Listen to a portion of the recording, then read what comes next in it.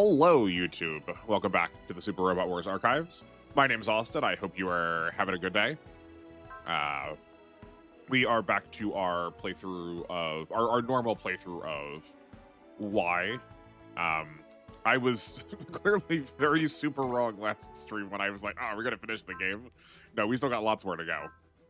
I think broadly speaking, today we're gonna be training up Char some more. We started investing into him because he has press, and if it worked on Hayate, it should probably work on Char too. I think Char is overall worse, but I mean, a worse version of something that is incredible is like still good. So that's about where we're going. Thank you all so much for being here. We've added more to our legions since last I've spoken to you. Welcome, thank you, hi, hello. I'm glad you're here. Yeah, I think. Oh, actually, yeah, I'll try and bookend these. We're off this Friday, but I'm also not gonna be streaming this Sunday. Typically, I would like to have some sort of like makeup or like switch out like we did with the Fridays, but in this case, unfortunately, I'm just gonna be out. So you're gonna be down in Austin stream. But it's fine. It's for a good reason. Like I'm going to someone's graduation party. But had I planned around a little bit better, I could have gotten some more extra stuff in there. But no, that is not the case.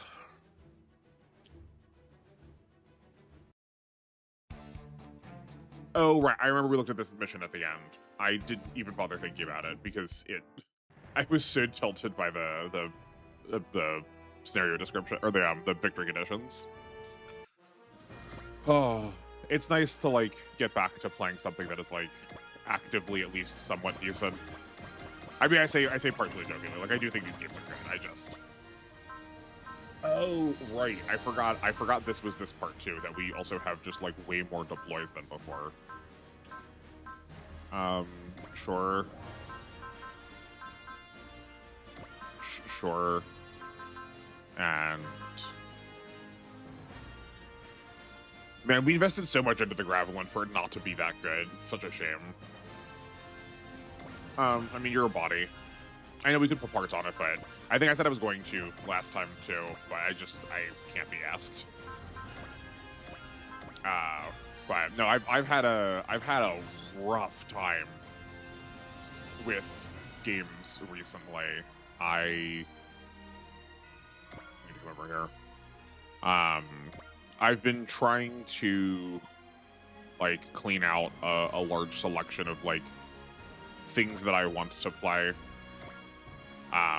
Or just like read or watch. Like I'm trying to go through like my backlog of stuff and try to like depressurize the situation of how am I ever going to like keep pace with all the stuff that I want to do. And turns out the answer is I don't have to, because most of it's just bad. Which is a real shame. It's a shame to see it. I spent like so much time thinking about or like waiting for them, and then they just end up being hot garbage is, you know, more than a little disarming.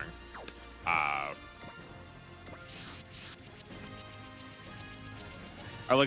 was in preparation of trying to figure out like more. Hold on a second. Sorry, the volume in here is getting a little loud. Yeah. So in order to like the directionality of trying to figure out like what more mecha stuff to jump into, I was looking through like manga and anime, and I would give like Rex, or I guess like anti-recommendations, like the things that I was like, oh man, actually that was rough, but I like deleted so many names so quickly that that's not unhelpful. The one thing I will say though is, oh right, we were gonna play it Robit in here. Can we do it without him? Wait. Well, it's because it's not. Okay, yeah. That's because it's not ranged, and we also aren't in max morale yet. Which we can do. Oh, we took Frey out too. I think there is a correct like configuration of these, and I just don't quite have it.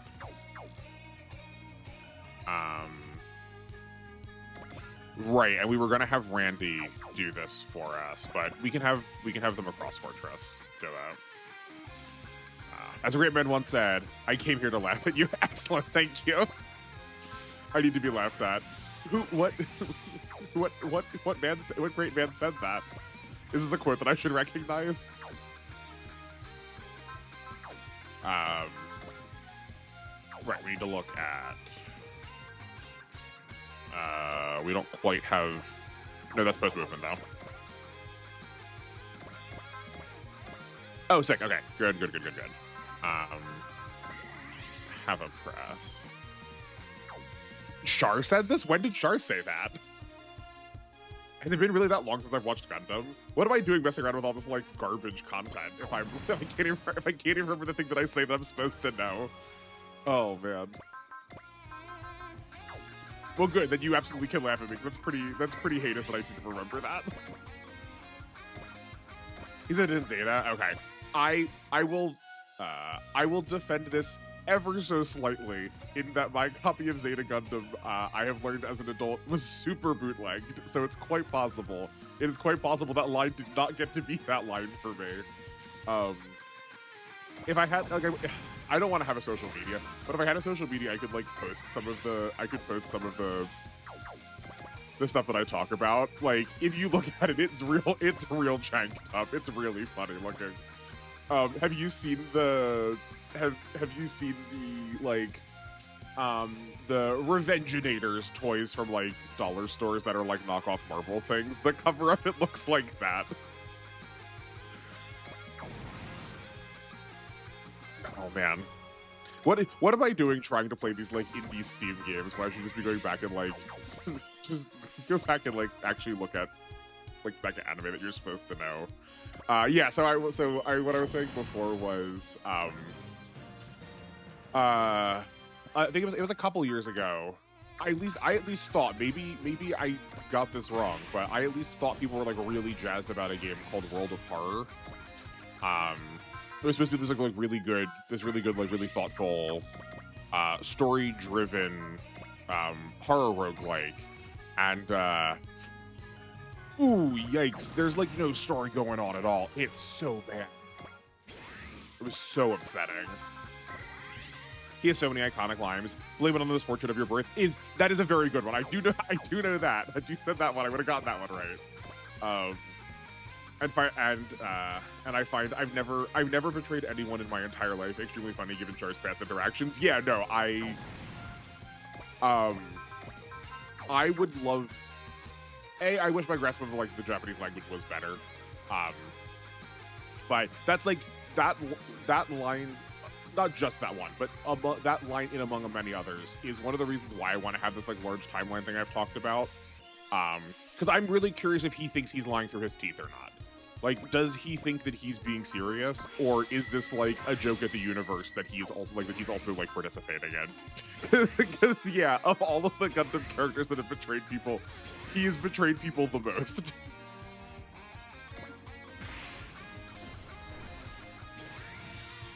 Is there a lack of story, or is it more environmental storytelling like horror games? No. There's no environmental storytelling. There's like nothing going on. You're like, I need to solve this mystery, and it's this like weird scissor-handed teacher in my classroom. It's like, okay, well, I would like to go and investigate that. How do I investigate that? Press the investigate button in the classroom. Like, okay, well, can I like try to like look in her desk? Nope, just press the investigate button. You found a loaded doll nurse in the infirmary. Why? I was just in this woman's classroom that I'm trying to like look into. Why are we like in the infirmary now? Okay, you defeated her in combat. She gave you a piece of paper that told you that a manga artist that lives nearby has like drawn this woman before.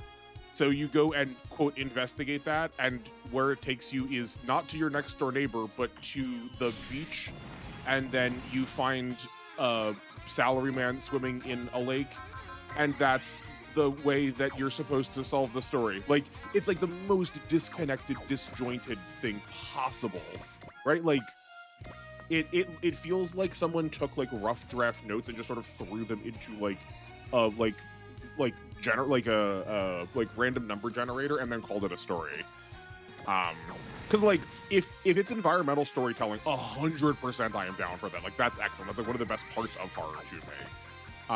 But like you can't even like look like there's no environment to look into. Like there's no.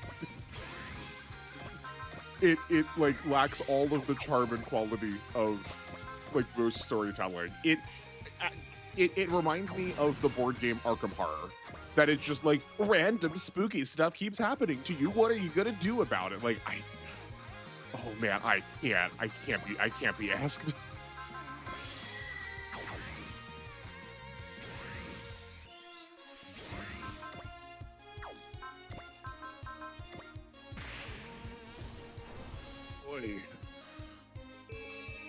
Oh, actually, sorry, hold on. I'm taking for granted that everyone remembers what these are. I should look at these.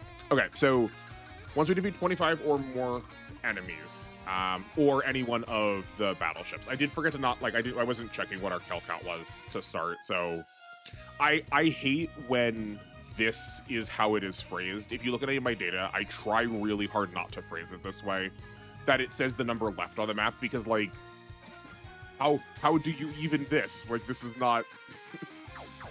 I want to be able to like constantly like reference it. I believe we were three away from the gold ace, so that means we've made 10 kills so far. So I think we have 15. I think we got about 15 left.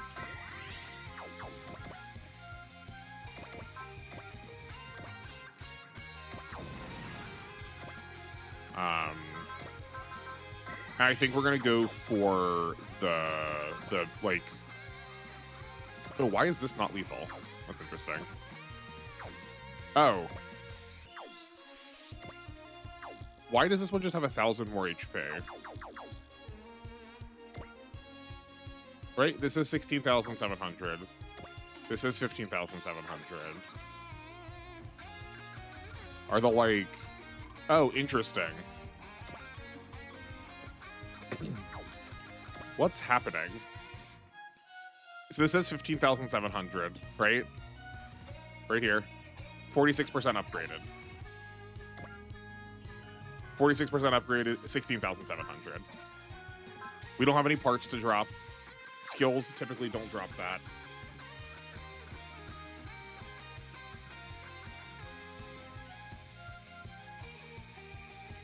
I can't wait for us to finish Super Robot Wars Y so we can start Fantasy Maiden Wars, right? It's funny you say that, because one of my friends was one of my friends saw it and sent it to me on Discord. Not like the full game, just like sent me the like, you know that this exists. Oh boy, is this still the same? There was something going on with Amazon before, like ASW or something for streaming. Is that why I'm dropping frames? I know people were saying they were having like trouble with the internet, but my internet was fine otherwise. I mean, we're still killing generic, so I think it's probably whatever at this point.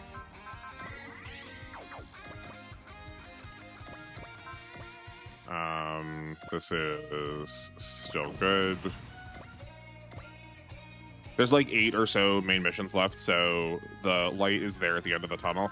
Okay, I'm not here to like stir controversy between my viewers. I was talking with another chatter on whatever last day we did like main story are, and he had said that there's like this is chapter 7, and there's also a chapter 8 left. Maybe there's just like 4 in the main story, but I remember you had saying before that like getting close to chapter 7. But I thought there was only 7 chapters, and like getting close to the end was we were approaching the end. But then when we were talking on stream, and it was like, oh no, there's like maybe another whole other chapter after this. Is it just that they're like really short? Didn't want to look things up.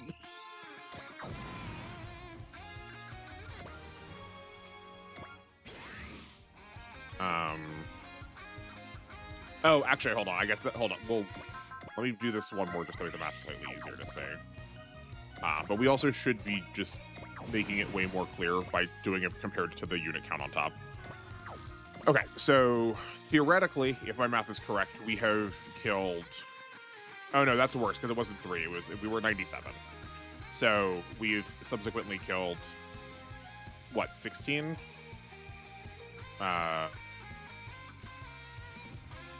Yes, we subsequently killed 16 enemies, so we need to get to 25.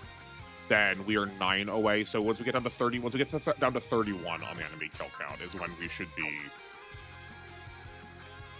be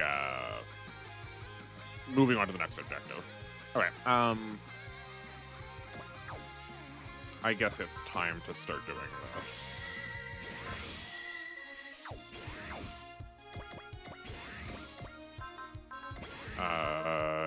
You need to browse.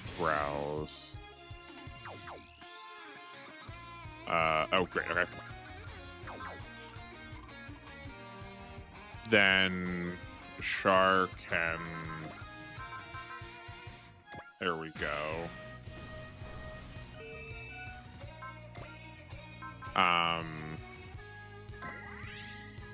Yeah, this should give us enough kills that we can get... Yeah, well, we'll definitely get up to 3 in the middle here for going into the loop. Also, this is really interesting. Oh, never mind. I'm just stupid. I just forget what the second does. I forget that she also heals your energy, so that we also don't need the resupply off of Yamogi. The second is like so busted. It's so cracked in half. Good golly.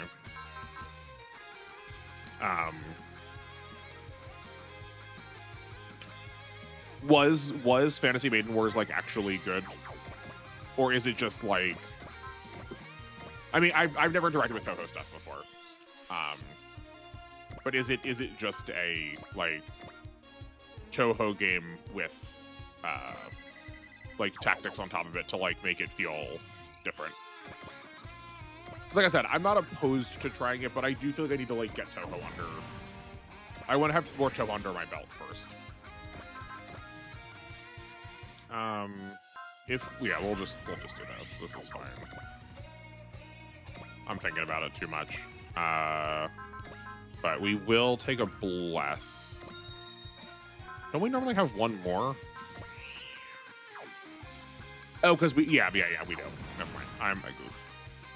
Definitely 7 chapters. Wonder where 8 is from. Okay. Cool. Okay. I was feeling like we were approaching the end because we were like taking out like a lot of the bosses we've been fighting regularly. Have like all subsequently died, so like I figure we're gonna get pretty close to the end. It's uncanny how one-to-one Fantasy Maiden Wars has spirits, unit database, data entries on past events, lore, apparently a ton of secrets. We'll report back on difficulty once I've seen heard more. Thank you. Great. I appreciate that. But yeah, I mean, like I think the reason why it's uncanny is what I understand about it is that it's like attempting to be a Super Robot. Like it's like they just took the assets out of a Super Robot Wars game and like put them in it. Like I think it's supposed to give you that feeling, as opposed to just being like tactics game with cute girls and like, oh whoops, we like accidented our way in here. Because as much as I've said that, like, this game is, like, unrepresented, and I do still think it is, like, generally so in the West, or in, like, non-Asian language-speaking countries. This thing shows up, like, the Super Robot Wars series shows up so often in, like, by Weebs for Weebs material. Like, that same friend who sent me Fantasy Maiden Wars, we were talking about Lucky Star when it had, like, once it had, like, re-released. And that like Lucky Star references the series like 2 or 3 times. It's wild. Okay, so we actually have to like we gotta put some effort behind the killing Dolgana. I guess we got a couple more of these left we can do. Sure. I think at this point we're not really Yeah, we've like largely exceeded our like experience growth here.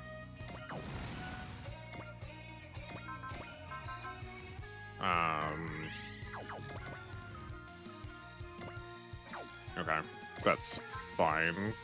We can soul this and have a blessing. That's like a reasonable amount of money. Okay, that's pretty good. Okay, yeah, we'll finish this one off, and then we'll go deal with the boss.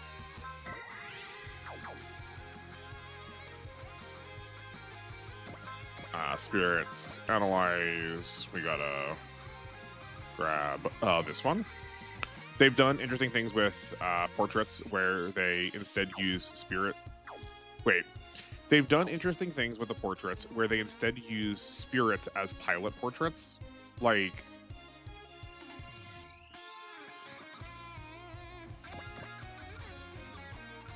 oh, sprites, okay. That tracks from what I know about like Toho stuff. I was gonna ask only because like we because we used the word spirit for something specific. I was like, what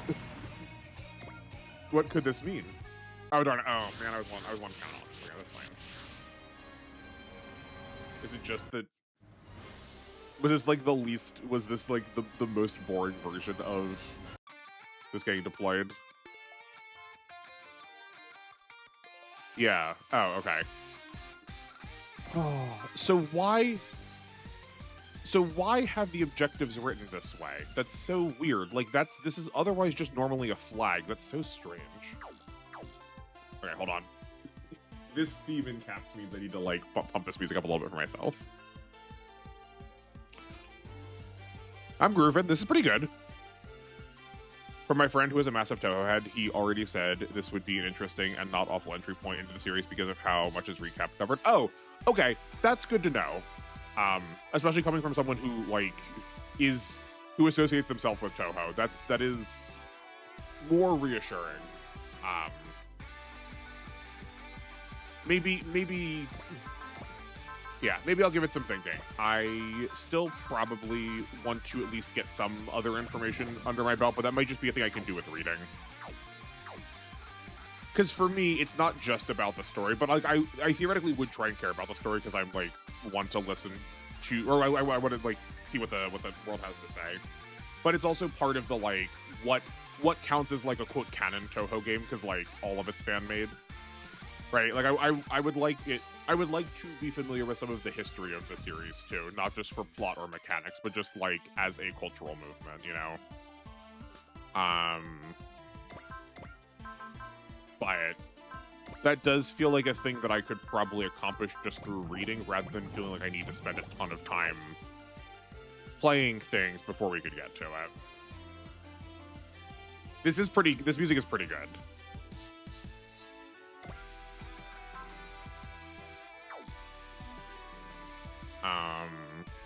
We don't have Lacus to daunt more. I guess. Oh wait, did we deploy Soletta? If so, I don't. Oh, she's all around the corner.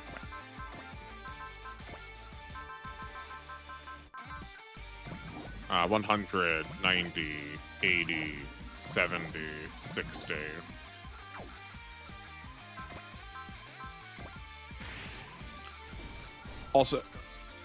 Also, apparently Toho is interesting because they focus on or only care about Windows games onward.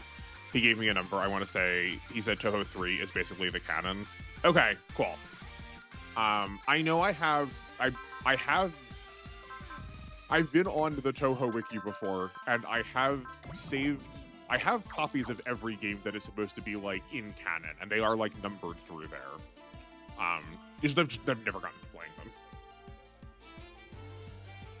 Okay, that's good. How are we looking for combat here? Oh man, we are so low, right? Because he's supposed to be the like health tanky one. Yeah.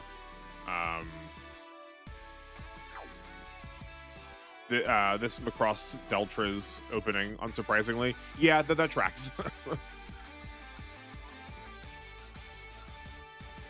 I'm surprised that I've not heard it, because I typically like this song is not familiar to me, and I do typically listen to most openings that come out just because like Japanese music is good.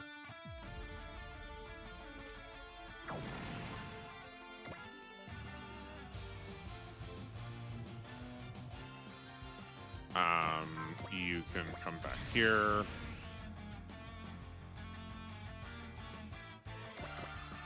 And I guess at this point we can start blowing up battleships because that's not changing objectives. That said, that's 73,000 HP. That might not be a one-shot kind of deal. We need a charge out of you. And oh, I super wasted Koyomi's SP. That's fine. How about a smash? That's 21. We can bump up to 23. I'm just like trying not to like burn any of the really good stuff, but I don't know why I'm trying to do that. Just do like that. Yeah. Okay. God, Suleta has Dawn for days. It's like the only thing she does now. It's the only thing she's got going for her. But yeah, good gracious, she can Dawn.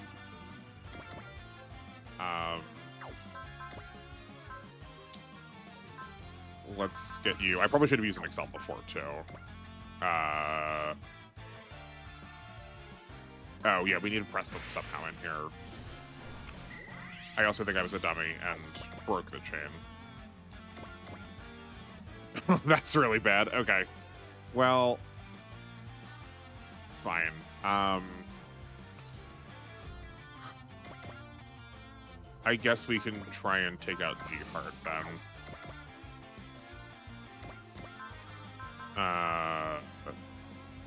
Right, we need Rain to also be up on morale.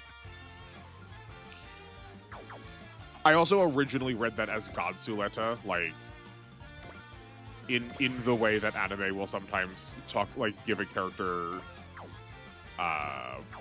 like God in front of their name for like an upgrade to them. Like did she get a second upgrade? Because like this is like the Ariel is like an angel name. Maybe she just gets a God Gundam also. Well, howdy there, NR151. How are you doing? I've been playing Chaos Zero Nightmare, Slay the Spire, but with anime girls and gacha. What feels like nonstop since it dropped 2 days ago. I thank you for remessaging that, because I know you talked about it. I couldn't remember the name of it, and I need to go look for it. Maybe that'll be the like thing to fill the whole of the games that I wanted to play. What are the gacha elements like? Because I feel like that's weird for a thing like Slay the Spire. We want what's it called? Not charge. They're just not next to it, isn't it?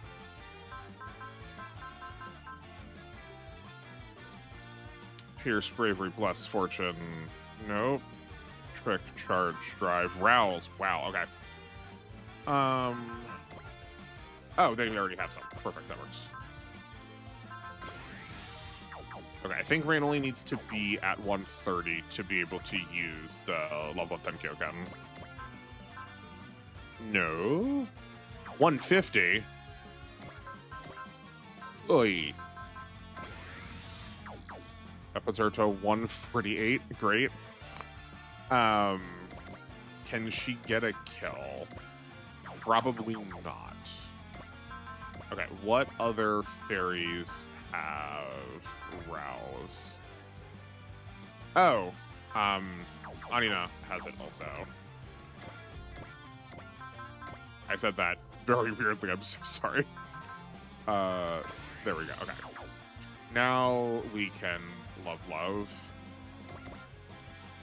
EU come here. Let's see what this looks like, okay.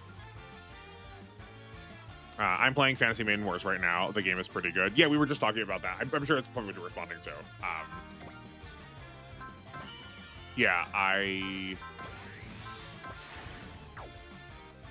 feel like that probably is like more fitting for a Tuesday kind of thing. Unless you want me to play that instead of playing W, because I guess I suppose I could do that. But I think that's probably not what you want.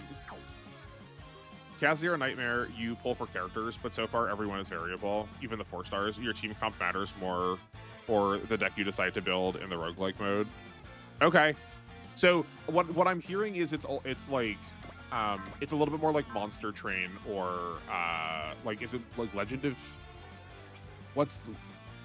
there's something that has like a dwarf on the cover of it that I can like call to mind, where it has that same like card playing, deck building elements, but you are also team building at the same time, that it's not just like one character you're playing as. I guess we can hit. Actually, I should look. Brain's damage output is pretty sad. Yeah. I mean, like, we've given her nothing to improve that, so like it's not surprising. But I mean, like, maybe just in general that her damage is pretty sad, which feels like an all right compromise. Like, I'm fine with that compromise for the fact that she gets 100% hit all the time if she wants it.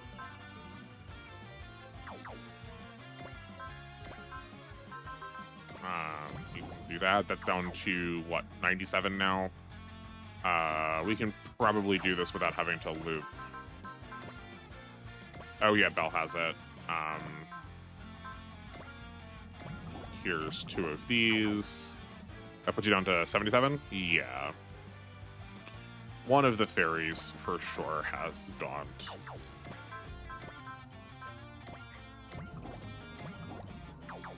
I saw in the Reddit, someone posted, like, which is your favorite fairy in the battleship? And it had, oh darn, I can't remember their name.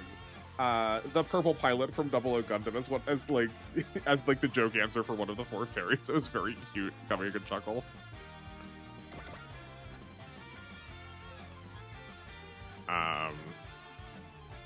Forgotten Minds might be what I'm thinking about. I swear it had the word legend in it. I mean, once we finish this combat, I'll go. I'll show up my Steam quick and I'll point it out. Okay, we can still do more. How are we doing here? We need 3 somewhere, which we have plenty of. That puts us to 5, 7. So I guess we can also just pop this on now. Spirit, nope, assist, and you take smash. Even the upgrades, she barely does anything unless you extra arms plus her. Okay. I mean, I feel like you could probably, like, the fact that you can stack like 150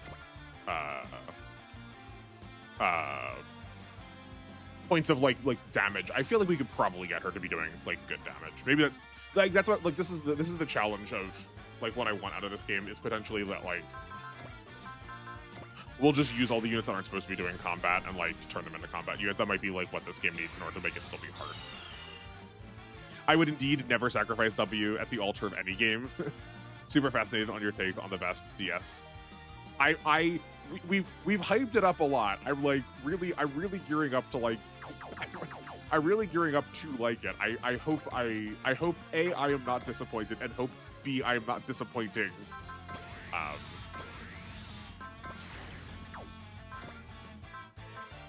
It is a dangerous thing that we're starting you on what is theoretically the best one. Okay, let's just get one more kill in here. W used to be good for this. Can you still do that? Not quite, but we can combo it.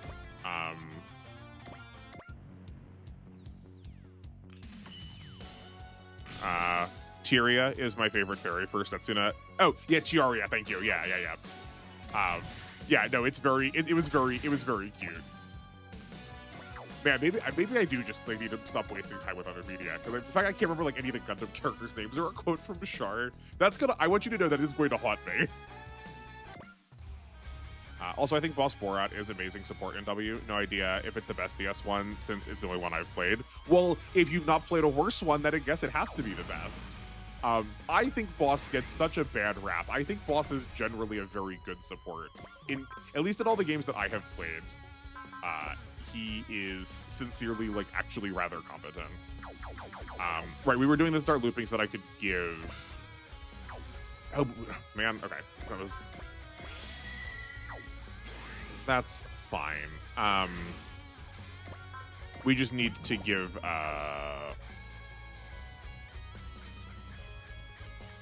Domonio, right?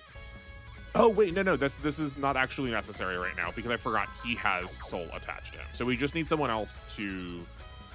Right? No, we moved on to that. It's that we need to give Mew to Ceruleum to give him Excel to get up there. Though I suppose maybe just the charge would... Oh, yeah, just the charge would do it. Gravisphere. Okay. You need... have Mikumo. I also live for you talking about Super War's story after that one episode of Alpha. Well, I'm so glad. So, like, 100% we are going to keep doing that. I just haven't recorded more yet because I wanted to see if this was, like, what people wanted. And it sounds like, in fact, I did in fact fulfill the contract.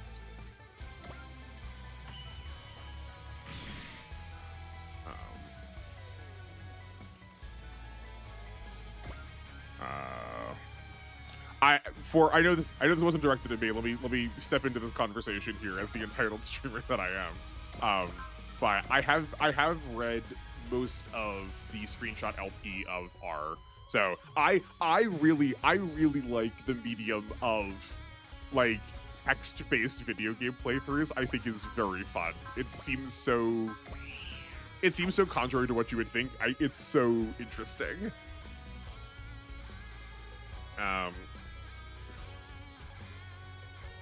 I do like strong opinions. Maybe I need to play it also. I mean, like I said, we're gonna try and do them all. All right, let's one-shot this boss. It depends. Having both repair and resupply is really good, and he is not that much of a detriment combat-wise. Like in AP, boss dives to anything. Yeah, but okay. So, yeah, I think that's the way that boss gets such a bad rap. Is we like try to put him in combat, and he's just not meant to do that. Like there's plenty of tactics games. Like all of the staff bots in like Thracia from Fire Emblem should not be in combat, and it doesn't make them bad at their job. But yeah, like obviously having repair and resupply is better. That's why I still have Karat as my best unit for R. And like any other character that can do that is theoretically really good. It's so much harder to say in why because you can just force literally any character to have that. But I think the reason as I said in my character guides or my tier list, I think one of the reasons why boss is good is also it's not just that he has a resupply, but he is part of a team of people that value having really high levels. So the resupply that you can like pass off, you can pass off like levels through resupplying and switching people's like units around. So not just boss himself, but like the boss Boron. Being able to give that to Koji for a little bit, give him like jump him up in levels, and then like that really actually pushes Majin power to do a lot more damage. You just also need to start with Majin power. Screenshot LPs are sometimes the only good way to experience an SRW game. So far, people have covered DRBX on 3DS. Yeah, and the same guy's covering K. Yeah. Okay, so it is the same person. It's the same person this whole time. Yeah, no, that is like because so much of this is story for people. It gives time for translation to actually make sense of all the Japanese without having to like try and do it live. I really like them for a couple of like mystery games that are in Japanese too. I've not finished them, or like there's not like a really good database for them in the same way that like LP Archive I think is what it's called that hosts them. And it's like some of these were just like carried out on like in like forums or chat rooms. But it's a really good medium for like things that are heavily story-based. My problem, Boss Borat, he just dies so easily sometimes, but the Venus does not. And W, he can live like a random hit at least. Also, to me, the enemy phase is rather random compared to FE. Yeah, okay, so here, I'll try not to make this take the rest of the day talking about this. I do think that the Venus is slightly more survivable, but I think that is also um, a symptom of the fact that, like, she is a repairer and therefore should be moving farther in. Like, she's going to be moving post movement to get closer to people, because you can post movement heal. So, like, I think her getting credit for being more tanky because that's what the job demands is, like, I don't think a mark against Boss. Because Boss, like, he shouldn't be moving forward to heal you. You should be moving people back to, like, resupply off of him. And yeah, having not played W or any one particular game, trying to figure out enemy phases in this game is, like, definitely un-esque. But I think these games are, like, really polarizing about whether or not they are enemy phase games or player phase games. And, like, that is true in Fire Emblem too.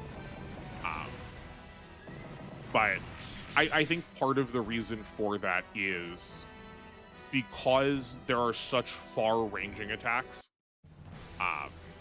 It's also just, like, harder to keep things in the back line, where, like, in Fire Emblem you can, like, shove defensive units up front, and that largely stops enemies from coming to the back. And if you're just, like, slightly out of position, you know, someone might just have a post-movement 6 range attack, and you're like, oh, I thought I was out of range, and you just, it's so much harder to count. So I do get the sense, but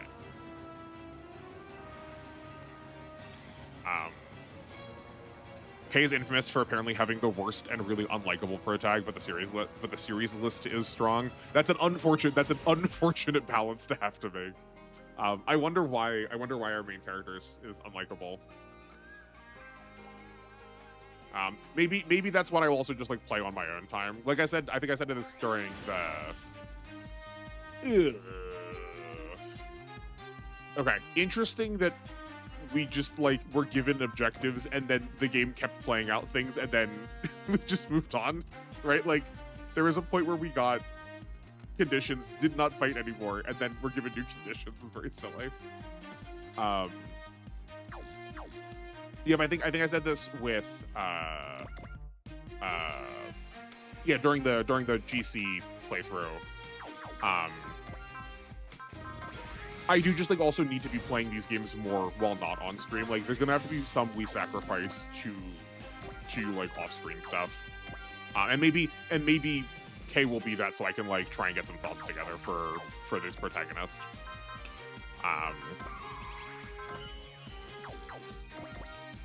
Dangaio, Gainer, Gundam Stargazer, Fafnir, Cyber Trooper, Gaiking, Jeeg, Zoe Genesis, Godnar, and Gunsword. That is a stacked list.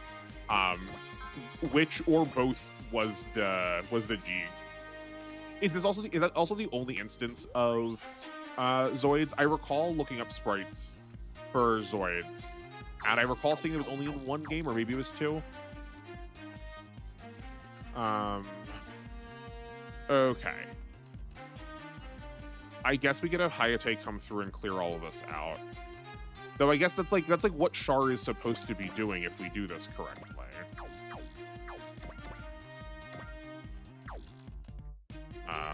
He can go here, right? Like, yeah, let's go back to doing stuff with Char and trying to clear out the generics now that we can go over and deal with Geart after that.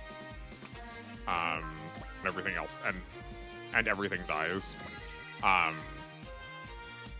Yeah, that's, like, good, useful that it's knowable. I don't know if I love that it always goes after, like, your tanky units. Like, it definitely makes the game easier, like, it's definitely more convenient, but I really like the old games because they will just go after whoever, like, they will see where their lethals are and will always go after them. That at least feels like, it feels satisfying because that is more punishing, but, like, that's also, I get, might not be what people are here for. 233, yes. So it's better to be giving the parts to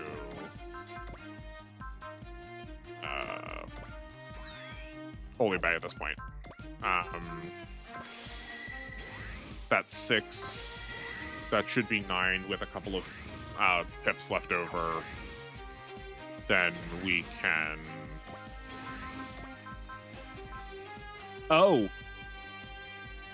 We lost an assist. Hold on, who's not here? Oh, the one who gives charge. Okay. That's interesting. We've never had a assist leave during a mission before. I guess while we're here, let's intimidate, because we need to do that too. Steel God Jig the 07 one. Okay. That is what I figured. But I'm pretty sure there's a game where I think there's a couple games where both of them show up, I suspect.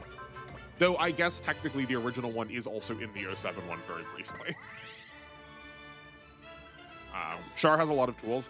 Yeah, I think, okay, yeah, so to follow up on what I had said at the top of the show, I think I like Char less than Hayate in general, but I like him less for doing this one for doing this specific thing.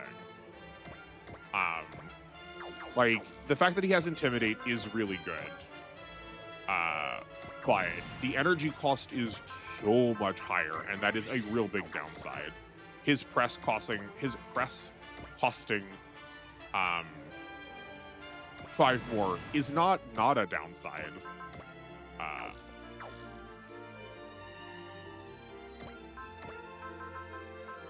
And the fact that he gets his press so much later, relatively speaking, like it's only a couple levels compared to going to 99, but it is still a cost. I think in these games especially, because we can like build in force directions, I much prefer things. If you're going to give me a unit that is like really good at combat or can do this like chaining attacks thing, I don't need them to have utility other ways. Like let that be reserved for someone like that's not right. Let that be reserved for someone like an Olive or a Fa or somebody. Blue Girl, yeah. Good to know my stream delays. Thank you. Normal G, funnily enough, is in Alpha 2 and 3. I pushed for Alpha for a reason. Good list of shows. Yeah, I'm super down. I look forward to seeing that. I said in the Alpha playthrough too that I really want to use. Oh, actually no, hold on. I maybe didn't say this guy. I think I said it at the end of the episode that's coming out on Friday. That I really want to use the Neo Genesis Evangelion units. Time to use them yet. And then the other like series in my mind that's like I've really not interacted with it at all in Super Robot Wars is Jeeg. I would love to see how it works.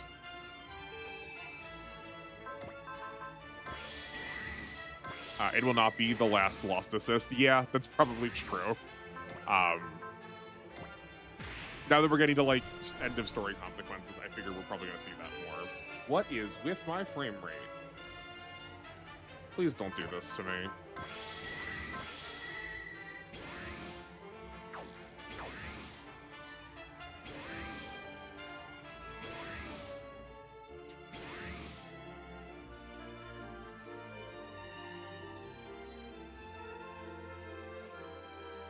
Okay, well, it's sorting itself.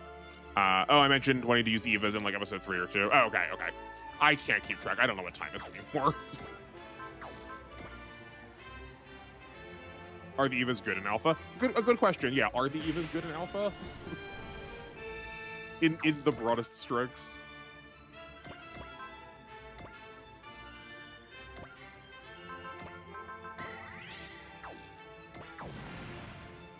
I have to imagine they're probably going to be good in whatever series they are in, just because of the way the internet is. I feel like people would like throw a fit if the Evas were not good.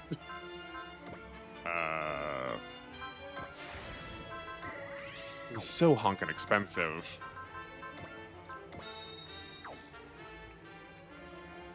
All I'll say about Eva is Alpha is everyone. All I'll say about Eva in Alpha is everyone you'd want is there. Okay, cool. So you're telling me I get to play as all of the angels that we're supposed to be killing? That's what I want. Let me play as the large prism.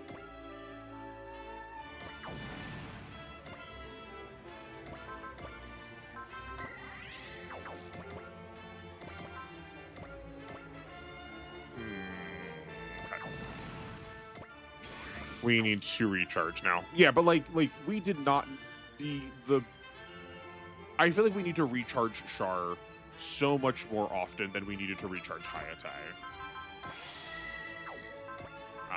Because right, like every 6 times we do it, we're losing an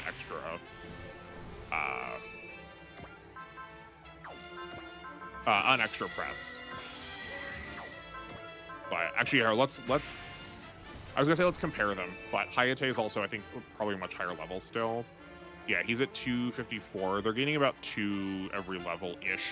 So that's 16 levels off, so make that 32.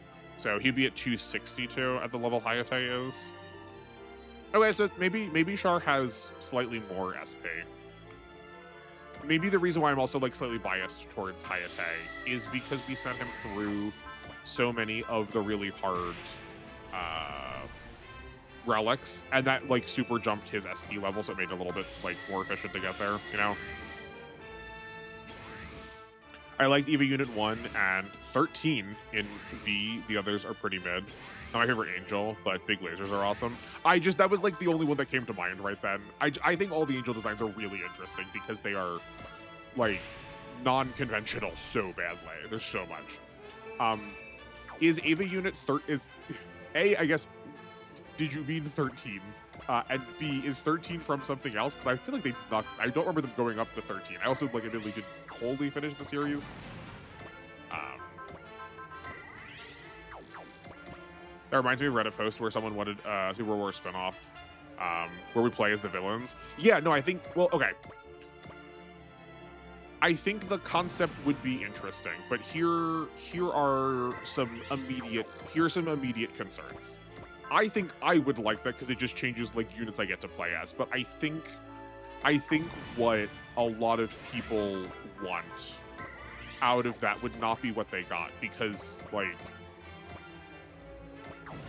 I think a lot of the villains of these series are like capital E evil, and I think it'd be very hard to justify giving us story as while we were playing as them. Like I think there would be something icky about a couple of these people. Like I also don't know if I love the idea of like giving the internet free reign of being able to play with like Space Hitler or like some other like super eugenicist villain. I think like being able to see those characters like get to actually be playable would be fun. But I could foresee why we wouldn't.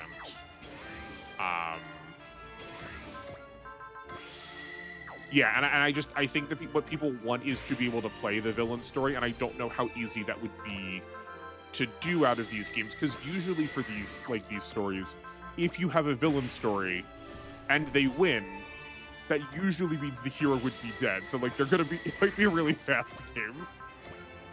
Oh, actually, you know what? That would be a really fun way to do a demo. Just take the scenarios, flop them. You don't have to remake anything, but use the scenarios you were going to have already. And then just have them be playable from the villain side. And because you're probably going to kill the hero at the end of it, that's how the demo ends, because it's just like, well, we won, we beat our hero, so it's fine now, we can move on. Have you played Devil Survivors 2? There's an enemy faction designed by the Ava units. Angels artist? Yes, no, I do know. As much as I am this way about these games, I am hunking obsessed with Shin Megami Tensei. I have spent thousands of hours playing the Shin Megami Tensei games. And like, I am deep in. Like, I've not played Shin Megami Tensei 1, I've played Megami Tensei 1. Like, I went back and played the original 2 also. So yeah, no, if there's Shin Megami Tensei stuff, I have probably interacted with it. And those angels from Devil Survivors 2 are exactly the speed. You clock that 100% correct for my interests. 13 is a movie unit. Apparently, you never watched that. Okay. Yeah, I sort of did lose track a little bit of all of the different Eva Media. There's so much, and I can't like, I don't know off the top of my head which continuum is part of what. I feel like they're all like a slightly different version of the story.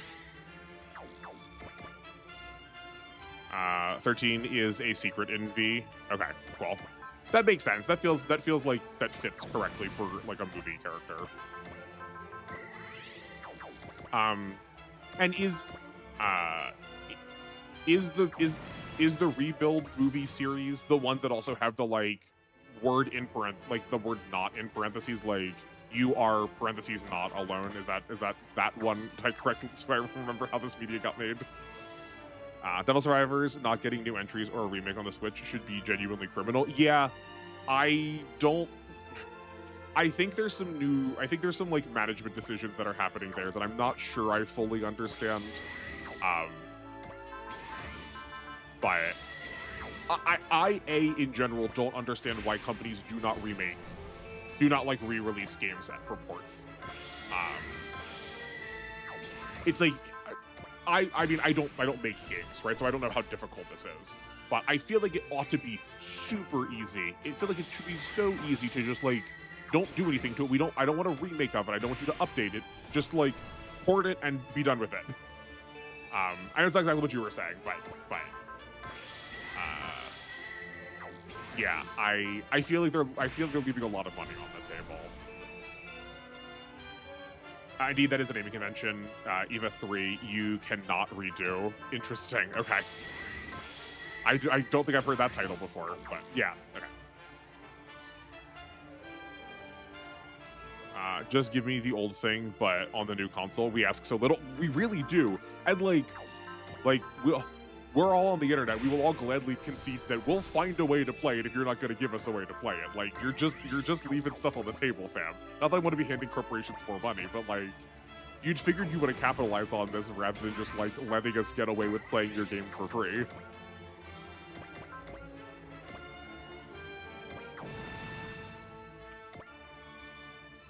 Yeah, so here's the deal at our 151. That's probably just me. I have so many buffering issues. I think where I live is just generally not good for internet. If I'm just like on Discord with my friends, pretty much at least once always during just a regular call, no faces, just voices, I'll drop the call.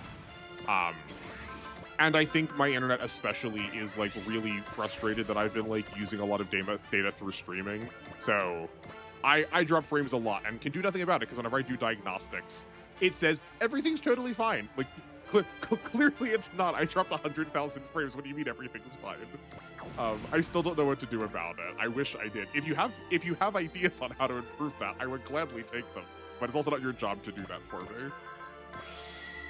Japan devs in general leave insane money on the table. Reminds me of Konami with how they handled the Yu-Gi-Oh! Master Duel. No, I am endlessly frustrated by that. I want so badly to play older formats, and it's baffling to me how inaccessible they are. And like using new hardware, even if I got an enterprising friend who liked Yu-Gi-Oh! Enough to want to try one of the older formats with me, because of how the new clients work, they use the most recent Master Duel, and some of those cards are wildly different. So you can't even like interact with them in the way that they were doing in that format. Like, if you're familiar with old formats, like Bazoo has some like a pretty significant rework. Necro Valley changes a whole ton when you go across formats. Like, they're yeah, there's just a lot going on there that I don't understand. But I will admit that I also don't understand why Yu-Gi-Oh! Just doesn't have more formats in general, because I'm coming from things like Magic or Pokemon, where like a variety of formats is kind of the like way. If we were doubling with Char, we could kill.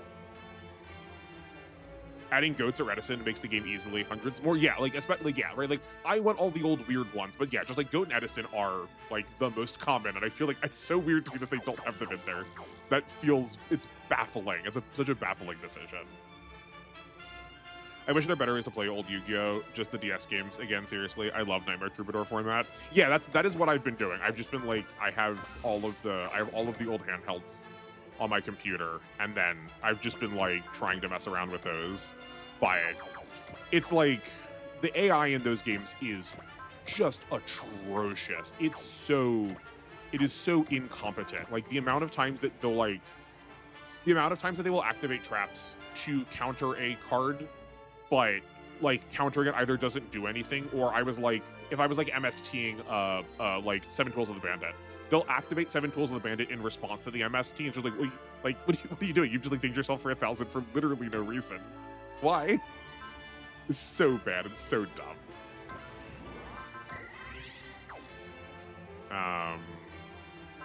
Yeah, that's good. Okay. I guess actually probably Hayate would probably kill Lutiel.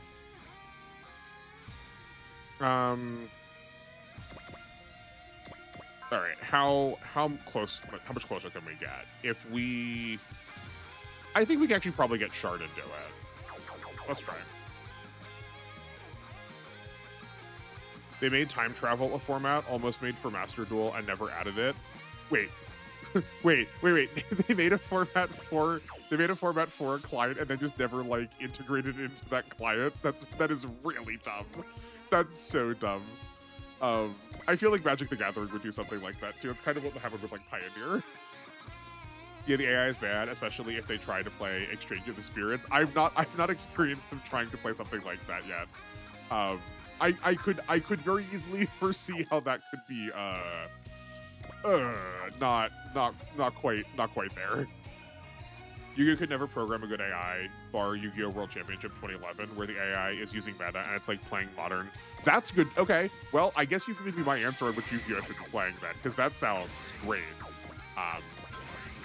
But yeah, like I do understand why programming AI for card games especially is really hard when you have to when you have literally like tens of thousands of different game pieces that you have to try and account for at the same time.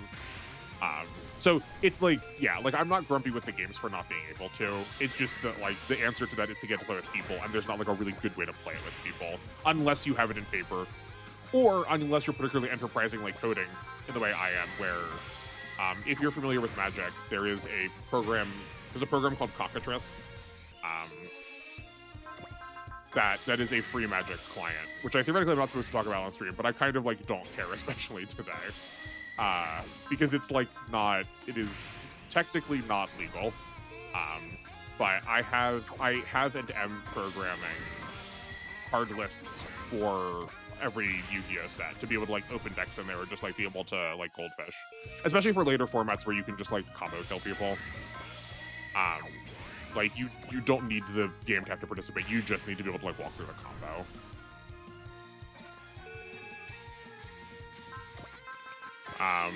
You get Char pretty early if you invest in an Amuro. That's good to know. Yeah, I think we talked about this before, that I complained that like Char comes so late. And that's like really hampering his usability in my mind. Did we want this? Who did we want? Oh yeah, we wanted this for Char. I think. Oh no, we didn't want this for Char. We wanted to give it to Soletta so we could daunt Lutiel.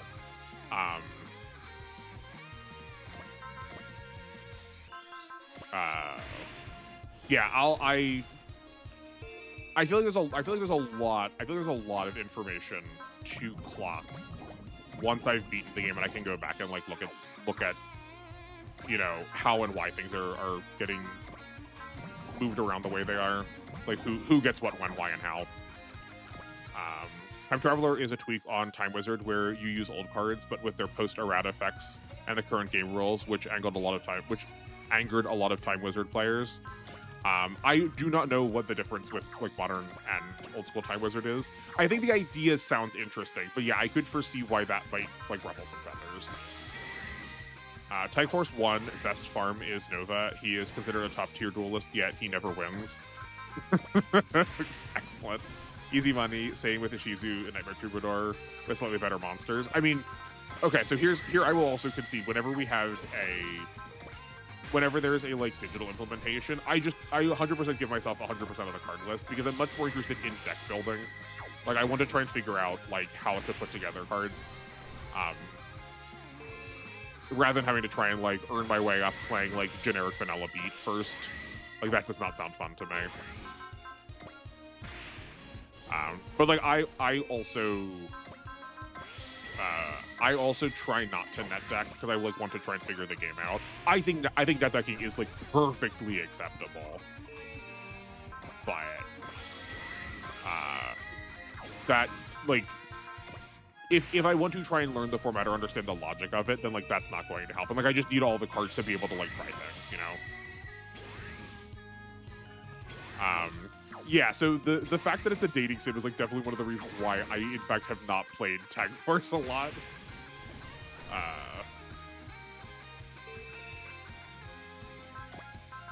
But I do understand that people do like it for that particular reason. I just don't relish the idea of needing to go farm like golden egg sandwiches to give to people. You can get Char about 5 maps after Hayate. That's good. Okay, that definitely like boosts the like usability of him a lot in my mind.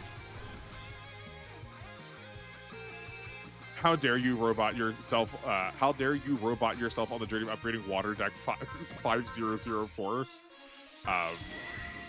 Yeah, I mean, I know I'm a dirty casual. I'm a dirty casual for wanting to try and like think about the format and like learn what all the cards do.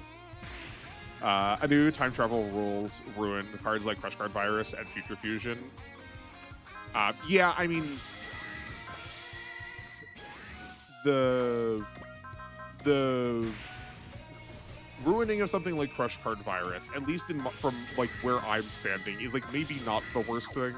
But like I'm also thinking about it in the context of like in history, where it was like it was like a tournament prize, so like maybe 5 decks owned a copy of it in like all of the world, and it was like, okay, well then we just don't get to play if we're like playing against people who've won the game before.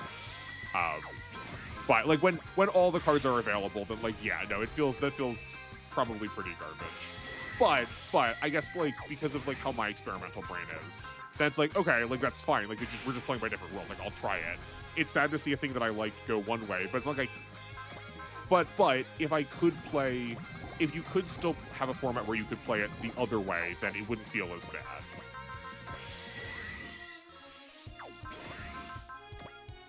Have you seen the new format Genesis? Yes, I have.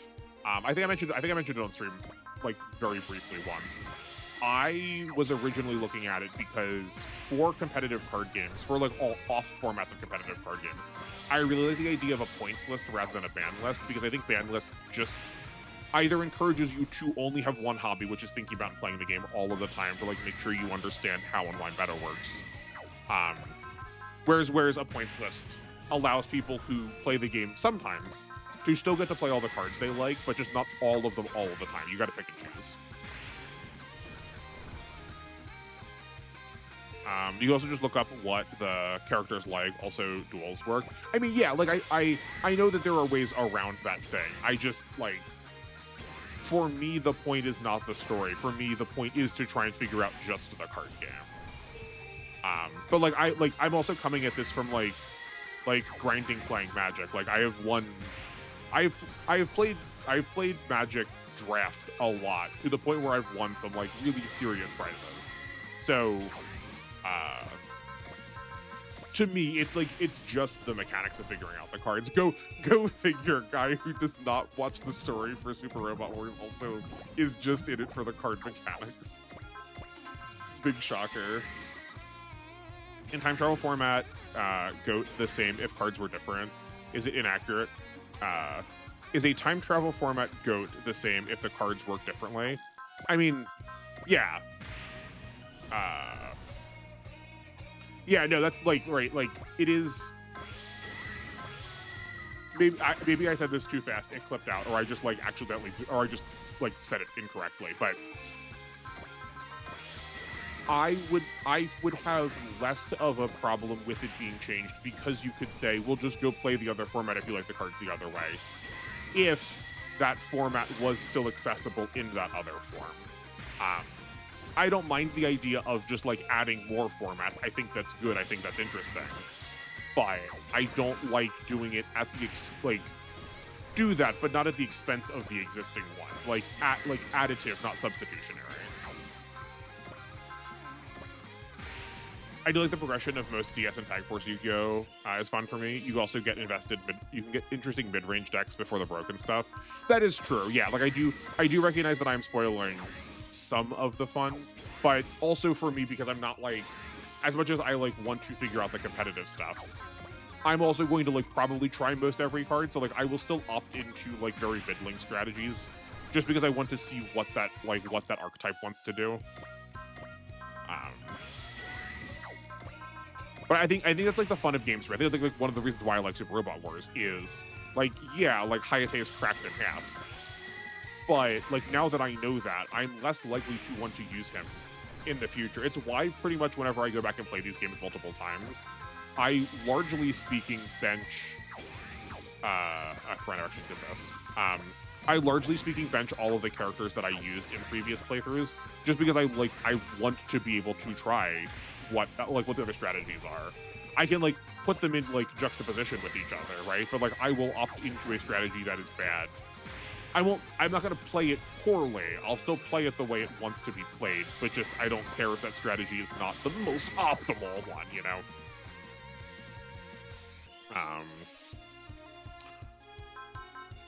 Yeah, time travel seems made for Master Duel. Yeah, no, it makes sense because you already have a client that has those cards programmed that way, so you don't have to like program anything extra. Where like it should have just been additive. It's just that like the larger meta or not meta to like not talk about like card game ideas, but like the larger like sphere of Yu-Gi-Oh means that we also just don't have ways to play other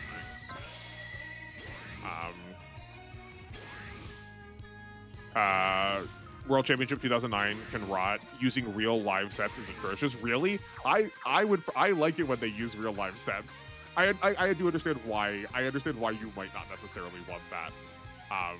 But that to me also like lets me build up to like see where the like real world like history changed things. And like that to me is valuable. So at least know that for me in particular, those are the ones that I like. 2008 made you hate Malicious. I do not remember what any of the Destiny heroes other than Diamond Dude. Another card that also gets changed pretty dramatically when you go. We're so close. We're so close to being lethal. Good gracious. There's got to be another way, right? There's got to be more.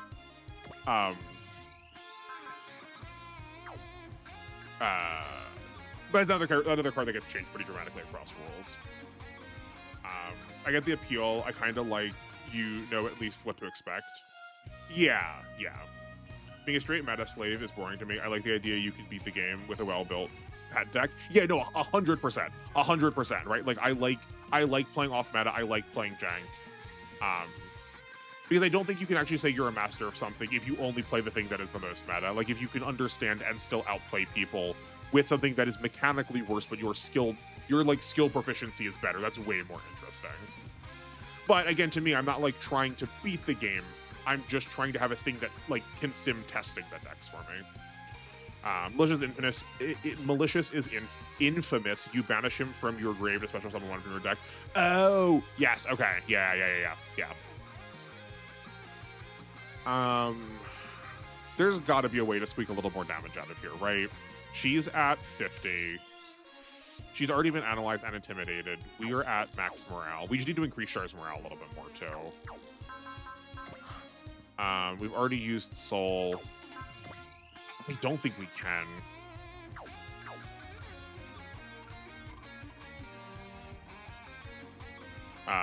The eternal war between pet deck users and meta slaves. Yeah, I've also never heard the phrase meta slave before. I like understand what we're going for. It's so aggressive.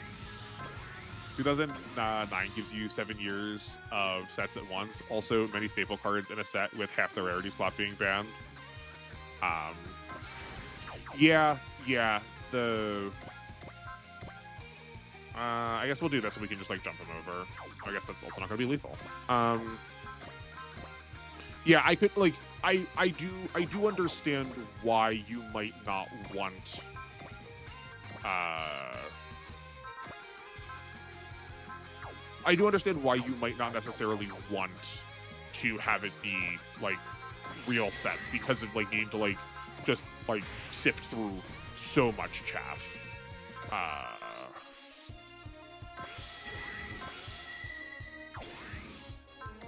Um his morale's maxed. I think when I was saying I need to get him more morale, not in this mission. I need to get him. I need to buy him the ability to have more max morale. Meta slaves, I know from my gacha history, I think it used slightly less in TCG spaces, since if you want to be competitive at some point, you must bow before the meta. Yeah, and right because I think also because a lot of my time spent with TCGs like played competitively has been largely in draft. Like the idea of meta is just like approached very differently. But yeah, that does make sense, especially for gachas, because that like also how much effort is put into just like having to buy and like spend so many resources, your own currency and your own time to get access to things. You can unlock different ban lists, but that's usually post game, I believe. Yeah, or it's when you have all of the cards in your card pool. Like that's like right. So the most recent one I was doing was 2006, and once you have all the cards in your card pool, everything is unbanned. Then you can just test whatever you want. If the real life sets were balanced with progression, I would have no complaints, especially since many strategies are in multiple sets and a lot of enemies have good decks. I guess that's a fair point too, where like I will concede that almost all of this perspective is coming from the fact that I am playing like I've never gotten past synchro, really. So like archetypes are not nearly as established.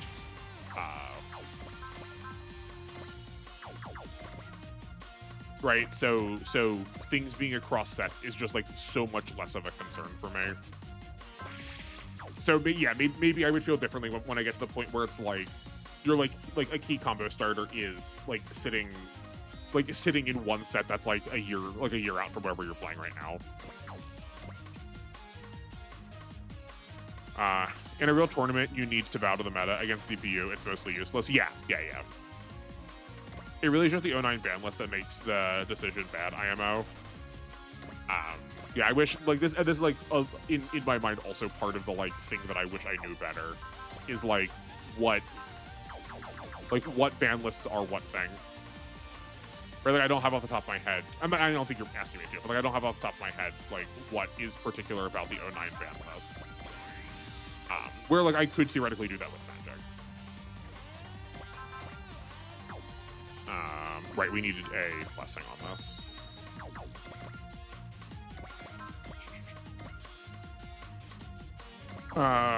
So close to being lethal in one go. Oh, that's a shame that we just bought Dash for Char. I guess we'll need Dash for Save Us if we're gonna use him too.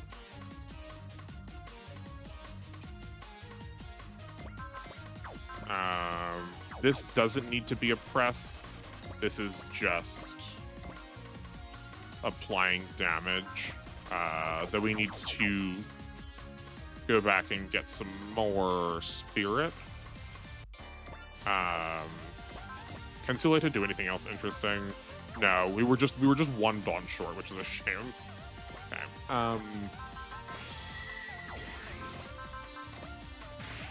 2009, most randos have competent strategies while you are stuck on GOAT mid-power level. I see. We need to get you on that the XYZ juice. That's when extra decks become a true toolbox. It's okay not learning Pendulum and Links. Yeah, I keep getting told that about Pendulum. I have like I've looked at like the XYZ summons, and they seem really interesting. The idea seems really cool. But I have this like I have a problem where like I want to like see the build up to that, right? I want to feel a little bit like I earned that. I do dislike most new mechanics, XYZ, Pendulum, especially Links. They're just less for more, which makes the game so fast. I called Yu-Gi-Oh! The Marvel vs. Capcom of card games for a reason. That's very funny. That's a really good comparison. Um,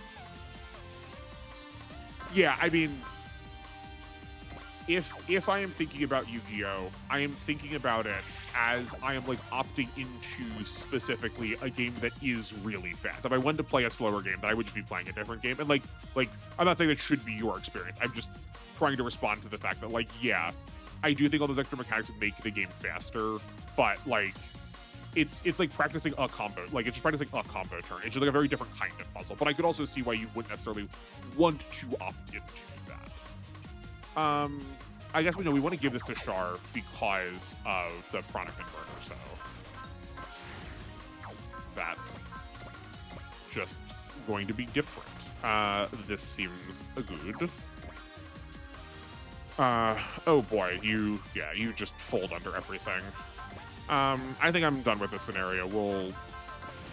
We could kill more of the bosses, but I don't know if I care.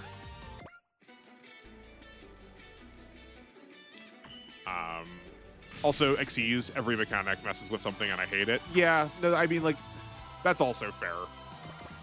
Lynx is where I stopped playing super regularly. It is insane the value you get off of just Special Summon or two.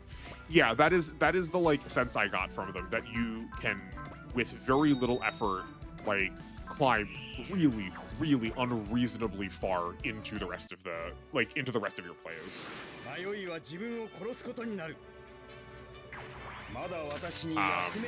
To be fair, I remember Synchro being a lot of people's stopping point because that's when Yu-Gi-Oh! 2 for a lot of people started. Also when they hate doing math. Yeah, I would say if not Synchros, specifically when Cyber Dragon showed up, because Cyber Dragon was the first time where it was like, oh, you can just explode out of nowhere, right? You can go from a board state where your opponent feels like they're in control to suddenly like attacking for like over 10k damage if you knew what you were doing. There's a difference between early Pokemon and old Yu-Gi-Oh! Early combo, synchro, more modern speeds. Yeah. Yeah, I guess that's true. Synchro does feel like just better rituals. Yeah. Yeah, sorry I compare everything to Magic. I've played a lot of Magic. But I also understand why it's not for everybody. It is, admittedly, I will not vouch for it right now because I think it is absolutely in a devastating state. I hate all of the universes beyond. It's like absolutely insane that I could be like, I'm going to use my SpongeBob SquarePants and you are going to block with your Raphael from Teenage Mutant Ninja Turtles, but I'm going to stop you by casting this spell from Lord of the Rings. But don't worry, I will save this character by using Bob Ross. Like, I hate that so much. But if not for that fact, Magic is a little bit slower. So if you do like card games that are fun and slower, old Magic is like that. Hey, we have better rituals. We call them Necros. Yeah, that's also I do know that name, right? Isn't the archetype of Necros just like remaking a lot of like favorite monsters? I feel like there's like a Trishula Necros is a name I recognize. Not criticizing you for everything Magic, please do. I like learning more. No, I figured you were. I just like, it is, I feel bad about talking about it so much because it's like, it is especially when it comes to card games, it is like, they are so much more polarizing, and if it's like a data point, that's like not necessarily the most helpful, or it's not necessarily the most familiar. It's just like, like you said, you feel like you're learning more than it's like, yes, I exactly understand what you're talking about because I'm familiar with it, you know? Looking at Magic is so funny. The Fortnite-ification is such a good phrase. Yeah, it's true.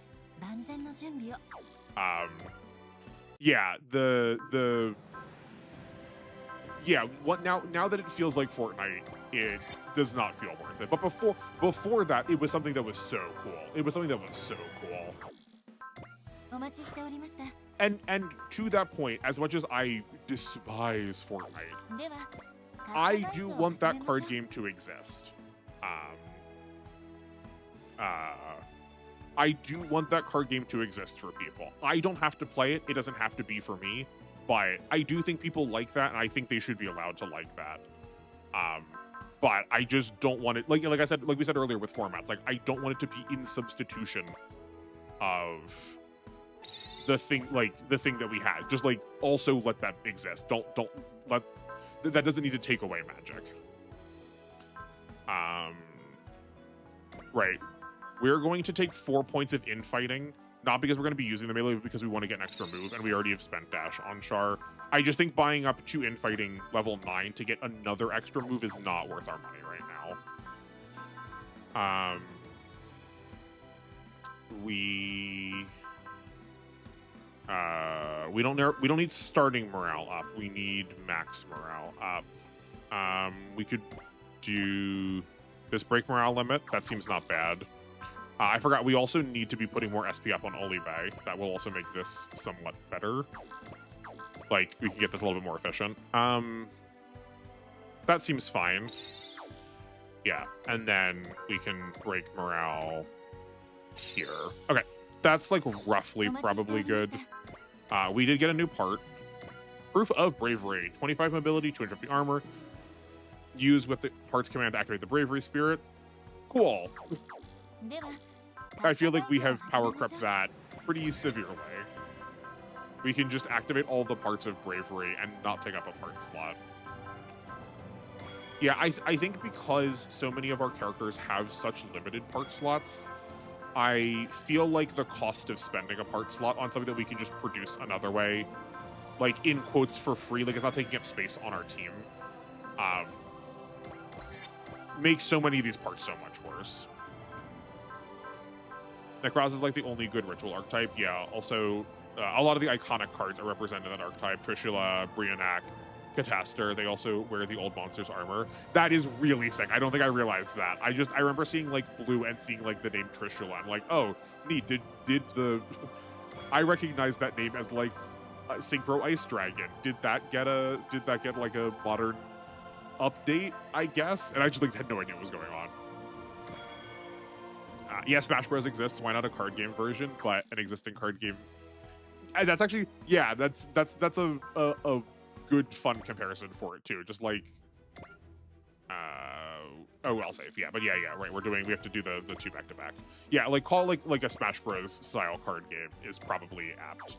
But then when people do try to do that in like the board game sphere, it's like the most generic crossovers ever. It's like, what if Medusa fought Conan the Barbarian fought man who is representative of all the concepts of a monk?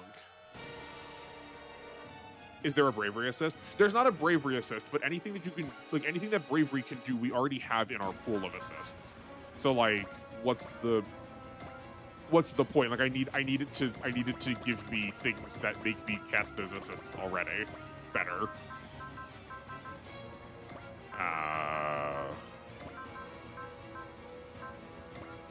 Golly, we get so many deployment slots now. I guess we gotta like prepare and suit up a couple more characters. I mean, not that it matters, but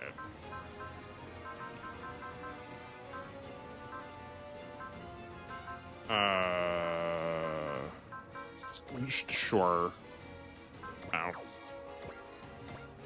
Oh. Select units, change placement. Okay. Oh, this is literally the exact same. This is okay. Having Char and Sazabi early, I wonder how drastically it affects how he feels. Yeah, that could be. I still maintain that 70 energy costs a lot, and it's a lot of requirement to try and like buy him down to a really good level. It saves you a loop. More tankiness is just good. I mean, but we never need to use the tankiness. The tankiness doesn't matter. We never take damage. That is true that it does save me a loop. Quest and Katra get Unity if it matters. They are decent units. We were using Quest before. Okay, that's yeah. We can. Well, we just like don't have time. It's harder to give them levels. I feel like that's the sort of thing. Where we could like have done that a little bit earlier on. I wish we'd committed to Quest more. I guess I will outfit Quest and Katra with like repair units after this, so we can just like try and cheese their levels up a little bit. Roy Schwartz is the Super Smash Bros. TCG of anime. It has so many collabs. Yeah, that is true. But I feel like you need to be a weeb already to know what that is. Like, I don't think I'm going to like talk to the average person like, hi, do you want to learn a card game? Would you like to learn Weiss Schwartz? And then them go, okay, cool, sounds great, right? I remember seeing that the nerd card game store near where I lived in Osaka had a lot of Weiss Schwartz stuff. We would see the players every once in a while, but I didn't get to interact with them very much. Who's usually part of it? Oh, we'll put them in. Okay, that seems probably fine.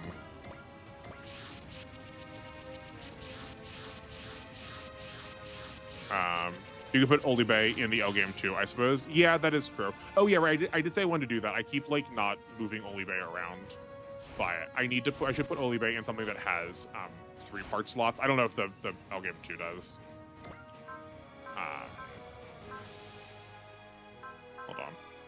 No, it doesn't. But I don't need Olibe to get more of a level. Like, she can already do this fine. But at this point though, there's literally nothing that's stopping me from clearing the game the way that I am. So that's why I'm the vast majority of this stuff doesn't matter to me because it's not actually like improving my ability to like end the game. That said, hold on. We do got to put Robit back in our assists. That will save us a little bit of time. Robit in assists. And maybe we end up taking the charge off now that we're using Char so much. I heard of Weiss Schwartz, which is white, black, and German. Yeah.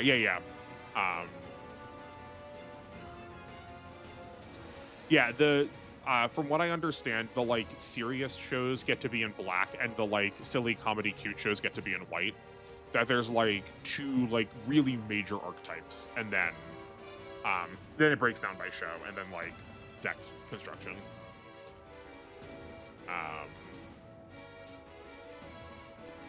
German has 6 sounding words. Fate also likes using German a lot. Yeah, I mean Japan. It's the Marge Simpson. I just think it's neat meme again of.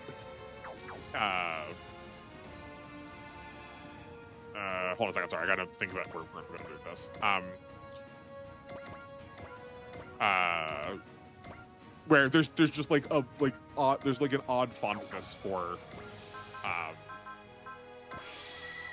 That like it feels so part of the cultural ethos at this point that it just gets like repeated because that's like just what you do.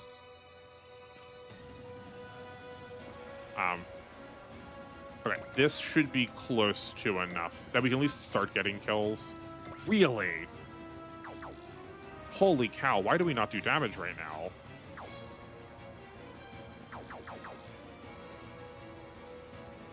It's also kind of cute the way Japan fetishizes Europe English language, like how we fetishize Japan. Yeah, no, Japan is rapidly stopping being Japan. Apparently it goes back in history because they had German war prisoners, which did a culture festival, and the Japanese liked it in the 18th century. Interesting. That makes sense to me. Like, that's the same reason why they had, like, Dutch studies. Like, you could go into history, you could go into, like, learning and like, academia for, like, science and math and history and Dutch studies for a while there, because that was the only country that was allowed in when they had the Seikoku. What am I missing here with Char? Like, our damage fell off heinously. Oh, I know why. Because we still didn't Lelouch yet. Oh, and he's also really far away. The amount of times... Oh, man, that's frustrating. The amount of times that I confuse Lelouch with the Lunadrak is so high. It's so high. Then again, so does everyone else. What, like, fetishizes Japan or fetishizes, like, Europe English? Like, Europe, the English language, English world? Yeah, I mean, like, every country always has a thing that they pick to obsess over. Okay, I mean, I guess we could just do it on Char and not tag anybody else. That's like... Oh, no, we can tag other people. Yeah, like every country picks the like one country that they're going to be like, this is real art, this is real culture. Because as much as we say we're doing it with Japan, but we also do it with Greco-Roman stuff too. Issues with globalization. Oh, I mean, like, yeah, like that is true. That is true.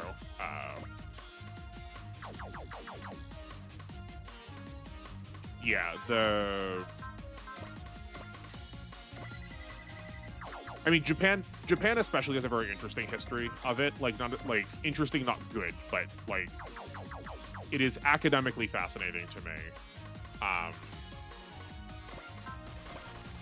How Japan like kept itself so closed off for such a long part of history, despite the fact that like every other country was really kind of unable to do that. But any culture has another that seems magical. Also, Asian food is really good. It makes me eat veggies. Yeah, I mean, yeah, that is like that's like also part of the unfortunate truth of how when we rephrase things, that like we like to pretend that we've like solved or removed a lot of these problems now, but like we just haven't. That Orientalism is still very strong. We've just like changed the flavor of how we're looking at it. But like unfortunately or fortunately, some of like the reason stereotype exists is because like we do find commonality, and that commonality is like helpfully informative, right? There are a lot of things that are really interesting about other cultures. And they are like worth exploring. It's just, you know, we still do it so unhelpfully sometimes, most of the time. Even that, interesting. Orientalism as a name is an example of a concept. Orientalism as a name is an example of the concept, funnily enough. Yes, that is correct.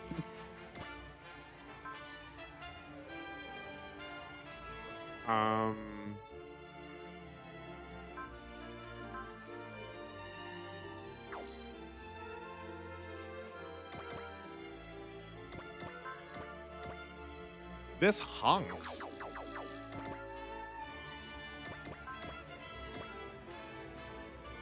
We're doing more over here.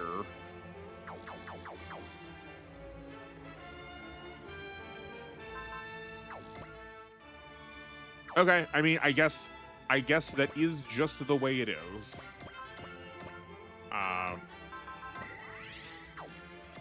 We're just gonna get through this quickly. How does it feel to be the most political Super Robot Wars streamer? Yeah. I am nothing if not aggressively political. I think it's very important to me, just because I've lived across the world. I have plenty of friends in plenty of spaces. I mean, like even you guys, my audience is like not local to me, right? Like it's very international. It just feels very important to me to think about these things as our world keeps getting more and more centralized. I feel like often these streams are about weeb stuff or social issues, concepts, no complaints. Oh yeah, no, like that is like actually the secret sauce here. Is Super Robot Wars is just the background deal, right? Like you've said before that we're just a podcast with Super Robot Wars on in the background, and like I'm fine with that, especially when we're like at the point where the game can be solved. I was thinking about this the other day still too, that like I don't mind doing this. Like I think it's still fun to play through the games for the first time. But I'll definitely end up having a lot more to say once the game hasn't like solved itself, right? We're like, there's not much to say about the game right now. I like I said, I know you're not complaining about it. I am like so fixated on it with myself. But like, oh, this is also like we're doing this in such a stupid way. I'm being so wasteful. But like what there's like what's there to say at this point? It's just like go do all of this stuff, and it's just the same. Stereotypes do exist for a reason. You could generally expect people to act like the culture they live in. The fallacy is treating it as a monolith. Yeah, exactly correct, right?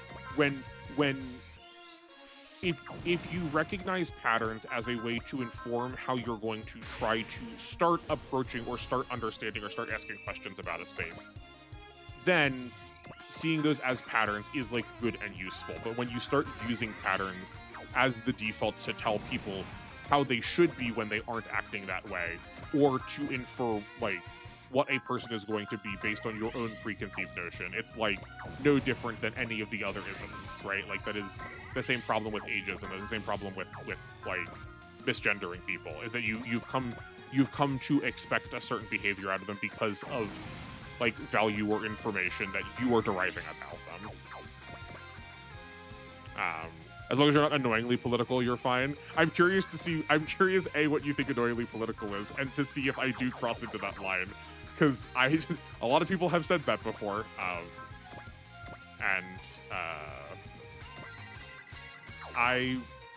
I won't stop because I think it matters.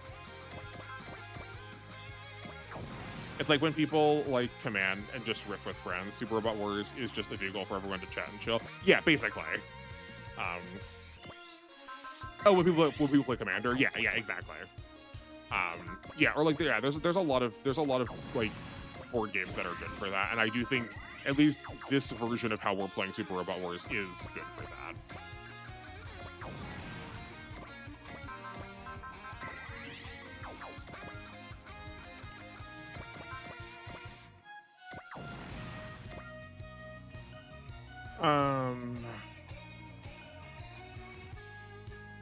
We need, but yeah, like look how much faster this is going with Hayate.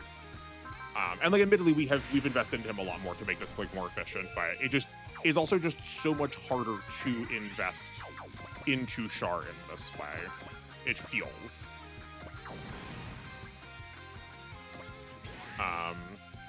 Annoyingly political is my trigger word because I usually hear from people who watch like Asmongold. I've been around gamers too long. No, I'm 100% with you.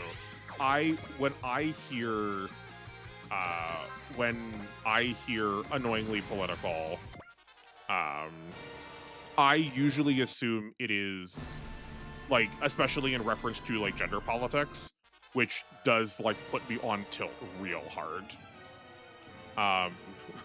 Yeah, I suppose I could be like convinced to use other people. I was just trying to like finish this up quickly. But like this is what I was saying about like this point in the game, is that like I technically could use other people, but like at this point, why bother when like the game is like I've already proven that I could beat the game with what's going on. Like there's no need to do anything else. The game is not making me do anything else. So like give me a reason to use a different strategy.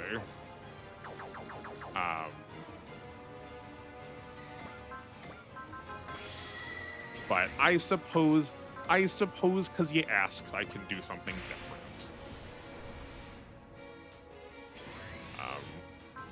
He does say a lot of disagreeable things. Yeah, he does. I do find him generally hard to watch, but I'm not gonna fault you if you like derive some amount of joy from it. Well, it's like Don't Be Political, which back in 2016 for gamers was code word for I like the status quo. Yeah.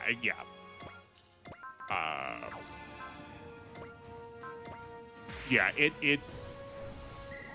is usually a phrase that is about trying to maintain or hold, as if like, for as much as we love progress, we also hate progress in some directions, and like that kind of forward is scary for people.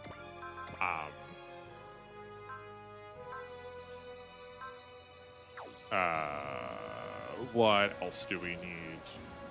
You need to get more assist. Yeah, that kind of forward is like scary for people. But, and like, again, to me, gender and ethnicity tend to be like the things that are the most tried when it comes to like maintaining status quo. Like people's concern over race and people's concern over like how you present yourself are regularly the things that like the larger world wants you to maintain when it's like unreasonable to. If you look through the internet part of past event 2016 and you were like above like 16, it changed you. Oh yeah, no, 100%. I do think don't be political is a legitimate stance. However, it comes with a paragraph of opinions. Some newer media is political in ways that make the story worse or breaks it internally. Yeah, I think, yeah, if you have a political, if you're trying to make a message, be it political or not, and that gets in the way of you being able to like actually tell the story that conveys that information, I do think in a way you have missed that information. Like you've mistaken that. But whenever then someone like hands me an example of a story that does that, I'm like, ooh, I don't find it in me to agree with you there, bud. Sorry. Like I typically whenever I see stories, I'm also like, this is not me saying you're doing this. Like you very well could have like actually like good or like sincere examples of this, but I do think often the examples that I find of people saying that are also still just trying to maintain like they are used to maintaining a feel. That was not right. They're used to maintaining a feel of like what their narrative had been doing before. As like, well, the narrative is different now because we're like trying to have different conversations. So they, okay, the story isn't going to do it the way that you were doing before, but that doesn't like make it bad. I'm just so traumatized by apolitical figures or centrists. Yeah, I mean that too. Sitting on the fence only hurts everybody. Mostly the person who's sitting on the fence because you got to stake up your butt. Progress also does not always mean better. Yeah, that is true. Try things out, discard what doesn't work. Yeah, but I see people make the same mistakes again, even though we know it doesn't work. Yeah, I mean, like I do think that is true.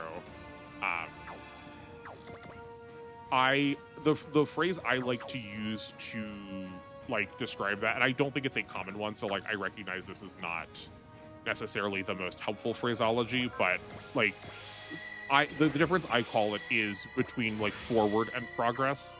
That like in the way I'm phrasing it in my mind, all progress is useful. It's just that not all progress has to be forward. That like to me, because of being a teacher, like throwing things out is progress because you're like deliberately making a choice to prune. Like that is like 100% a useful thing to do.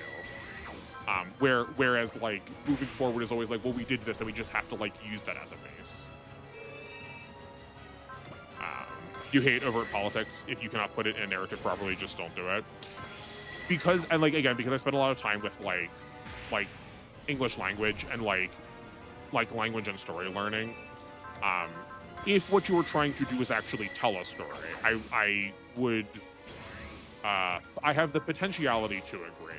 But I do think we also frequently mistake when something is not trying to be a narrative and is trying to just say something politically and expect a narrative out of it. Where it's like, no, we were like, this was here for a political message. There's like there's illusion happening here that is like more for the point of what it's saying, not how it's saying it. I think the problem is people can see very clearly when they are being preached to and don't like it. But if you do it well, it looks like OG Gundam. Yeah, 100%. Exactly that. That's exactly right. Yeah, I do worry that I do come off preachy sometimes, but like I'm willing to like fall on that bullet. Progress is necessary, but when I see smart devices being worse than the original product, just do not. Yeah, no, like yeah, that is a perfect example of a thing that's like, this was forward and we didn't do anything with it. The amount of times that I like deeply bemoan my inability to use the functionality of something that I had before, because we are like eyeing everything is so high. Why does this wrench need a touchscreen? Why does my refrigerator need to be able to tell me what all the food is inside it at all times? Like, this is not helpful. This isn't good. I mean, I was really hoping we were gonna get something at 55.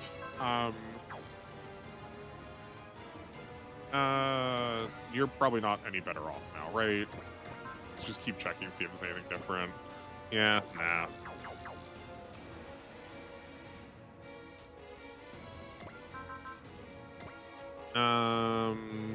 We need more energy again.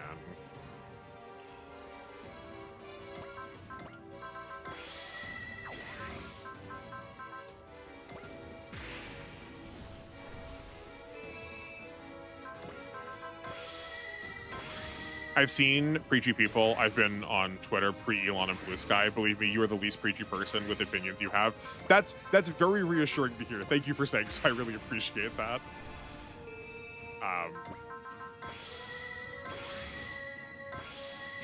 Yeah, I never know exactly.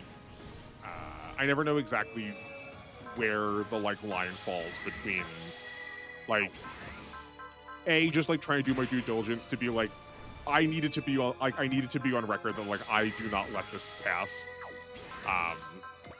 and like trying to say something meaningful to like what I now recognize is like an actually sizable audience. Yeah, that is good to know though. I appreciate you saying so, and I get to like hear that things are working.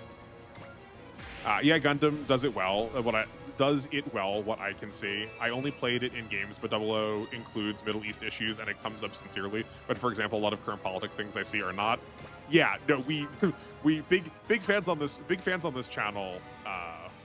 Big fans on this channel for 00 because it does really nail that thing. Like Gundam is like the crowning example of like good political messaging through a story that like is not only cogent but also, because of its integration with the narrative, actually expresses a like political opinion well. But holding everything to the example, like holding everything to the standard of Gundam is like a really high standard though. We're probably gonna have a hard time with it. By the way, what is your opinion about the term politically correct? And you just have an opinion and you say it, which is fine. Yeah, right. Yeah, like I'm trying to, I want to present this as like, here are my thoughts and here's how I got here. I don't like, you have none of y'all have obligations to have to try and like match me. Like that's like really, I think in the best version of the world, like that's not the case. And like saying anything differently, I think is like a betrayal of like the information that I love so much. But like, again, I'm glad that comes across that way, because like it's very possible that it just doesn't, because I'm like bad at doing what I think I'm doing. Okay, so political correct. To me, that term has kind of two definitions. There is the way that like it was like what those words literally mean and what it was original intention, like quote original intention for. Like trying to argue intentionality is also like not a good thing. Like don't bother trying to do that usually. But like being able to describe something as politically correct is a useful device,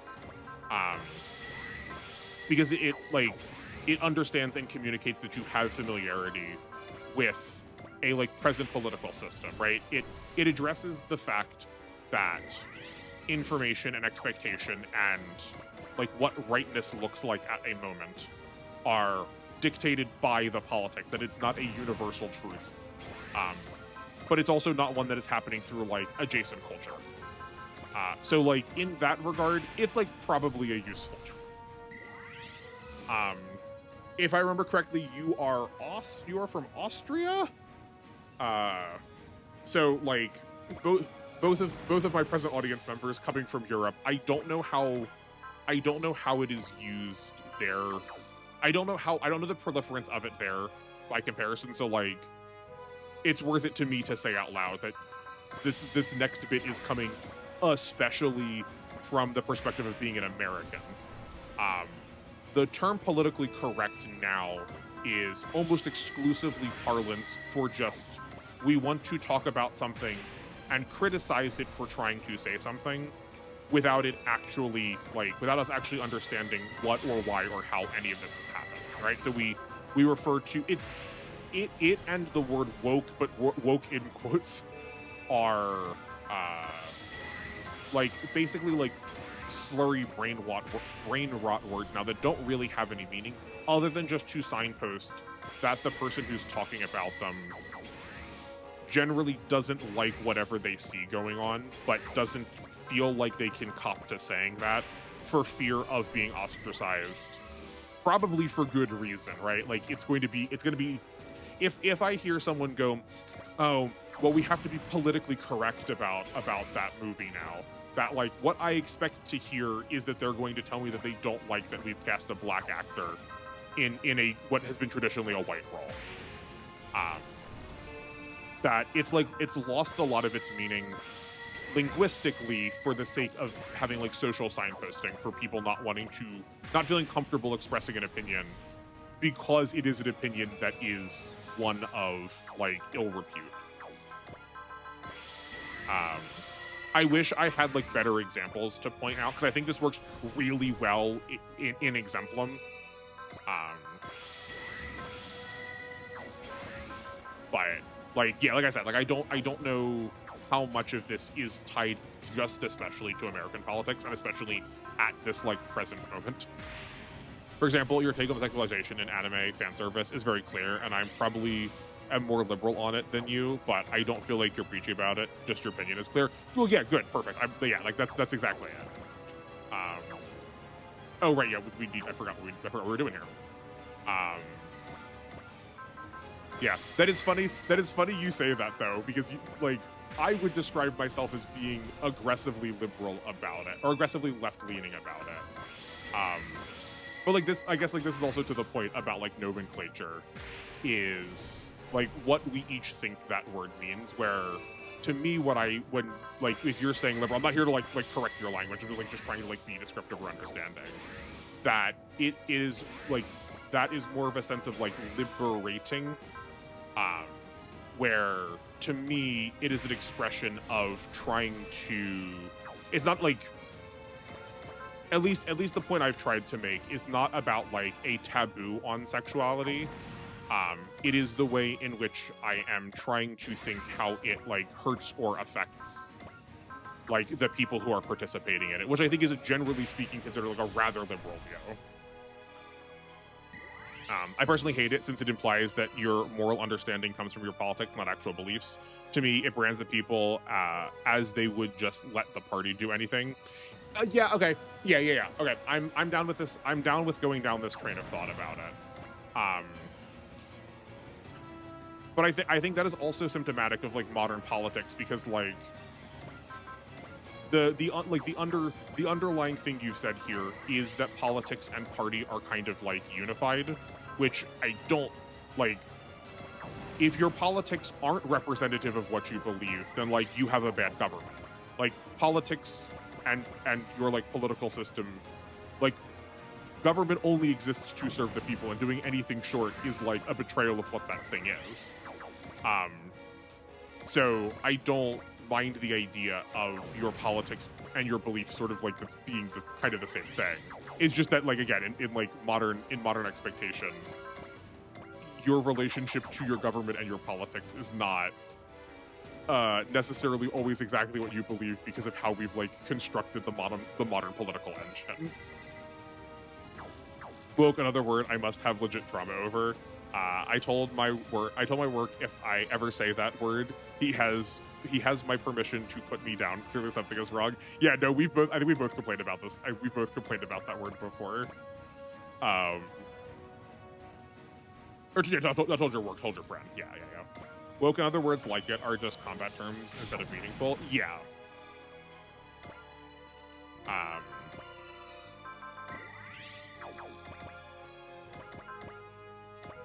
It's fine.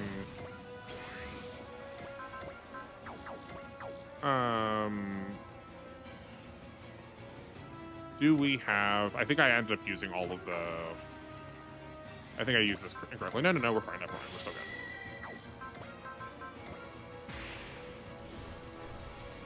Yeah, I would like to see a world that is more descriptive. I understand why terminology or like why nomenclature for things is useful. Like it is like theoretically a helpful signpost, but when we allow that to be like when we allow that to get in the way of actually being descriptive is when we like start making it a problem.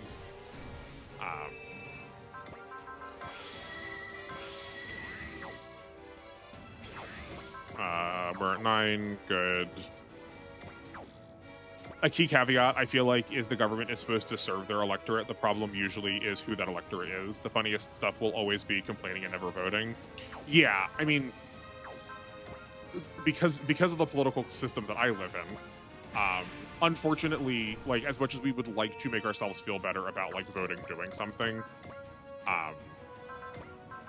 there are definitely systems that are set up to make voting look like they matter, but can be, like, deeply undermined by the fact, like, by the present electorate. Like, the House of Representatives in America is, like, unapologetically a very direct way of disconnecting people with, like, direct political action. The fact that, like, the fact that, like, you can vote and your electorate could opt to not follow what their job is like slightly a betrayal of that rule at all times.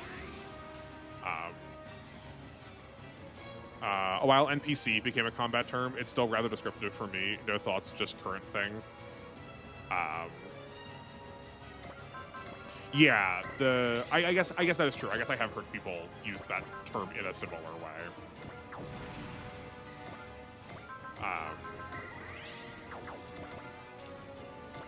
Yeah, I mean, like, again, like, y'all, well, not voting local is also an easy trap to fall into. Yeah, that is true.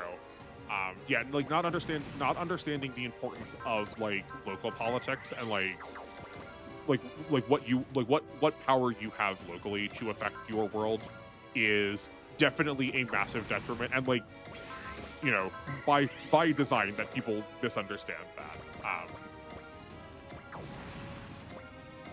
But, like, I'm thinking for this area, for, like, where I live too. Where I live is especially rural, and it is just intentionally very hard to participate in local politics. Like, even about, like, really heckin' mundane topics. Like, I live next to a really big, like, mountain of trash. It's like a waste burning pit kind of deal. They incinerate all of the, like, local trash. And something that they are going to do, something that they're thinking about is expanding it, because we're, like, running out of space to store people's trash.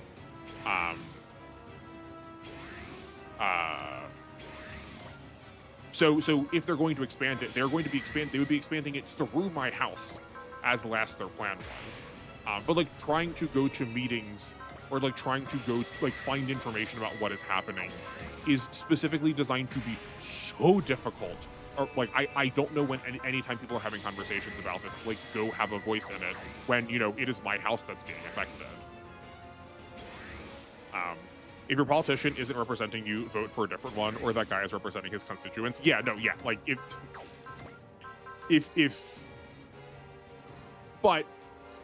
hold on, okay. If you are not being represented, do something to be represented then. But the reason I was, like, trying to phrase it the way that I was is I think a lot of times, especially listening to people in, like, my parents' generation, they do not understand that that's what government is supposed to do, that it is sort of this just, like, universal causal thing that exists, rather than thinking of it as, like, a tool that is supposed to, like, help you live your life better. Yeah, I do vote, but God, the party's honk. At least I have 3 more choices than archives. Yeah, that is true. That is just true. Oh, right, I forgot that we have to, like, just sit here and wait for a while. I guess we just, like, full send everyone forward.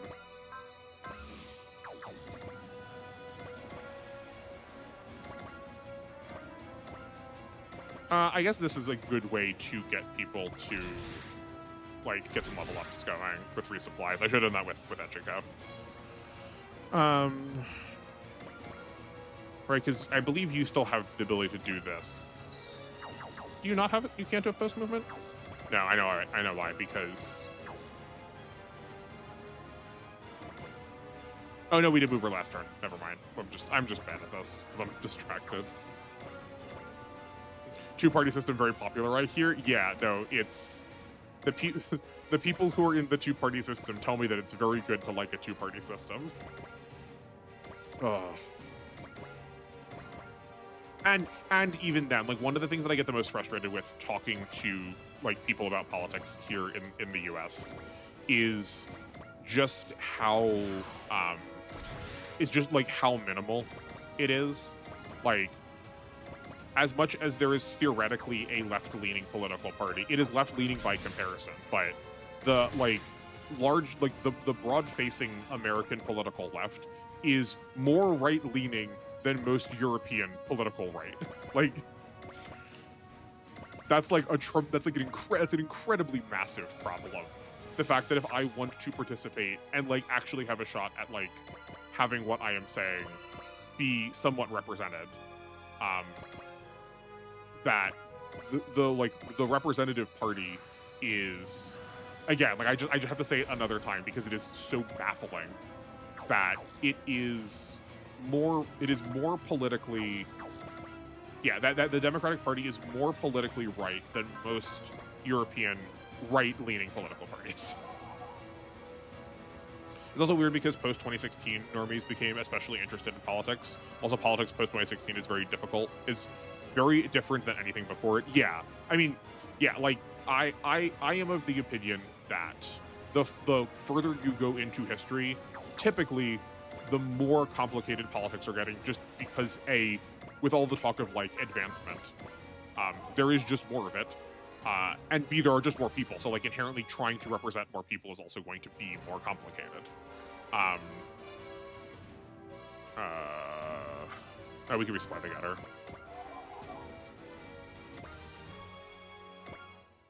So slow.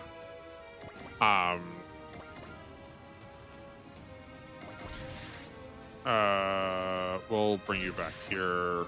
Let me get a group of like 4 set up for the future, and then I'll go back to what I was saying. Yeah, that'll work.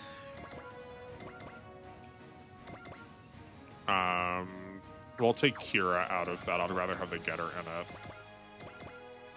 Put you in the middle so I don't mess it up. This is like literally the same as the last time we fought Godzilla, and I think that's pretty lame. At least so far. Yeah, but like American politics in particular, but like world politics in general have become considerably more dire the more time has gone on. And I think with just like the advent of the centralization of the internet, we just have more people who are like armchair politicking. Not dissimilar to what I'm doing right now. Kind of. I'm saying sarcastic about myself. I have Social Democrats, Eco People, Neoliberals, People's Party, the Democrats, Freedom Party, Republicans. Yeah. Those are all names at least I like somewhat remember or like somewhat can clock as like, yeah, I recognize those as like not American parties. The internet has created and fostered a world of 2 different realities that are not at all compatible. Yeah, that is, yeah, we do, we all kind of got what we wanted, but we're like, could we just live in the computer? And unfortunately, a lot of us just do. I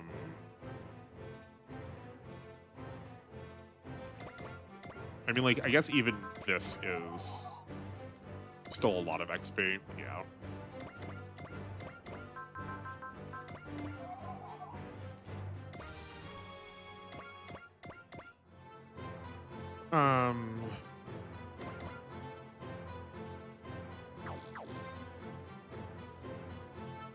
Who else can we use? I guess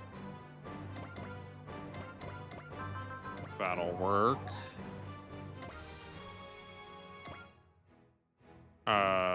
Forte is a high level. Cool. 3 levels, and then we kill Godzilla next turn. Oh. Don't you move? Weird. Okay. Sure. It's like, I like it here. It's my safe space. Any gaming video I watch gamers comment on makes me feel crazy. Yeah. It's the same thing we were talking about with,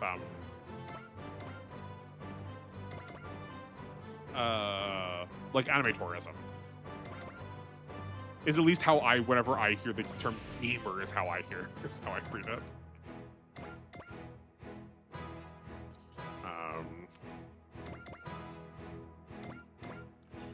like living through Assassin's Creed Shadows coming out has irreparably damaged my brain. I am entirely unfamiliar with any of the discourse happening with Assassin's Creed, and maybe it's better that way. Like, I probably don't want to know, but at least I have heard the like grumbling people have had with CA, which I think is unfounded. He moves if something is in range. That's interesting. I think that's like one of the first times we've had like location or like adjacency based like AI. That's not what I want to do. Pretty much everything in SRW games always has a like either timer based movement or don't move at all. I say having not played all of them, but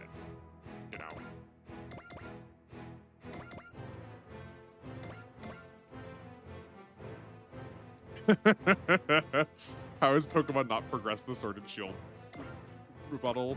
Yeah.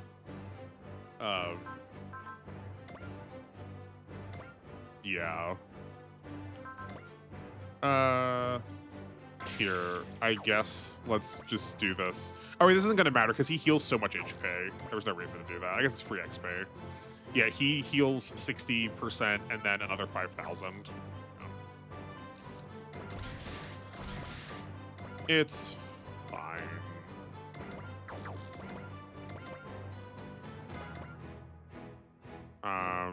Yeah, you go here. What? You don't have max energy. Oh, right, the Jaguar doesn't have resupply. I was thinking it was the Carrot for a second.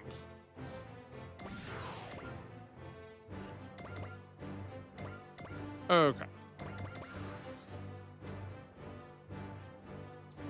It has something historical inaccuracies, messing with Japanese and having a bad dub. I never played Assassin's Creed. Never will, just love the drama. That's unfortunate. Yeah, I was expecting a map attack. Well, at least there's something that we don't immediately like instant win.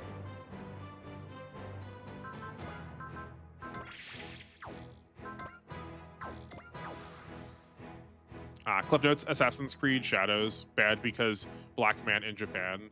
You may say, why not play as the other MC? Well, the other MC is female and gamers have opinions on them. Is he... Like, I know this isn't remotely the point. Like, I understand that this is, like, this is part of the problem. But, like, you'd think people would be, like, super all over the fact that, like, Oda Nobunaga's, like, one of his main retainers was black. I feel like there's such an easy in here for people to like, be, like, history nerds about it. But, I mean, the problem also was a lot of segments are character locked or something.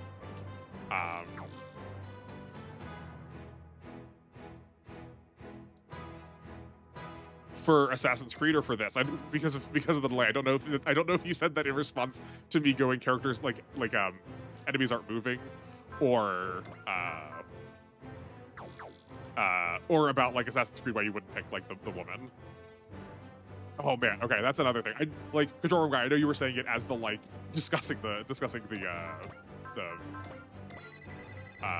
drama of it, but when people refer to women as females, I just like, oh man, I can smell the incel, so I can't handle it.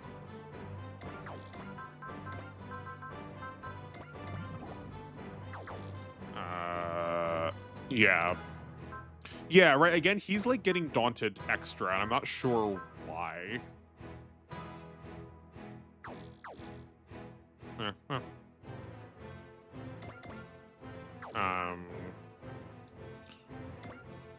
God, I hate the female player discourse. Who actually cares? How many games with female MCs are well received? It is such misrepresentation. Yeah, no, there are a lot of times where, in fact, we don't acknowledge, like, there are a lot of like fan favorite games that have women as protagonists, but we just refuse to like include them in the discourse because that would be inconvenient for being able to be grumpy this one time because you want to be sexist. Not you in particular, you in general. The idea is Yasuke is a big brawly boy, and Naoe was the slim Japanese girl with more classic Assassin's Creed gameplay. That seems like a fun dichotomy. You'd think that people would enjoy the variability there. Incel is also a word. Incel is a word I also hate. It's just become a combat word that lost its meaning. Yeah, I mean, I guess that is true. People do like throwing the word incel around without like understanding what it is. I'm particularly referencing the like phraseology of not being able to, like, in insincere incel discourse, being unable to discuss like women as anything other than like object.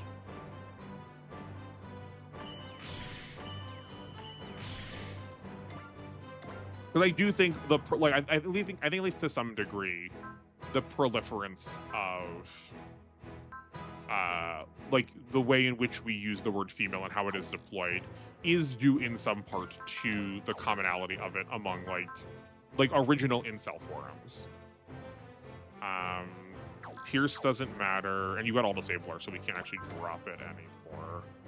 So it's just doing damage.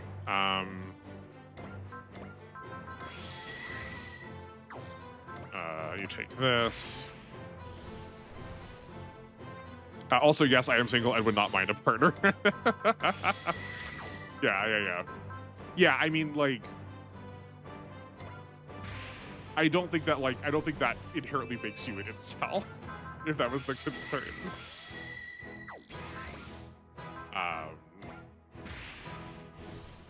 Yeah, I mean, like, this is the same issue with like talking about nomenclature, right? Is that is like a term that technically applies to a lot of people. It's like the want of ownership to like claim it, or like, again, looking at what like actual forum conversation is like. There is a particular tonality that is like very destructive and very unhealthy. The problem with words like Nazi, fascism, incel is that there is some use to these words, especially when we come across them. Sadly, 2016, 2020 brought these words to beyond worthlessness. I mean, but I think isn't that also part of the point as to why? Hold on, how do I phrase this? I think trying to disarm them as terms that do feel useless is like one of the ways where people for whom that term does legitimately actively apply, right? Like, I'm thinking particularly the word Nazi. That the vast majority of times I've heard someone use the word Nazi is someone who would descriptively be, by like dictionary definition, what a Nazi is the one who is using it to try to make themselves not appear to be that way. So, like, if we've reclaimed like social or like gender words, we could probably reclaim some of these too. You blame the media for what? Just everything? I mean, it's probably fair. But yeah, I mean, I will say my line that I feel like I have to include at least somewhere in here every time we have a like social conversation. Is media is good practice for things that you already know. So like the more you are already exposed to that kind of language because of your teachers, your parents, your friends, the more you are going to pursue information that looks like that because you are familiar with the language and are already able to like engage in the conversation that media is having. Like, if someone was to use the word fascism to describe events in America, people would laugh at you or look at you like you're crazy, despite being demonstrably true from outside the US. Yeah. Yeah, at least for me, because like I spent a large portion of my like career like taking the time to try to explain to people like why that is the case. I think they only lose meaning if you're not willing to follow up with examples or like actually have the real conversations as to why, you know, like, here's what this word actually means. I blame the media for the creation of the titular incel movement. Interesting. I mean, technically, yes, I kind of agree because like social media forums are like part of, or like forums are part of social media. But when I hear especially the phrase "the media," I typically think of uh, that doesn't matter. I typically think of like news media or like television, and I feel like concerns over like incel existed long before anyone on a news station got a hold of the word. The problem is alt media is no better. People went from listening to Fox News to getting their news from Facebook. I mean, yes, correct. The pipeline to fascism is a large and unfortunately easy to fall down one. There's a lot of ins.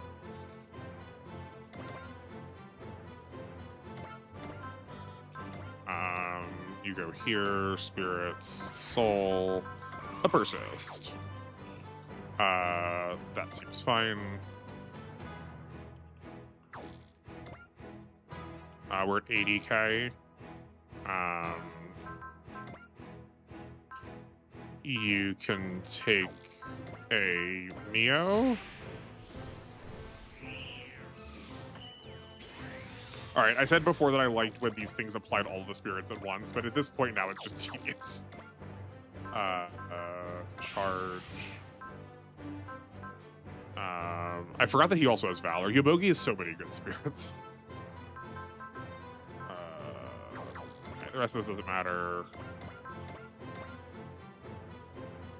Man, we really do not do damage.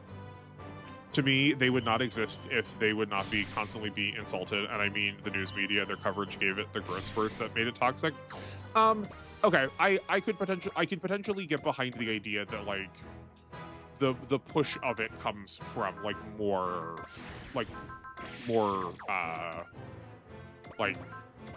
common, for lack of a better word, media. But this also feels like the sort of thing that I won't cop to exactly the like origin of.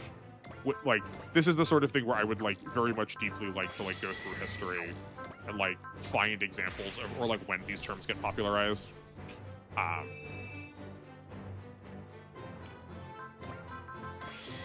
Just don't give toxic people a banner to be toxic. Yeah, I mean that is true. Like the more the platform exists for people, the more they're going to try and use it to like make a presence. Again, see lots of the most concerning political parties. Yeah, it is. It like this is a common problem when you talk about like gender politics too. Like this happens a lot when trying to discuss like feminism or like another term that is also kind of turned into like a nothing of a sentence.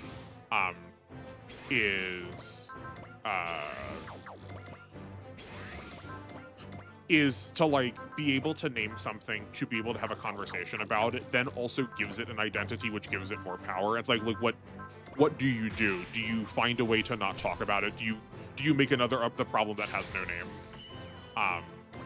Because otherwise you platform it, or do you name it so that you can be out in the open? And I think it is like sort of I think it is the job of the people who are trying to make the world better, or who are trying to think about these things critically, to, while giving it a name, like be the ones who are being descriptive about it. But like that's a job that I'm willing to take on because it matters to me, and I don't think that has to be everybody's job. I'm not all seeing, of course, but the big boom started when it threw the Joker movie demonization. I do foresee the Joker movie having some amount of emphasis here, but like I feel like I heard the phrase bandied in the way we were talking about long before that movie came out.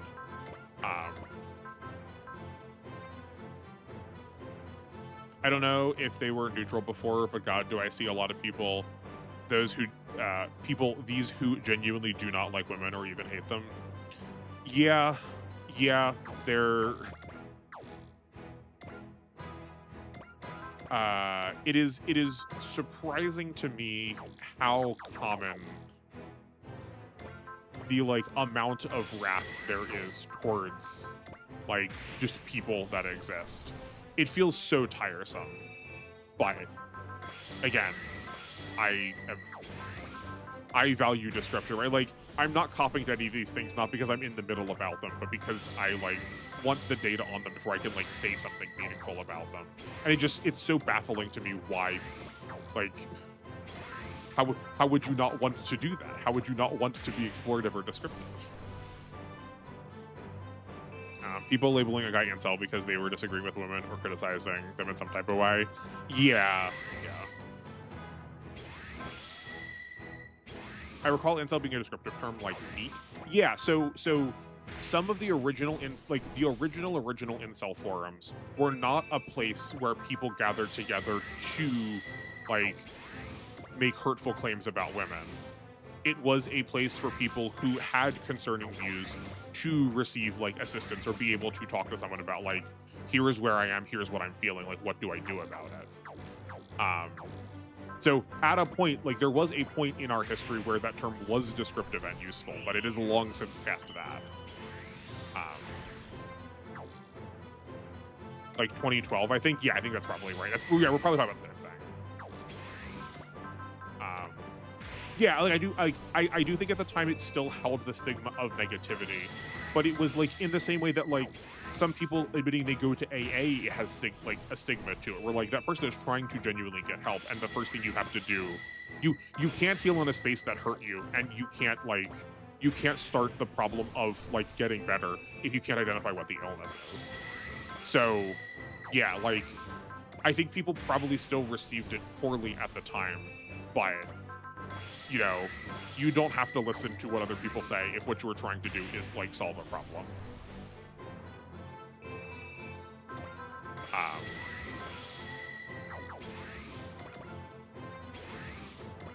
Are you lethal yet? Yes, you are. Great.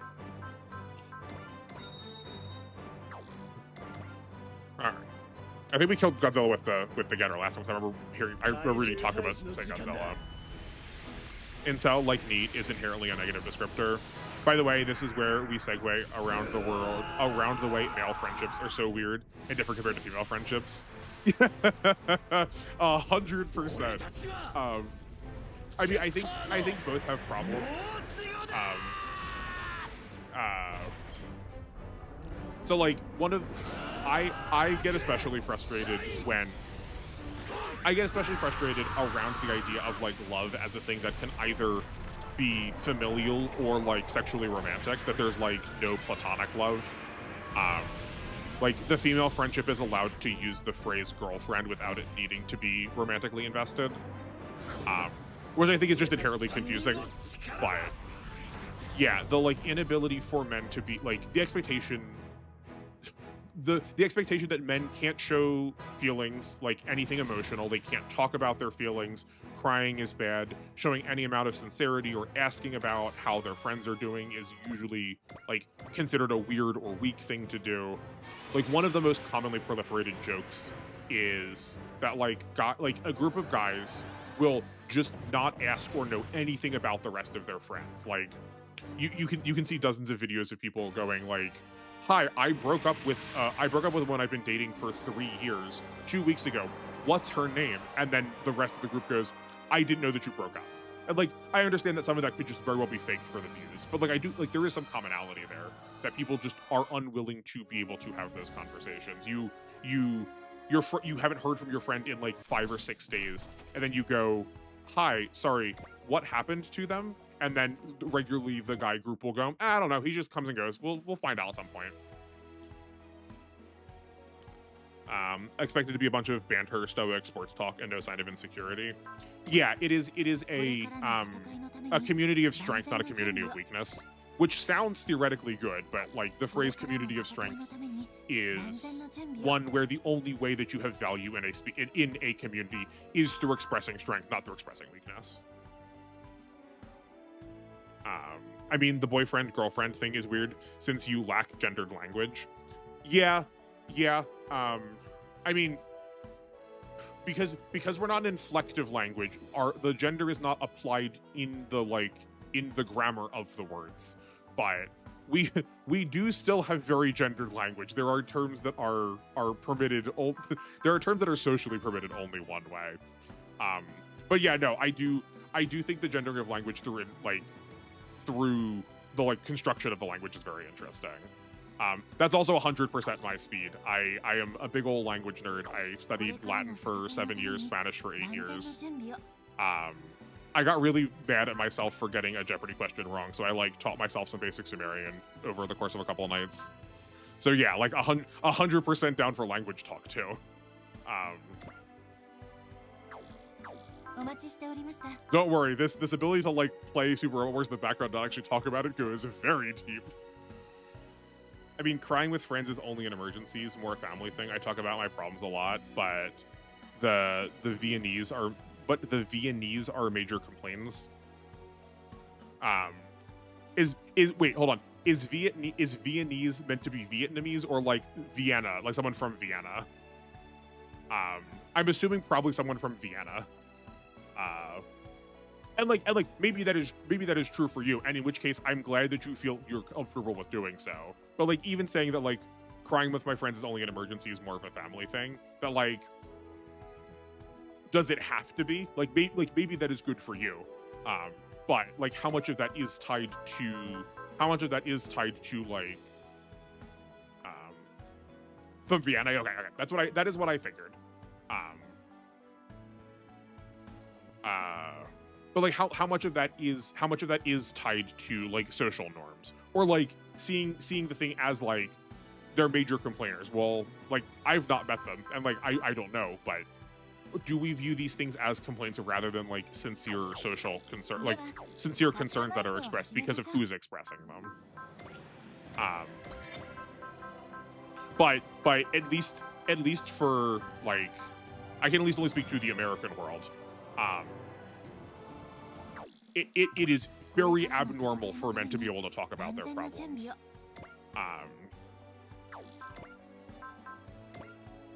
And like that is like weird and strange. I am. It is just not the way it is. More a shame. It is just not the way it is. Yeah, but like, I think being able to ask questions about like, how does that come about, is worth asking, and like, especially in a world that is aggressively trying to render things very, very like social sexually dimorphic. You know, the masculine friendship is one that is frequently on the receiving end of some of those bad feelings. I think we're just gonna do this because Char was lacking damage. I don't think there's any other ways we can pump it up right now, so that should be good. There's a German phrase translated as "I cannot complain" should be. There's a German phrase translated as "I cannot complain" should be a good benchmark. Yeah, I mean, like the fact that it is a like common a common enough phrase to be able to refer to it is like maybe kind of part of my point, that we take for granted so much that that like it is virtuous to not complain about things, that to say something makes it always sound like it's a complaint. As much as I hate to use their names. To use whose names? Or are you saying that like, no, I'll let you. I won't put words in your mouth. Oh, good, we got more grinding missions. Exactly what I wanted.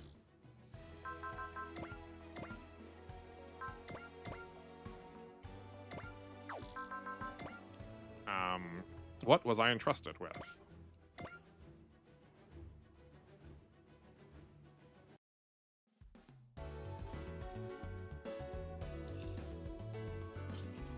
I do see that we're force deployed the thing is not on, so maybe we actually get the upgrade that I'm expecting we're going to be getting. Oh right, I never went through and gave us the other characters. But I guess it looks like we don't need to here because we don't have that many deployment slots. Sleta is still useful. I guess let's drop the Unbind. Yeah. Okay. I would say it's a culture thing. Also, if you still talk about, it, be there for them and help them is good enough.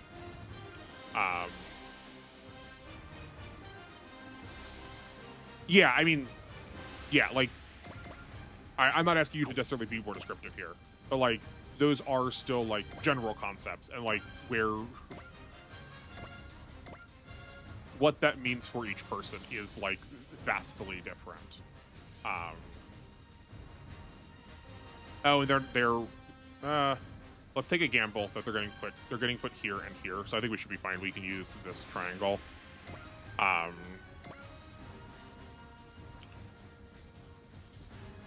That's probably correct. Sure, seems good enough.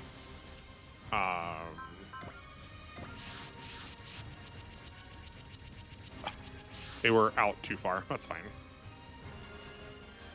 Oh, no, just the men's right activists have a point about certain men's issues, but I loathe to ever give them credence. Oh, yes. Yeah. I don't think I saw. Maybe you typed it and it didn't come through yet. The phrase men's rights activists, or you were just like generally referring to them actually having to like say their name. But yeah, no, I am with you. It is a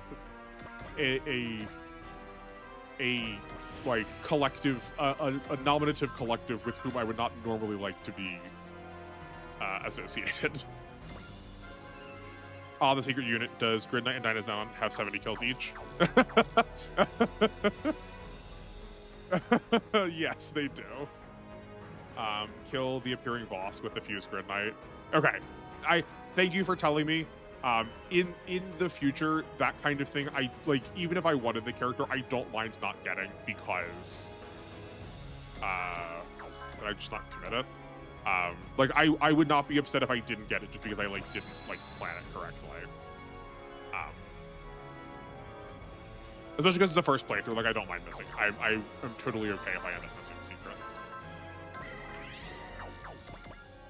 I even wrote it down. I didn't do it. I still forgot to put.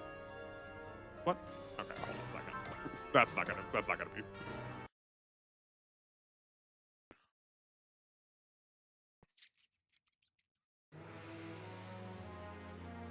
Oh right, because I keep forgetting that he does not start with the like correct amount of morale. I'm just used to everybody else starting with like actual morale to do their attacks. But yeah, I keep forgetting to put someone back in for our like assist slot.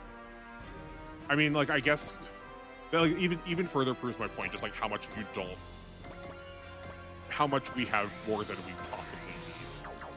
Oh, that wasn't right. We weren't supposed to do it only, but yeah, it's whatever. None of this is all fine. Man, I miss MRA when compared to Andrew Tate and the like. Sorry, and not the like, and the ilk. But MRA at least brought up things like domestic abuse, sexual assault, men's mental health, things that no one seems to mention. Yeah, no, it's true. The ability for men to not get to be represented in like forms of abuse is deeply distressing. Being there for each other, listening to worries, doing your best to help them in action or advice, cheering them up seems healthy and good. Yeah, no, 100% those things seem healthy and good. But like especially from like an American, when you say, oh, you're like be there for them or to give them advice, it's like very flat, very nonplussed, very like meaningless in what that means. So like being able to keep asking there, like what does that actually look like to people? Is I think like part of the point of it, right? Like what does I'm not actually asking you to like answer this, but like what does be there for them mean? What does actually listening look like? Because I think especially being able to talk about your worries or talk about your concerns is stigmatized, but also like what actually constitutes as helping is not well discussed either. Okay, so like here's the other problem is that like Char just keeps not doing damage, and we have like most of the damage things on him. Why is that? We have Barrier Buster. We are size medium. They're size large, like, and he has to ignore size. We've got range of 305. I know Hayate is going to be like incredibly inflated because we bought him up to 150. His is 437.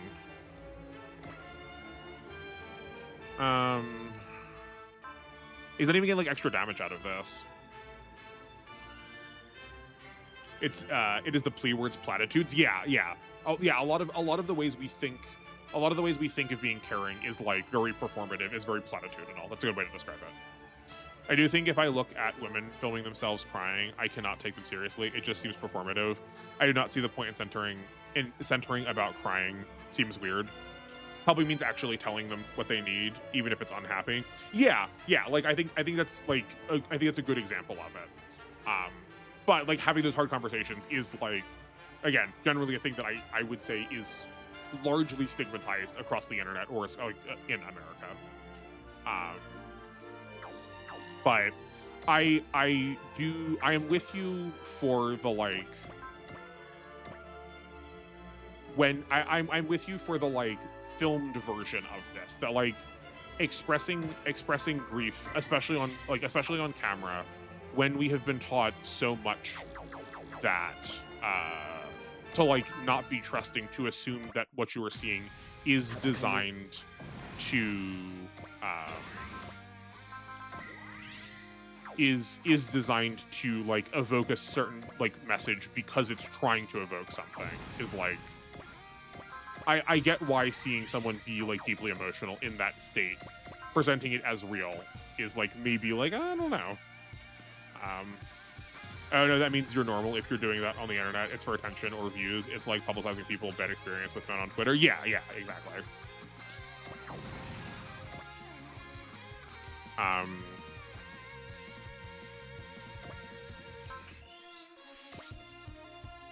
I'm like still struggling with this.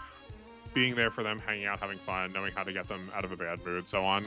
Yeah, and like I like the friend group that I had before moving, despite the fact that we had been friends since middle school, did not know how to do that today. It took them until like I was moving for them to learn what like I did in college. Even though they visited me multiple times in college. Like that's weird because we just like didn't talk like you weren't supposed to.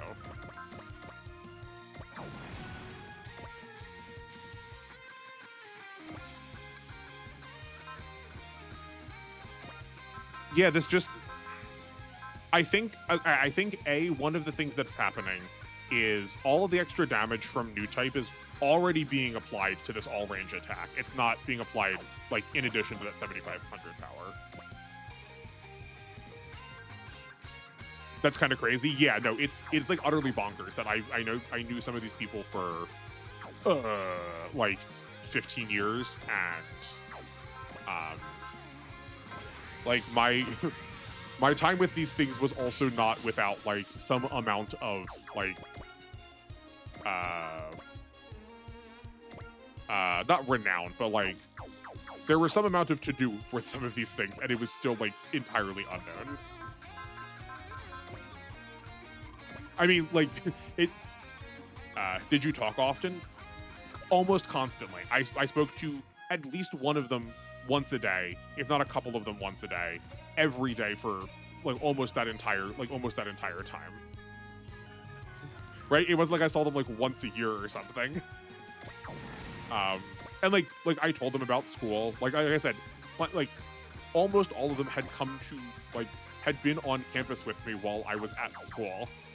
And just like had no idea, even though I would like say like, oh yeah, I'm going to this like the English department to go pick up my my paperwork for this like student teaching thing I need to do. Just like absolutely no clue, like just did not internalize it at all. Listening, like talking with them in a two-way conversation, how you can relate to their worries, bonding over similar problems, offering solutions, not just nodding along, and also letting them rage in your presence, maybe even chip in. Yeah. Like the mutuality of feeling is like a really good and important part of that. Because I think that is often something that is like lost in when trying to think about how to like be like relational to people. is there are times where what you need is just someone to not try to jump in, to not try and like add their own take on it, but just listen. But then there's other times you need people to like try to like gear up with you. I think in general, also, when men interact, we rarely share life events or big changes unless it may affect or like the change or like changes of girlfriends or moving. Yeah, right. It's very like it's very report oriented, where you share the things that are like, if you needed to write up a like brief dossier summary of your life, like those are the things that you share. Rather and like especially that it is the practical, or it's the perceived practical elements of it, not how you're feeling about it, but just like what is it.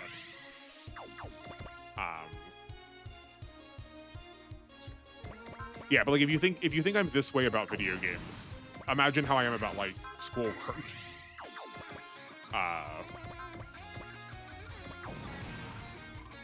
I know I started as platitude, but it is one since it is technically correct, but it's just a headline. Well, oh, like letting them rage in your presence. Yeah.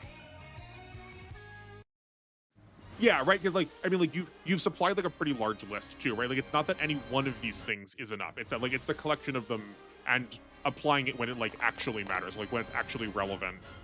Like thinking about what interaction actually makes the most sense. The Gagula. Sick, a new kaiju. Empty words kaiju Gagula. This is really cool looking. Chaos Bringer Generator, +1 move, grants the alt. Oh, there's Alt Disabler. That's nice. Again, not that it matters, we're never going to take damage ever.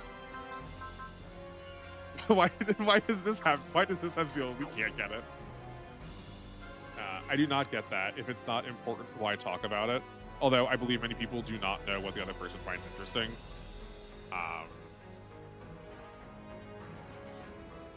But like trying to think about like what constitutes important, like how I feel about things is like rather important to me, but it's a feeling and it's not something practical, then it's not important then. But I think that's also like, I think that's also part of the point. The problem is like what things are we like socially conditioned to believe are important, right? Because like, you know, there's lots of stuff that can be. New type damage is immediately applied. Okay, that is what I was figuring based on what it was looking like. But that's good confirmation.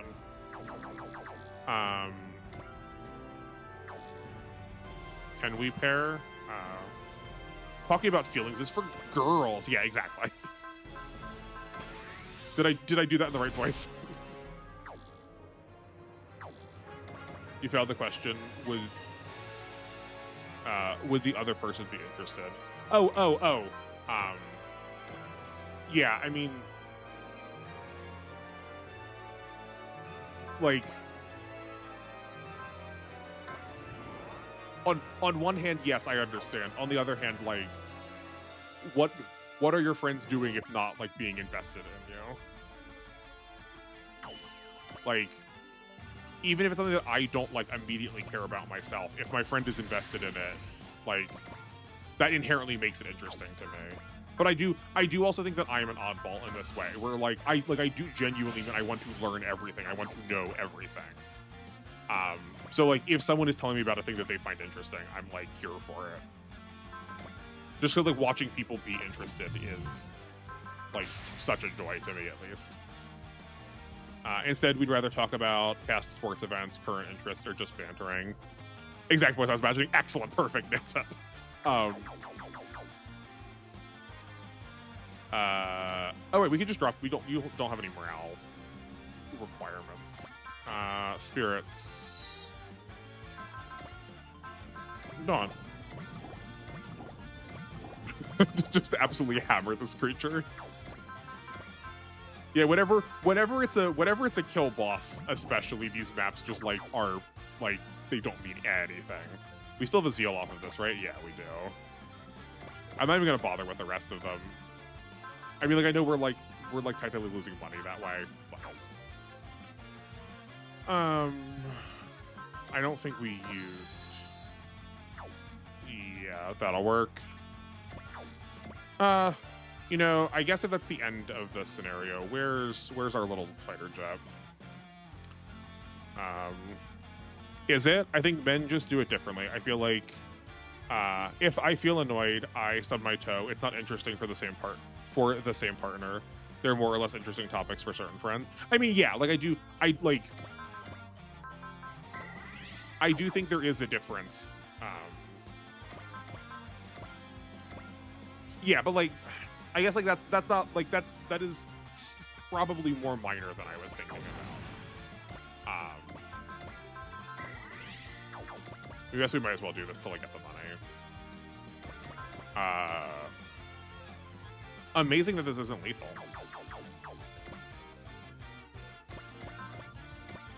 That'll work.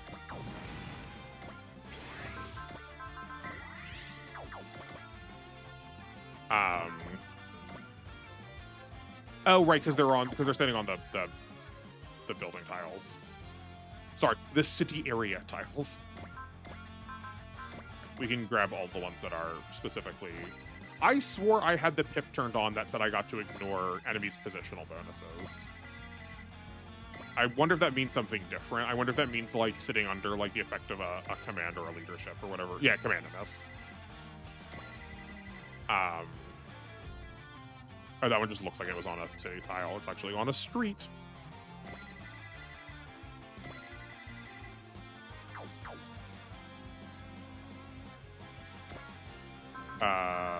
We already used press. Where were we?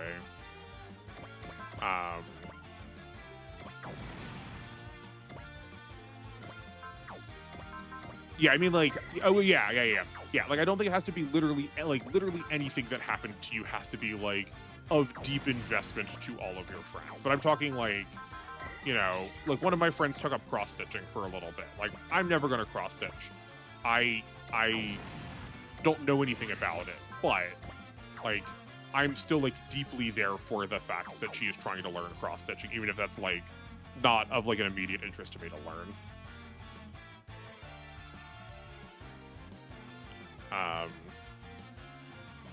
I think most guys also don't try to get deep with friends or vulnerable because they fear they will be ridiculed for it or be perceived as weak. I mean, it extends as far as some men saying you shouldn't. Yeah, I mean, and not just being perceived as weak, that also those same men have probably had, when they have used their vulnerability, that vulnerability has been used against them. Right? Like, it's pretty heinous when you trust someone with information and then they like clap back at you when it's like time to be mad at you. And then use the thing with which you trusted them. Then again, my friend group just has an understanding. We are all messed up, so we get it. There are sadly many people who do not get mental illness unless it suits them. Yeah, I mean, yeah, like that is like what I was saying before. The like difference between like a community of strength versus vulnerability. That like, and I do think the internet is really good for these kind of places. That you find a lot of people who come together over like a shared understanding of like life experience, regularly mental illness. Because like the rest of the world does not get it if they don't like necessarily experience it or some form of it themselves. Right? Like it doesn't have to be a community that's like just like ADHDers.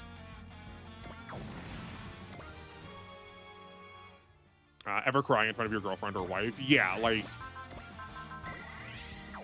But I think this is like also a like. There's like a lot of nuance that has to happen here too that I'm like won't probably do full justice to in the breadth of the stream. But we do just have like this really strong expectation that like the important women in our lives need to perform the role of like mother at times in a way that like we don't have the same degree of expectation out of like the mask friends. Have neither, but you should be able to do so. That's part of being a partner. Same for her. If you cannot be vulnerable with your lover, you have no lover. I mean, yeah, like you should be able to express. You should be able to express those concerns with your partner, but I think like I think part of the point here is that for a lot of men, when you have done that with one of your partners, and that partner then has betrayed your trust,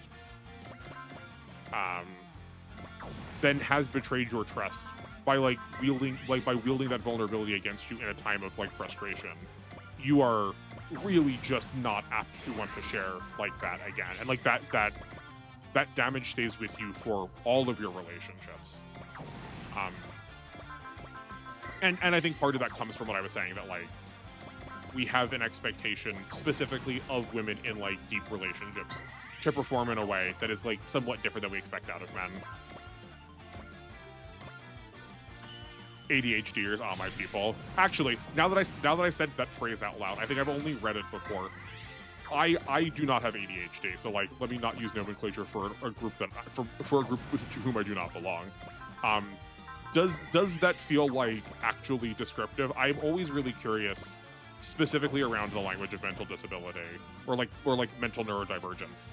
About neurodivergence, like what language we use and what language feels descriptive, right? So like, so far have you said it? It sounds like I've not like phrased this in a way that is like disgusting, but like, is ADHD a like somewhat accepted term still? It's a term that I heard from a lot of people doing like mental health work through schools, but that doesn't mean I'm like on the up and up. Also, men and women have different understandings of things like pain. The woman is the hospital and the man laughs off the same injury. They are different. I mean, but to return to like what we were talking about with stereotypes, like all of that is still dependent on like the concept that, well, women and men understand pain differently is like very determined on like gender normative behavior.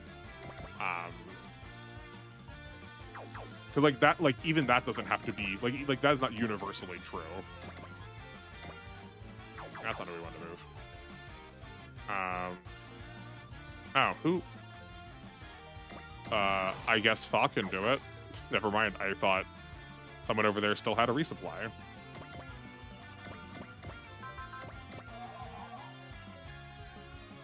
Like it's being bitten by a dog. You're shy. Yeah, you're shy to ever repeat that process. Yeah, exactly. Like you're always going to try and like you're always going to recoil a little bit from that experience then in the future. I get that honks, but there should be an understanding how a relationship. You sometimes have to be either the father or the mother. Oh yeah, like but that is on the behavior of. If you would like to take on that role in your relationship, I think that is one that you get to opt into, not one that gets like handed to you by society. But I think you can. But I also don't think you have to be caring and supportive in a way that needs to emulate the parent.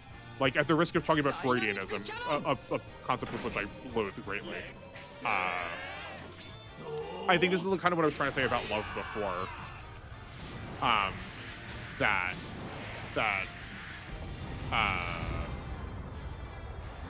There are plenty of ways to express support and care without needing to exactly emulate a relationship that you did not necessarily opt into, like one with parents. ADHD is a medical term, and there are some similarities. Oh yeah, no, I know ADHD is a medical term. I mean, like, that's what I was saying, like, someone, like, using the phrase ADHD-er to describe a person that experiences ADHD. Because we're trying to think about how,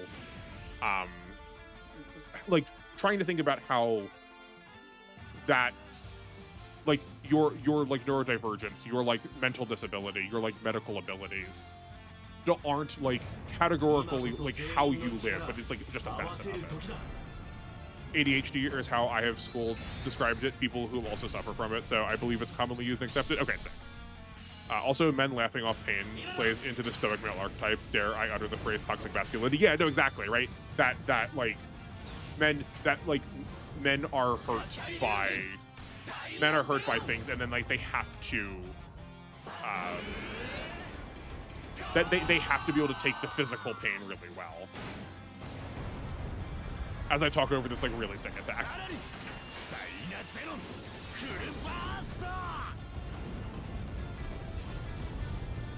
I took my school like a decade to finally be like, your kid is ADHD, autistic, and dyslexic, instead of just misbehaved and touchy like we once thought. Yeah, no, the you have a troubled child to, oh wait, actually there's a whole lot of stuff that we could diagnose to try and make this more descriptive, and a whole picture going on pipeline is like probably more than half of school children we just don't want to acknowledge. I disagree to an extent. If you cannot care and receive care, it is not a good relationship. How you do it is different for the person. Oh yeah. No, you need to be able to give and receive care, but needing that to emulate exactly what a parent does. That the idea of the most sincere form of care needs to emulate parenthood is, I think, my concern. That you can still provide the most express form of care necessary without it needing to specifically be like you are copying a parent.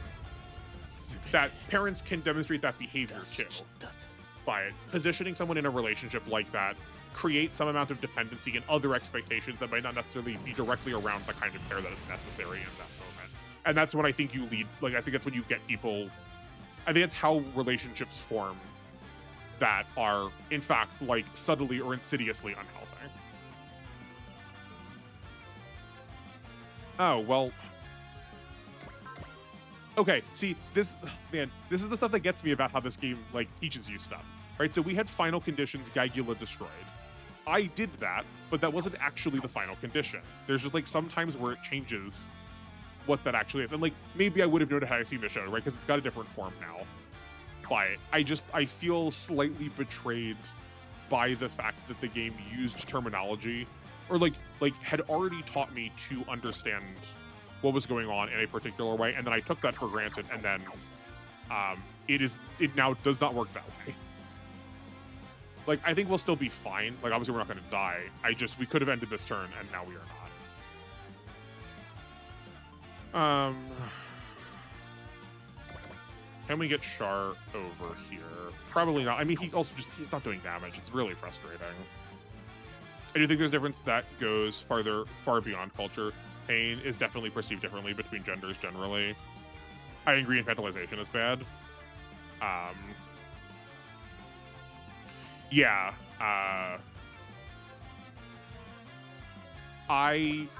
I will still insist that thing work between gender differently is, like, still very gender normative, because, like, your expression of, like, everyone's expression of gender can be deeply different. I agree infantilization is bad. Yeah, I mean, like, infantilization is bad, but that also is, like, not necessarily the same here. Right? Like, expecting someone to behave like a mother tells that person to always be ready to provide. Whereas, like, you can opt into being able to care in this moment, but that doesn't mean that, like, at the next turn that someone is also grieving or, like, needs care, that you might not also need care or need to have a break too. I haven't seen any studies about this, so I do not speak. I mean, like, that's fair too. I do try to always have a piece to say about everything, whether or not I'm, like, fully informed, but I do also try to, like, include that in the conversation as, like, I have thoughts, but, like, here's where my aim could be. Or here's where some bias could be showing up, because, like, I just don't have all the answers. Right? Because, like, I mean, I don't. We do know male brains and female brains exist, so that field seems to be ever-evolving, learning still. I mean, yeah, but, like, we also said we knew left brains and right brains existed for 100 years, and, like, that's not true. I feel the problem with gender normative, there is a trend. You either fall into it or not, whereas you feel, with gender normative, there is a trend. You either fall into it or not. Where is the issue? I'm not sure I follow. I think my point about, like, phrases like, I think my point about gender normativity is in the same way that we take for granted, like when we were talking about like nationhood, or like what stereotypes you can pull off of a person because of, like, where they live and, like, what patterns you can see. Going, okay, maybe there is some pattern to, like, this brain working this way or that brain working that way. Like, that like, gender normativity would say that like expecting it to have to work that way because this person is representing what we're calling a male brain is the like that is gender normative and therefore like not necessarily fully descriptive. Also, hormones change the body and mind. Yes, but like that exactly. Like, but your hormones do not have to be directly tied to your gender. They like inherently help and influence it a great deal. But like someone who is masculine can still have a lot of estrogen. Someone who is feminine can have a lot of testosterone, and someone who is neither of those in lots of flavors can have a like vast mix of those two things. That it feels just it's more helpful in my mind to be able to describe it with concepts that are like what's happening to you rather than like who you are as a person. Gender normative equals general behavior of males and females. It's not just the general behavior of them, it's the expectation that there is general behavior of them. Yeah,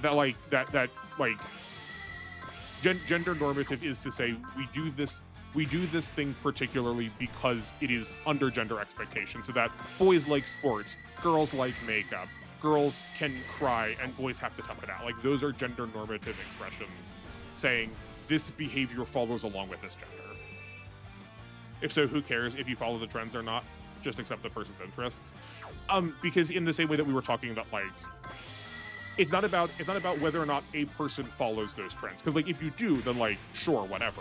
But it is the same expectation that like that it's the expectation that people are going to follow those trends because they demonstrate some elements that seem to follow it, and therefore the rest of them should follow it, right? So like if I say I present as a man, then you would expect that I would be able to like tough out the pain and not cry. Like that is a gender normative expectation because like you have assessed some information about me being masculine, and that should confer other information. Like girls liking pink stuff, cute things, or emotional. Yes, yeah, exactly right. Like just because, but like being able to say, oh, like this girl I know really likes pink, doesn't mean you should assume it follows that she also likes cute things or that she likes to be emotional.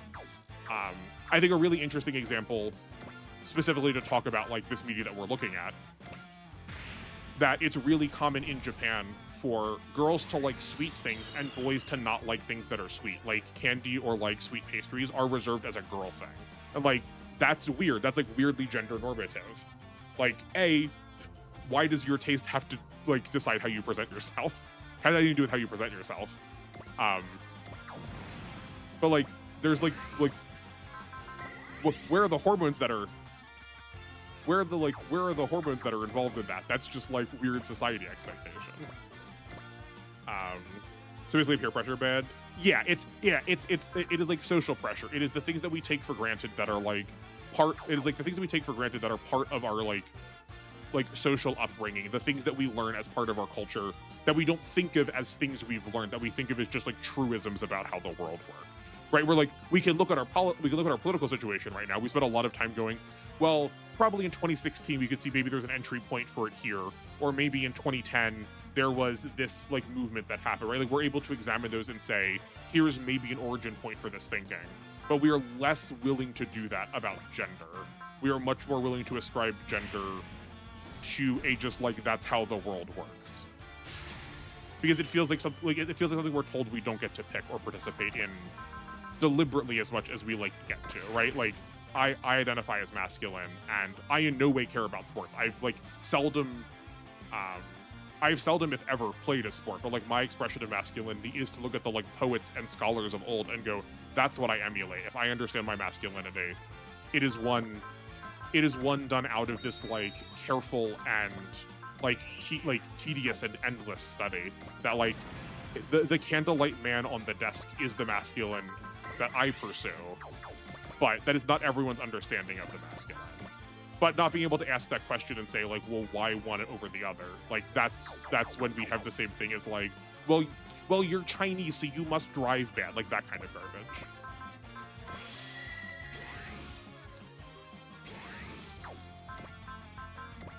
Sports suck. Yeah, I mean, yeah, like all of us who are like clinically inside are like are probably not going to be like running to the fields to go shoot some hoops. Um, yeah, and just like the expectation that like, oh, you're a guy, you should like sports is like, nah, sorry, not me. Like tomboys are not gender normative. Am I doing this correctly? It's my first time. Chinese drive bed. So we'll do that one first because that one's shorter. Yeah, it is at least a like Chinese people being bad drivers is a stereotype, at least from the like boomer generation. Like obviously it's a stereotype, so I'm not gonna like cop to whether or not that's true because it's a stereotype. So like its truth value is not a worthwhile conversation, but it is a stereotype that is common for people that are like 65 or over. I mean, I hear Japanese are really bad sticklers for rules. No idea if it's true. Yeah, I mean, the entire society would fall apart if not for the fact that like everyone just believes the rules are good and doesn't question them. So like, I would say that is again a thing that gets stereotyped, but is like a commonality in trends you could look at and be like informed. I mean, I would argue Americans drive bad. I mean, yeah, I wouldn't fight you on that argument. But like we were saying before, like none of these are like none of these takes are inherently bad, right? Like it's not heinous to say like, well, I mean, just look at statistics. Like Americans have like heinous abilities for driving. Like that's just true. But it's the expectation that people have to follow in that case, right? Like, I would say I am generally speaking a safe driver, but like everyone probably thinks that they're a safe driver. But expecting me to be a bad driver just because like I'm a stupid American is like not something that follows. Speak for yourself, basketball and volleyball are sick. Okay, I mean, yeah, that's true. I will speak for myself. I don't find them interesting, but... Oh, good night. Good night. Glad to have you around. I appreciate you being here. This was an incredibly rousing conversation. Thank you for keeping me company. I hope you enjoyed your time. I hope you learned some stuff. I felt like this was good and productive. Also, is it just me? I feel like I no longer see tomboys. It could just be my circles. Okay, so yeah, so we'll go back to that now. Am I doing this correctly? It's my first time. It surprises me that it is, because we've talked so much before about like wanting to see queerness represented well, and like the tomboy is like one of the most quintessential expressions of queerness that is allowable. It's fine. I can carry the convo for two people. Oh, absolutely. Like I'm not upset that it's just going to be the two of us. Like I do like talking to you too. I think you've got a lot to say that's meaningful. But yeah, it surprises me that this is like not part of your vocabulary already. Like it's okay if you don't have no expectation. Like it wasn't your job to learn this, but because we've talked about like queerness or like the want to express queerness in media before, that it feels like it's part of the same conversation. So like tomboys are not gender normative. To some degree, yes, but I think that the tomboy is becoming aggressively more so. I was just talking with my friend about this, that there are so many ways with which we will jump through so many hoops to try to make sense out of a woman expressing a like diversion in gender, as opposed to a man. That like we need to find some way that any woman expressing something that is slightly gender non-normative still fits in the role of like, well, they're still girl, right? I can still find some way to see this person as a woman, even if they're trying to like express or dress neutrally or like non-feminine. And I think tomboy is like an example of that. That like if we didn't have that like already preset expectation that they are going to still be a woman, a lot of tomboy qualities code as very masculine. I think probably one of the reasons why you are like less apt to see the tomboy is because like those people probably just had some amount of like gender ambiguity to the want of their expression, and now that we're just like more comfortable saying that, they like those people probably just committed a lot harder to like gender ambiguity. Like you're probably going to see I would venture a guess that most people who express themselves as tomboys probably are now expressing themselves as gender neutral. or if not exactly gender neutral, probably closer to it. And it was just like a way you could get away with it and society not try and like kill you for it, you know? I have a lot of practice in these subjects. My brain is like divided between Fate lore, HSR lore, then the other half is American politics. Yeah, I mean, like that comment itself is like all the evidence I need for the like media helps you practice, not actually teaches you. Because like that's exactly it, right? Like we could look to all these different sources and go, oh, this looks familiar here. Yeah. Tom girl isn't a phrase. Yeah, I don't think we ever do. But like you also like you wouldn't hear like, but like the word tomboy comes from how we describe cats, like a tomcat. So like to say a tom girl is like a tomboy is like reiterating the fact that this person is expressing themselves masculine, but in a way that is like not normative. So like you like what's the equivalent? What's it? No, not a tomcat. Surely there's got to be a phrase that is like gender parallel to tomcat. But yeah, but like I like short of trying to create the nude phrase, I do think the phrase femboy is perhaps the like the gendered equivalent to it.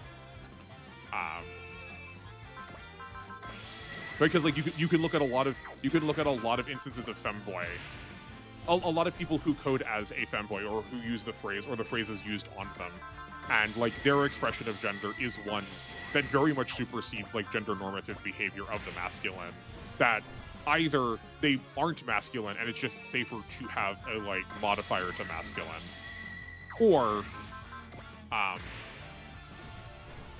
just like their expression of gender is one that doesn't fit the masculine, and they would still identify as a man, but they need a word to be able to qualify that like their understanding of masculinity is not one of like harshness, hardness, severeness, of starkness, but it is like one of like softness or comfort or beauty.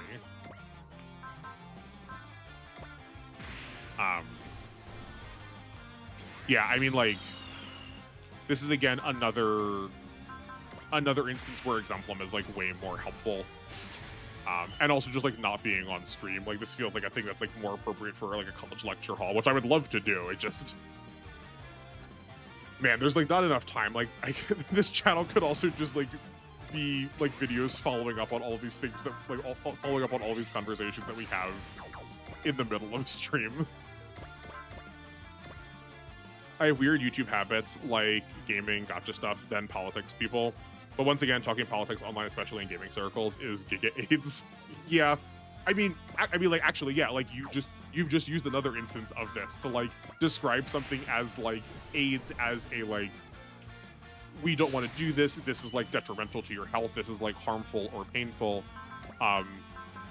Is like very much coming out of a world where where queerness is a like augment is a thing to criticize, is a thing to see as like othering, right? Like we wouldn't use the phrase. I'm not faulting you here. Like please don't think I'm like criticizing you here. Like it is a phrase that is like very common on the internet, but like the AIDS epidemic is like one of the reasons why we describe things negative as being AIDS, and not like we could have picked anything. We could have said like, oh man, it's like the sentence could have been, but once again, talking politics online, especially in gaming circles, is like Giga TB. But like we don't say tuberculosis anymore, even though it's like one of the largest.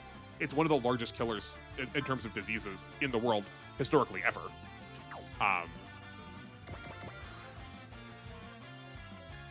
And it's fascinating to me that like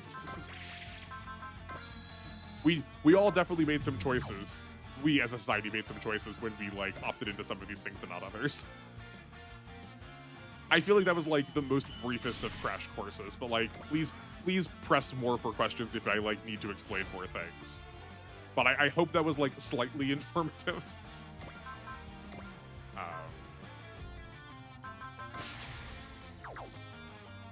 What else can we do to you? Oh, just a whole lot.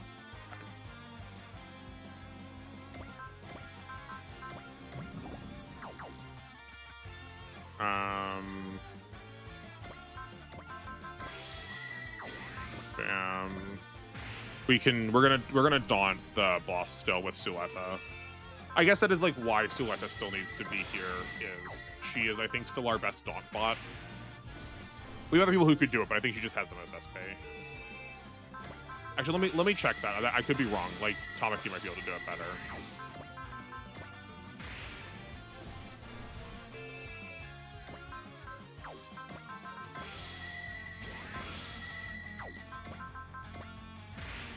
I can't wait for this to not have to be this cycle all the time. Actually, this is also going to end perfectly because once we finish this mission, we can like check out all the fallout of it, and then we'll have exactly enough time to do some unit analysis afterwards. To check out all the fallout of it, to use another phrase that is like very much tied to our like political and social history. Right, we are here for... All right, Tamaki's got 150. Suleta has 187. Yep.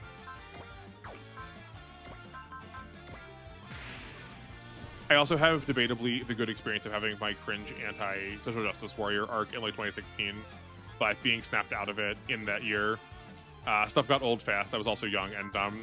Yeah, I mean, I think looking at ourselves charitably, acknowledging that sometimes you need to like go through the like exercise of being a contrarian to be able to like actually learn is like probably worthwhile.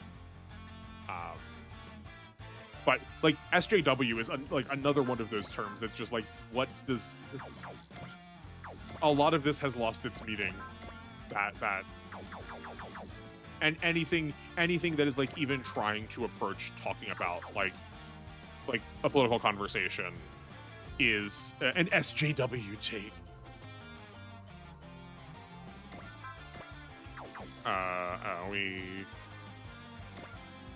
Did we mess it up? No, we still got more. Okay. Oh no, we super did mess it up because we can just go like this. It helps a lot of the things people are complaining were people on Twitter. Yeah, people on Twitter or Dub. You said the same thing twice.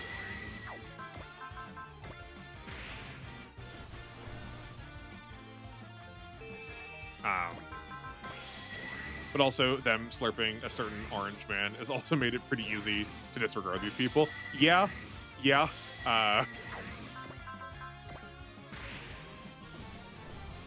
it's when it's to return to the same thing, to return to the same thing we were saying before about like progress and like repetition. It's when you like put it to practice and then you go, oh wait, this is like actually this doesn't work, this doesn't make sense, and then you learn from it. Like, good job, you've learned. That's what you were supposed to do. But when you just like keep repeating it anyway, it's like, oh, okay, that's, yikes, that's uncomfortable.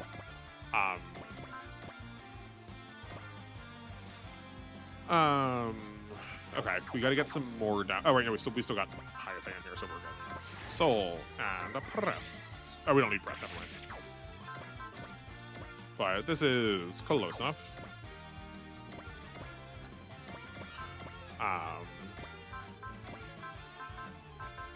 That is interesting you say that, though. I'm unsurprised just because of like how dominant the U.S. is in like global politics.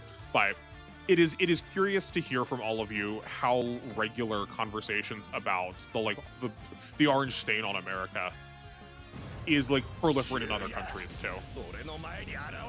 Man, I sure hope America and the England will learn from their past, because right now America repeated it and England is set to next election cycle. That's spooky. I did not realize that. I'm like too busy trying to survive over here to recognize what's happening over in the UK. Yeah, I think one of the reasons why people are so concerned also is a lot of people are learning their lesson. Unfortunately, at least the political system that is set up over here means that it, like, you actually can't really act on it at all. That no matter how much activity you have, no matter what you do in the spaces that you can do them, It just is not enough because the like powers pushing the other direction are just so much greater. It was the like slow trickle accumulation of power to the people who want to oppress that we did not catch soon enough, that there is a critical point where it's like really, really hard to push back against that. I mean, we have succeeded before, like humanity has persisted, but it becomes increasingly more dire and harder to push back when the like dominance of power becomes so much more consolidated.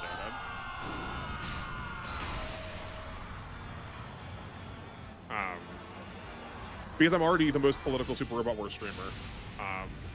It's like one of the reasons why the Second Amendment is such the big conversation in America. And like, without spending a lot of time on it, just the ability to defend yourself historically was not that different from the military, at least when like the Constitution was written.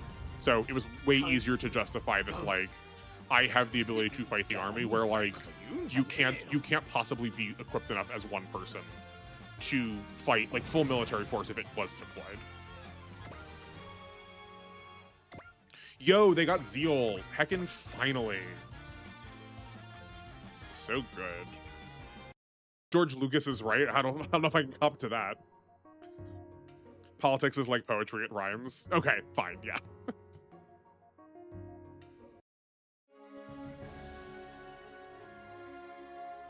Shame we had to buffer through the like boss kill. Okay.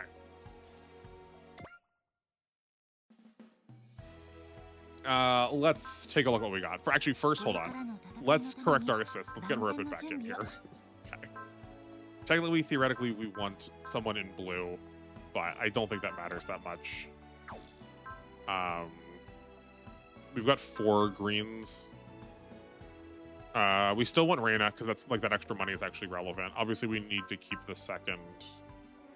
Yeah, that's fine. It's less optimal, but okay. Let's see. Did we get some more stuff?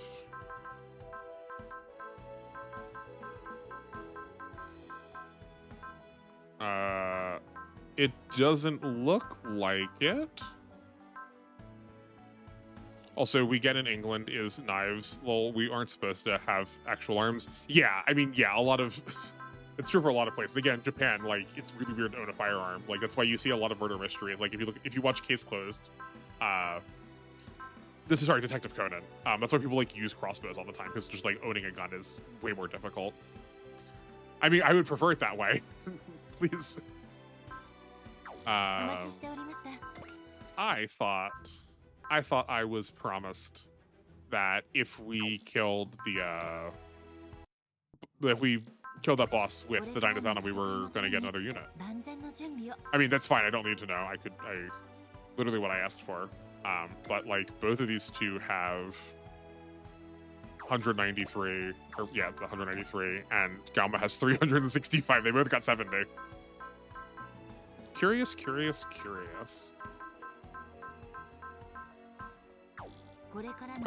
I mean, maybe they'll show up in a second.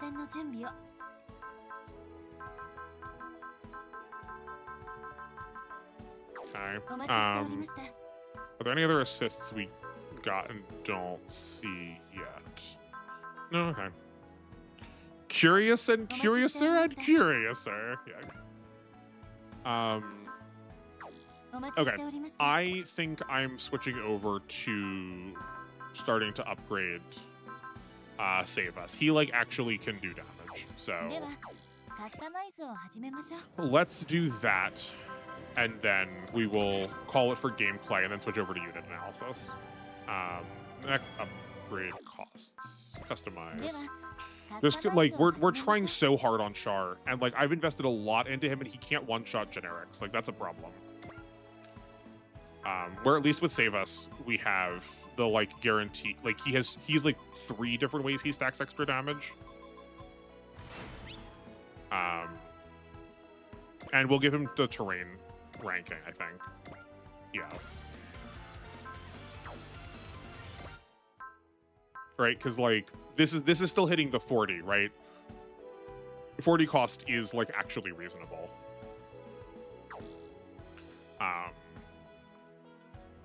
Yeah, we can A disgrace to the name Red Comet. Yeah, kinda. I think I made this joke before. I get that it's called Super Robot Wars and not Real Robot Wars, but the real robots really just get like such the short end of the stick in some of these games. And like I do suspect we probably have ways of improving that, and like not everyone has to do like that particular role. It just feels like Char is supposed to, but like I said before, I think part of the problem is some of his resources are divided a little bit too much in trying to make him all-rounder. Whereas like if you give me something as polarizing as press, like that's all I'm going to want to do for a good reason. Super Robot Wars Y especially shows its super bias. Yeah, 100%. I am like happy that we clocked it early, but it's a little disappointing that I clocked that so early on into play, and that is still remained true.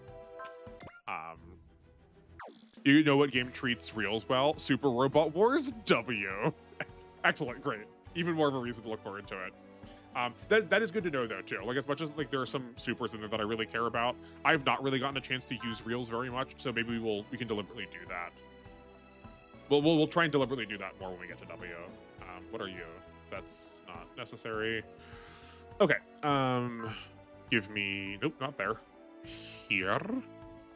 MAHQ.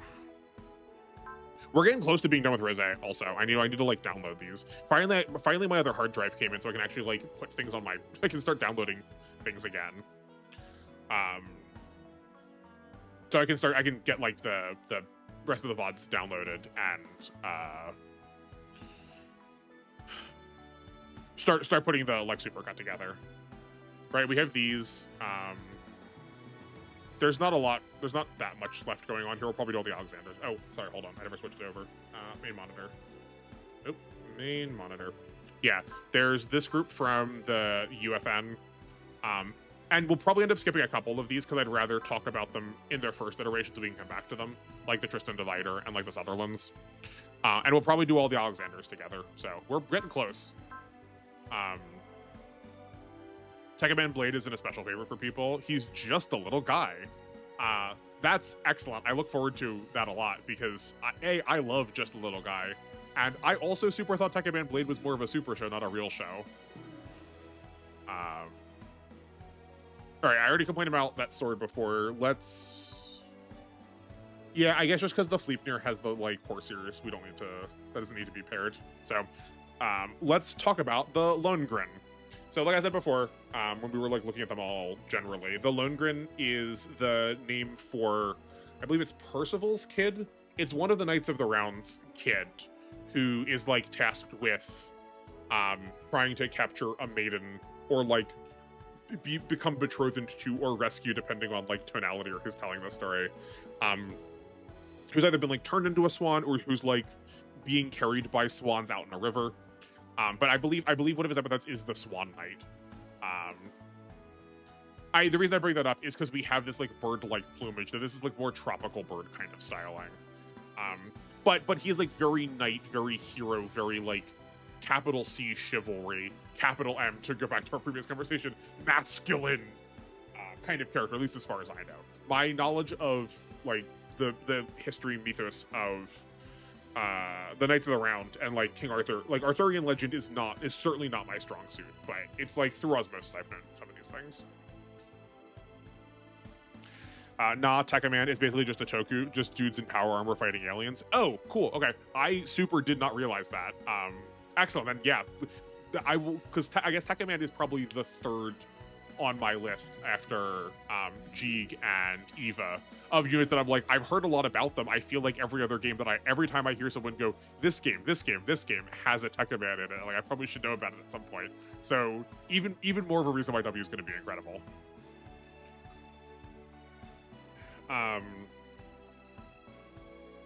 Okay, let's start with the obvious, rather than like try to slow roll this. This head is weird. We have yet to see in all the other cases a head that is this separated from the body. Both like physically, this like physically feels like it's being held in a different place, like maybe it's attached to this backpack. But also all the rest of them like maintain the color scheme and maintain like the same like flow across the body, right? This looks different. This looks alien. This looks added, augmented. Which I think like potentially very good. Everything about like the top of this looks like augmented or extreme or different. So maybe maybe that is part, like maybe that's part of this design. But like it's like very noteworthy that we have a break from colors. We're still using the same red. Interesting that our like red, like the monocular gaze that we've talked about before is the red that's being carried through to the rest of these colorations. And like look at the parts that are colored. These like grill pieces that I noted as being the like slight gold tinged opulence, like either I mean not we don't have to divide these, actually these could just be together at the same time. You're allowed to have multiple interpretations with the same piece of information. That it's no longer opulence tinged, but it is blood tinged. So like is this a warrior who is steeped in blood and constant violence? I mean, he has a big honkin sword, so like that makes sense. But that violence is also attached to his ability of being watching. So like this kind of look is the one that feels to me like you should put him in the middle amongst the rest of the knights that we've seen, and that when people see this group, if they are on the side of this organization, they feel protected, but if they are opposed to it, they feel threatened. Like that's why animals have, like whenever you see not whenever, but almost always when you see an animal in the wild, it's one of two reasons: either for mating, or when you have this like fan out, get big, is to be menacing, is to look bigger than they are. And like the way the shoulder shield fins come out does that, and then also the plumage does that too. Like these don't look functional. I'm curious to see if they would be. But these are like very reminiscent of like a bird of paradise kind of tail. But specifically bird plumage more so than just like big animal get wide, where like the Fomalhaut has a little bit more of the like animal get large kind of feeling to it. Where this feels like posturing to ward off, whereas the Fomalhaut is like, don't mess with me, otherwise you will experience the like wrath of it. So I wonder also if this knight is not all they are cracked up to be, that like maybe they are politically more powerful rather than like combatively more powerful. Because like actually, I'm sorry to tell you, I know anime and movies would tell you that like big honkin' sword means you're better as a swordsman, but it's really hard to fight well with a large sword. So I would not be surprised if this was more of an artifact of his station rather than something that was like an effective weapon. It's funny you say Tekkaman is mentioned a lot. It's literally only in J and W, both covering the plot while W also covers S2. That's funny. Are there multiple Tekkamans? Is it maybe that I'm like, are there other shows with Tekkaman? And just like the default ones there? Or is it just that I've circled J and W so many times that I didn't realize that this was like a match made in heaven, that I was supposed to be playing W a lot longer ago? My only issue with the show is a character called Levin, who is implied to be gay and or trans, and because of such, the dub changed his gender to female. 90s mecha toku shows. Fascinating. So presumably the concern is if the character is trans, they are trans mask, and then they're given feminine pronouns, they're given female pronouns, because that would have been like denying their transness would have positioned them as a woman. That does feel like the sort of thing I will have lots of things to say about, so I look forward to that. Actually, I mean, yeah, hold on. We'll finish with the Lundgren. Nah, I paused already for that. Let's go take a look. I want to see.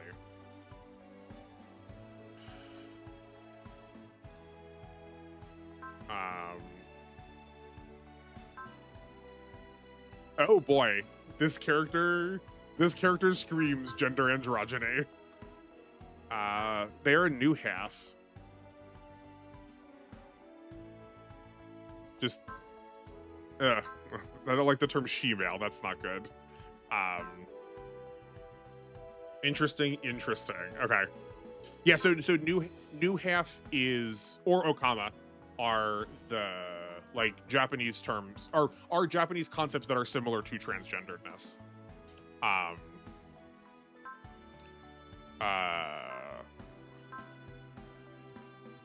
Interesting. I don't know if we're gonna get like a good answer here. I can like click here, but we'll look at my anime list so I can see if that gives me a good answer. Levin is a member of the Space Knights and the computer mechanic. She develops a battle robot who later takes the name Pegasus. Curious, I believe they are called. I believe they're called a queer word for wood. That was a very tactful way of phrasing that. Yeah, I mean, like, but that word also gets thrown around for a plurality of gender expression. So, unfortunately, the slur doesn't narrow things down here for us. Yeah, but I'm curious. I would be curious to see if this person identifies as a woman and should be given she, her pronouns, or identifies as a man, just looks feminine, and then are like, no, we have to misgender this character because we can't handle it.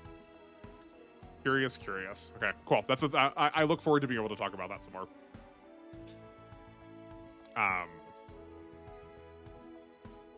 I'm going by the show and TV tropes. Oh yeah. I guess I could look at TV tropes. Man, that website is sometimes there's some things that are written as fact that are really just opinion, but not as if I'm not also someone who tries to frame their opinion as fact sometimes. They do appear in W, so you'll have the chance. Okay, sick, great. But yeah, we'll save it. We'll save it till we get to see them in action. Yeah. Okay, so in addition to this posturing with this like giant sword and this like big feathery stuff, this also really screams like very deliberate helmet or like very deliberate modification. So I would also not be surprised if maybe this character was like fighting against their like that they've maybe been converted somehow. I mean, it's Code Geass. We know people can get mind controlled. Maybe this person was fighting against the like Britannian Empire. Got Geassed into fighting for them, so then like the head has been converted to be different because like their mind, their like internal head has been changed. Like I don't need to be an expert in literature to be able to tell you or for you to tell me that like someone's head being replaced is like very strong symbolism. So actually, hold on. To that point. Oh, so the full behold. Sorry, that's a weapon. The full bout. This white is pretty darn close to this white. So maybe we also have like, maybe instead of it being a like dominance thing, maybe this is an opt-in. Maybe the person who's piloting this has replaced all sense of self, right? It would be like that out of Knight. We like that characterization out of Knights, that they like sacrifice their own like political identity, their own like sense of motives to emulate the liege that they serve. Like this color white is, you know, pretty close to the full bouts. So maybe they have replaced their sense of self and their self-worth with the whoever the king in the full bout is like what he's telling them to do. Which will also work then with the like always watching eye, that they are not just an arm, but they are literally representing and will always like feed back to the full bout. Or whoever's in the full bout, like what's going on. Which would also track with how Suzaku behaved on behalf of Charles in season 2 of Code Geass, right? He was like sort of the he was a confidant of Charles because of his relationship with Lelouch and the Geass. And like, but like narratively also how they end up coming together. I would not be surprised if we like repeated that trait. Do you plan on watching Rosé? Because I want to comment about the pilot, but I don't want to spoil it if it's on your eventual list. I probably will watch it, but if you do think it's like really helpful for this conversation, then like that's fine. You can say something.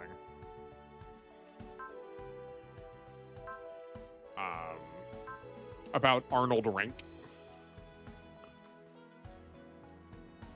And while you're typing that up, I will point out that we have these shield formations again. We have sacrificed the third shield on top for plumage here, but I still maintain that I like these shields. These shields say a little bit more that they have the Blaze Luminous to them. We have this like exhaust port coming out, and we have the same shape that we did before of this very like very polygonal, very angular, like pointed shield, which we used for the Blaze Luminous before. So if those other circular shields did that, like you could do something different. But we've already been taught to expect that out of these weapons. So at the very least, if you're like watching the show, don't see this robot in action first, you could look at this and go, oh, this probably has a Blaze Luminous, where the Volpnir, yeah, the Volpnir was maybe just shield. It's not for this convo, but it's vague enough. He has a Geas Canceller again. Why do they keep giving people the Geas Canceller? That's really unfortunate. Yeah, I don't. It's not a good plot device. But that is interesting. So then we like it's hard not to parallel him with Jeremiah then. Are purple and orange complementary colors? Hold on.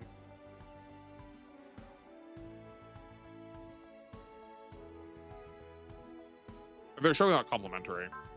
What is that angle? Hold on. Right, so we're I've got a like color picker. We're like somewhere between mauve and mauve pink. But like I don't know what this like 40-50 degree angle is. Yeah, that I could like well, if I get to the show at some point, we can talk about that. It's worth noting because if we're like paralleling Jeremiah is the character who has the Geas Canceller in the first season, and his like whole color thing is orange. Just as a goof made up by Lelouch. You know, maybe there's some intentionality in picking a color scheme around that.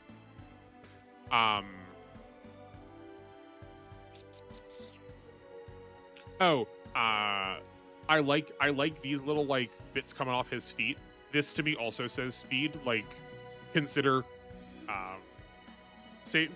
consider the like winged shoes of Hermes, the Greek god of travel and messages, or like I guess like the Flash if you're like more of a comic book nerd.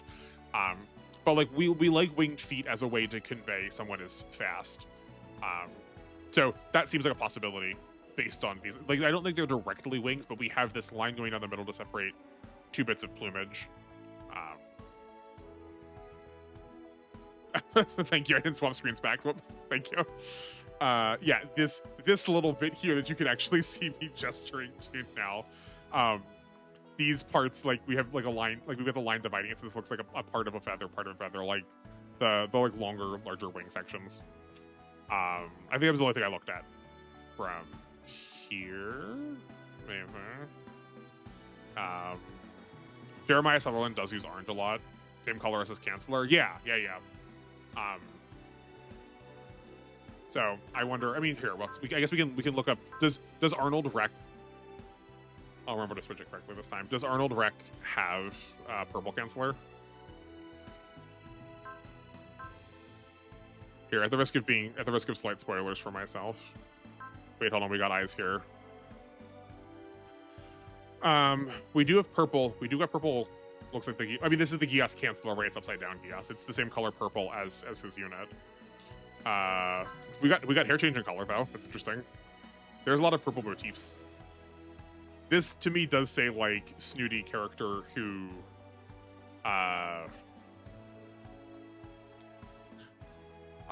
could see the pompousness out of that character, but that feels maybe a little more self-directed than I was expecting. Hair changing color like his mech. Yeah, right? Yeah, like his hair is the same color as the top of this head. I would not be surprised if MAHQ just like didn't have the full of this, because like one of the reasons we're doing this is because so many series other than Gundam don't get like full treatment. Maybe I'm mistaking here. This replacement head is actually a replacement where we see it with the normal head. Like it starts with a purple head, gets defeated by the main character like dies, or supposed dies, goes in comatose, is like out of here for whatever reason, then comes back with the replacement head with the white hair after they've done their like manic villain transformation deal.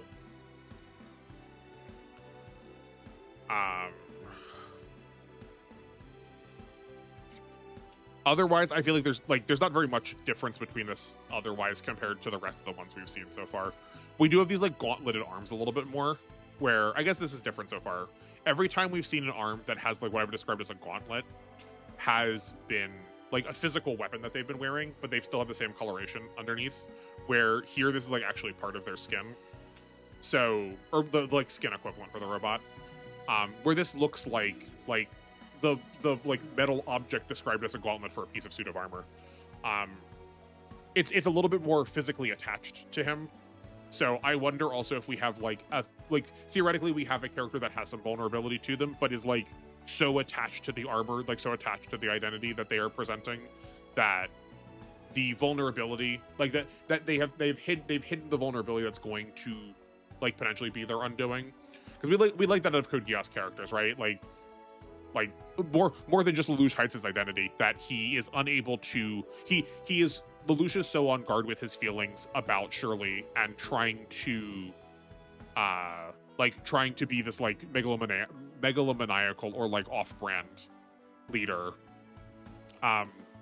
that like his vulnerability towards a girl that he theoretically loves is like potentially a vulnerability to him, because he can't like cop to that feeling. He can't deal with that feeling. It is a vulnerability to him, but he's armored himself so much in his feelings of like trying to be self-denial, trying to distance himself because of what he thinks he has to do for his job, that he's like, that allows it to be a vulnerability for him. Same with Suzaku, where he's like, he keeps hiding his relationship with his father and his like assassination of him. That I guess, whoops, I should have said spoilers here. I just was like, we already said spoilers a while ago, but not for this episode, sorry. Yeah, it's like early on in season 1, I'm sure it's fine. That like, we are at least led to believe that maybe there's some amount of that feeling of guilt as a through line for his actions throughout the whole rest of the series. That he's armored himself with this like external personality so much that he's allowed it to become himself. So, seeing as we've seen this out of our main characters before, I would not be surprised if we're doing that again here, where maybe this character is made vulnerable by something that they are unwilling to acknowledge, and they have like the armor that they wear, the social armor that they wear has become part of their personality, represented by the fact that like the otherwise robot skin equivalent is now like not just covered but replaced with armor. No mark on the stamps, don't worry. Thank you. Actually, yes. I haven't done this in a while, but like, again, thank you so much for making the timestamps. I really appreciate it. It's a lot to have to do. I mean, like, it's not like the greatest work in the world. Like, I'm not trying to like overhype this, but like, you know, it's a lot and I really appreciate it. It's very useful. I'm glad you're doing it for me. Thank you.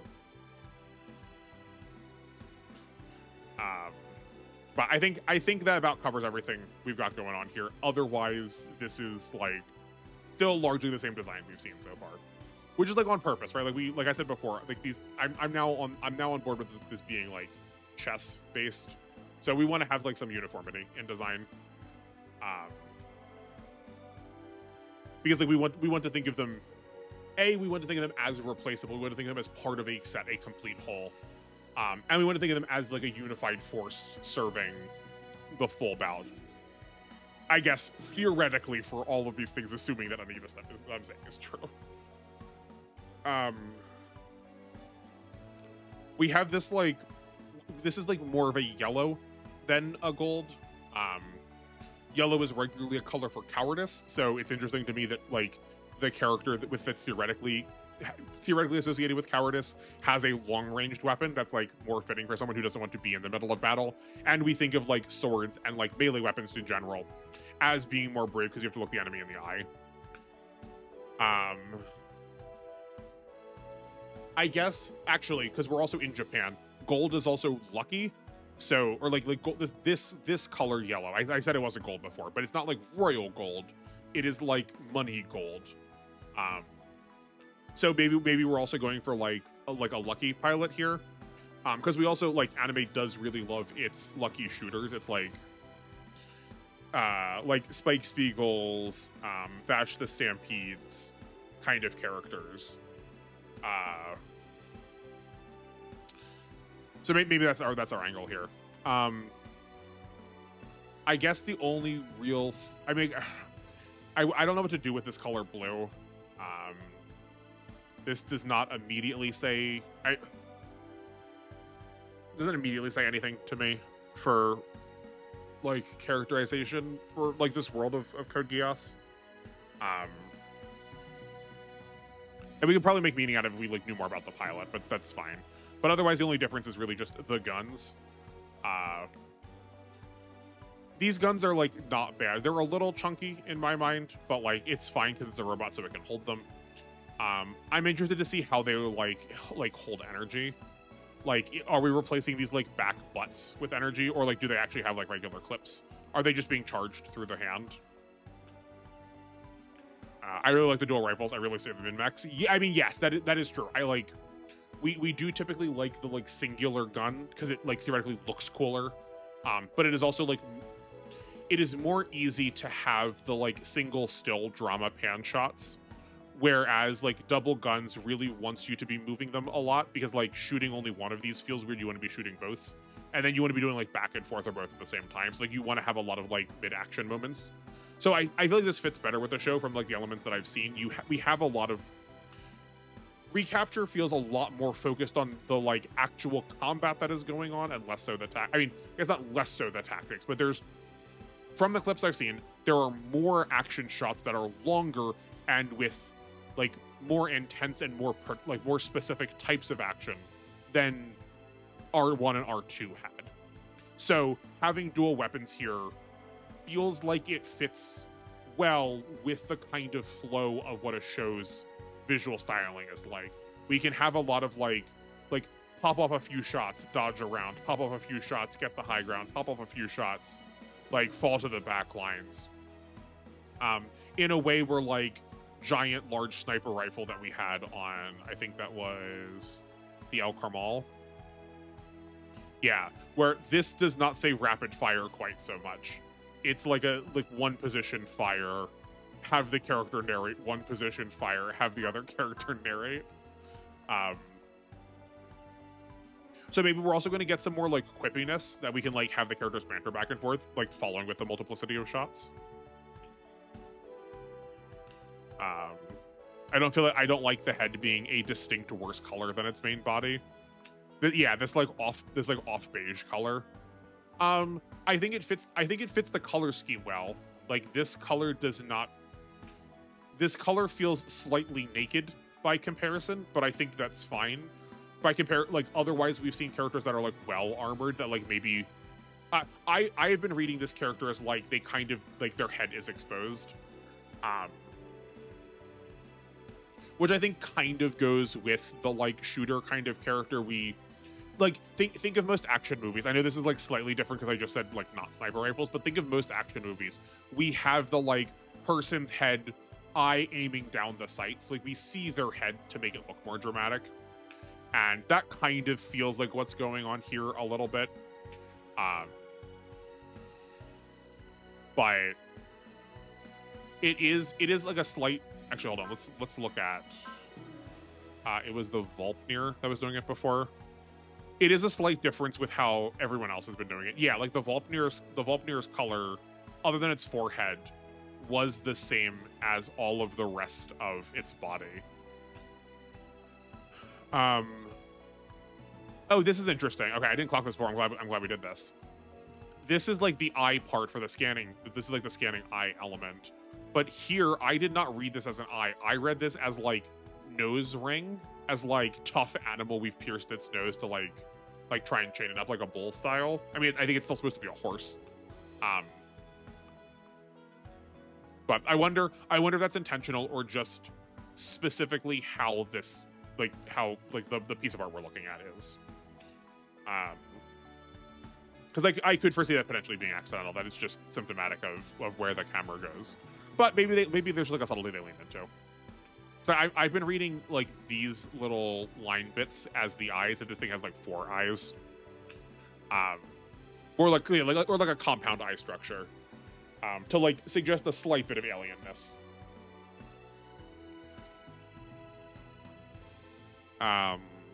What else we got? Oh, actually here, this is also a good through line across all armaments. We have the same cross pattern. Not here. It was on the El Carmal. We have that same cross pattern going across his back, whatever these are that we couldn't decide on, or across these shoulder pads. So like we're still using that same design element. So it still looks like these people are being equipped by the same organization.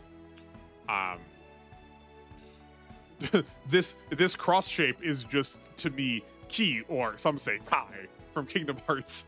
But I wonder if we're gonna see more cross motifs in the like visual styling of where we're going, right? That like, are there going to be crosses on banners, or are we going to have a lot of like elements where we're going to be having characters that are crossing over paths? Like, do we have a lot of like intersection walkways we're going to be going on, as opposed to say like big open like fields or courtyards, you know? I'm not sure I love the like angle of these handles. This looks a little bit more Nerf blaster to me, rather than it feels slightly too angled as someone who's never held a gun before. But I would like this to be a little bit more like upright rather than leaning forward. This feels like it's very prone. If we were trying to use real physics, this feels like it'd be prone for the gun to like just like go flying out of your hand when you shot it once. It feels like especially if you're gonna be moving around a lot, it feels like it's gonna be harder to hold on to because it has to have such a specific hand position, rather than having like the indentations that we have for like grips for weapons. But for all I know, this just like physically plugs into his hand, so maybe it's not a problem. But we're not doing much different here, so I think we'll call that one. And let's look at the Leviathan, just so we can wrap it up. Just we can finish up with the Neapolitan Empire. Okay, so I guess we're looking at a group 6 rather than a group 5. So this is like theoretically the most upgraded one. I don't know if that means sometimes when we've like advanced the numbers on robots, we are refining them to make them generics. So like, is this no, this is piloted by one person. I wasn't sure if we were going to have like, we've taken the model that we used all the knights before, and now we have them much like regular soldiers. But like these still feel pretty standout enough that it's probably a main character using them, or like a like central pair, a central figure. We have a different head again. We have the like same grill structure that we did everywhere else, rather than the monocled eye. So if this by itself, this would just say like Knight Robot, but because we have the comparison of the rest of these that have somehow monocle, this says helmet the most out of anything we've seen, that it's specifically trying to cover up that element. Or alternatively, maybe it's willing to sacrifice that this is a character who doesn't have a lot of information about the world and doesn't need to have a lot of information about the world, because their job is just to fight. Because tell me, is this not fight coded the most? We have a massive shield. Again, we still have that X pattern. We have the same gun that we saw off of the... I don't know why I keep closing these. Like, I'm not going to keep opening them. I'm bad at this still. This is the same gun that the Fleipnir has. Right? So we are having a uniformity in weapons. So maybe this is just like a standard issue rifle. And then these two massive swords, which are admittedly different than the Lundgren's sword. Right? Yeah, here we also have that cross pattern again here. But like, this is a great sword shape, right? This is really long.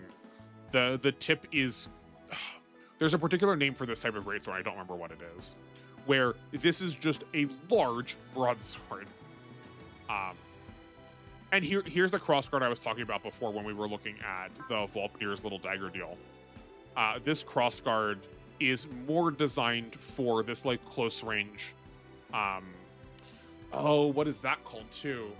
Winding and binding with medieval like long swords or short swords.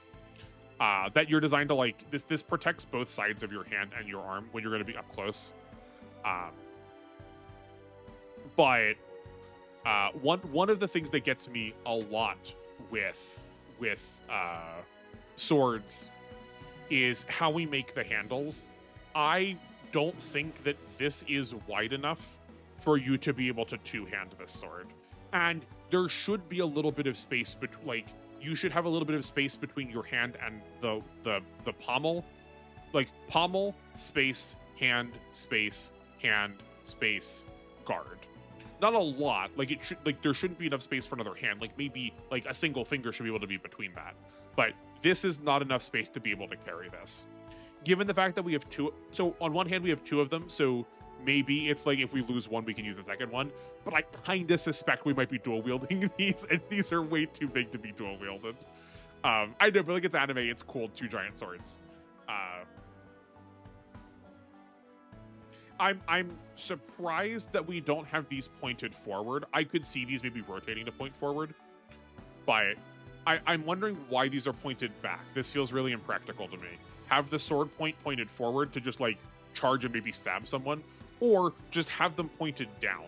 We have a lot of perpendicular motion here where we have this going here, then we have the body structure going down this way.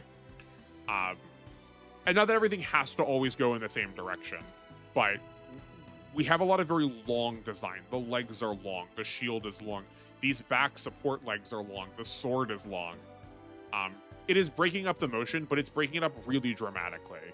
Where in the previous, like in past, when I've complimented a breaking up of like motion on a design, it's been large motion one direction, break up half that size or smaller subtly in another direction. Like when I talk about the Mazinger, the like middle torso section being broken up horizontally was like at least only half the length of his legs. Where this is like this is like very nearly the same size as this robot's body. It sure is distinct. Yeah, no, it sure do be distinct. Which I suppose then again is like theoretically good for, like, I was gonna say it's theoretically good for intimidation, but if that's the case, then like again, point the swords forward. But so then the only conclusion left is it's just that you can grab the sword easily, right? Like you can imagine this hand, quick swing up, grab sword, pull down, already in chopping motion. This sword is already held up such that you have enough momentum to be able to pull it down and swing it really quickly. But in that case, then like, why have the gun and the shield? Like maybe keep the shield, or like you still have to dispose of the gun. This feels a little bit of like too much commitment all over the place. But again, I would need to like see how they're fighting. Like maybe this is like on patrol kind of deal, and then like how they actually want to fight is with swords. I would expect so, considering how big the sword is. But we've also not even seen if these like demagnetize or not. I'm assuming you could probably detach them, because that'd be like really weird if you couldn't. But it's like super duper very night coded. The one thing I will say with the like size of the weapon though, so actually hold on, all of that was from a practicality design. Now let's talk about like narrative design better, I guess. I think that we went over all of them, but I'll point it out here again. Actually, here I'll go to the Code Geass wiki to grab this.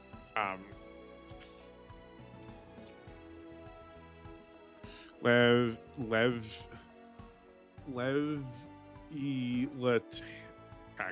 This name got butchered in translation, I think. Okay, it doesn't want to come up. Hold on. Do that. Do this. Maybe because we already have this name somewhere else. Okay, here we go. We have the re, bi, de, te, in, the Leviathan, which is like supposed to be Leviathan. The Leviathan is, I feel like is a King Arthur thing. I feel like I've heard that name before, but it is still derived from the name Leviathan. Which is, if you're familiar with like Final Fantasy, I'm just gonna repeat what I said at the first part of this, but if you're just watching this stream now and you didn't watch the other one, then you might not have this. Leviathan is like common as like a water sea serpent from a lot of like RPGs, but is one of the like forms of the devil, of Satan, of a demon who is in charge of hell. He is the like demon that is representative of pride. So he's still a serpent regardless. So depending on who you like, depending on which like 1500s scholar you're asking, he is the serpent that tempts Adam and Eve in the Garden of Eden. But big heck off sword really does say pride to me. YouTube, why do you do this to me? What did YouTube do wrong? Did it? Is it just because I'm buffering? Probably because I'm buffering. Did it cut out at a crucial point? I'm sorry.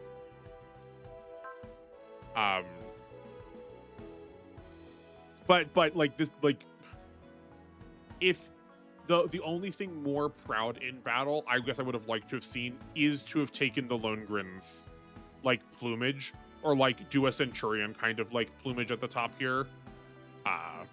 But for all I know, he might have like a large standard that he carries, a large like battle flag, because that's also like super like proud, prideful oriented.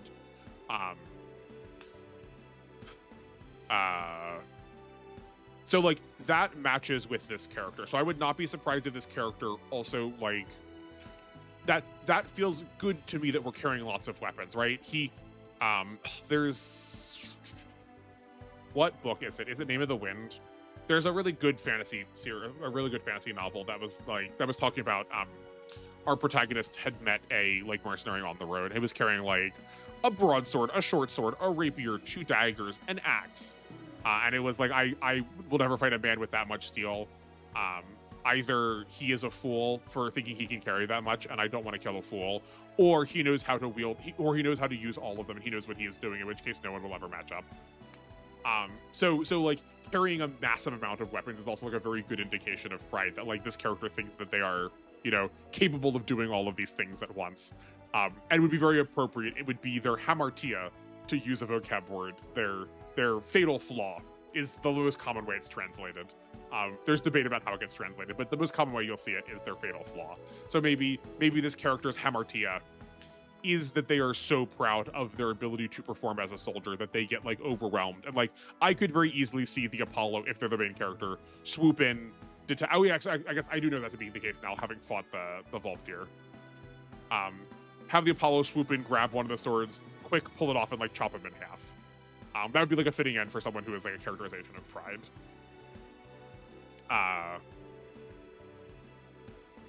But that also like, I do like that also, that we have the like you're literally wearing your weapon on your sleeve, right? Like this is literally like it's very demonstrative of what he's going to try and do, and like someone who is proud and like has no problem showing off what they're capable of, both to like get recognition for it, but because they don't think that someone is going to be able to do better than them. So I could also foresee this character sort of being not quite the hot-blooded type, but the like combat junkie, you can never beat me, I will always be superior than you, like maybe never had to work for it kind of character. But that one feels a little harder to say, because you could just as easily go that like they worked really, really hard, so they have like a chip on their shoulder now, from having put in so much effort that they like will always win combat. Gran Kirkwain. I mean, Gran is like one letter off from Grant, so that fits with pride. Kirkwain, I feel like both the words Kirk and Wayne have origins that I should be able to bring to this conversation, and cannot tell you for the life of me what they mean. Kirk, no, anything I say is going to be guessing though. Other than to say that like both of these elements, both Kirk by itself and then Wayne by itself, are names that I like recall a lot around the space of like Arthurian legend as like part of name conventions, and there's like meaning for that. I just don't remember what they are. So I won't cop to trying to pretend what a definition is, but I could foresee us like getting some more out of his name.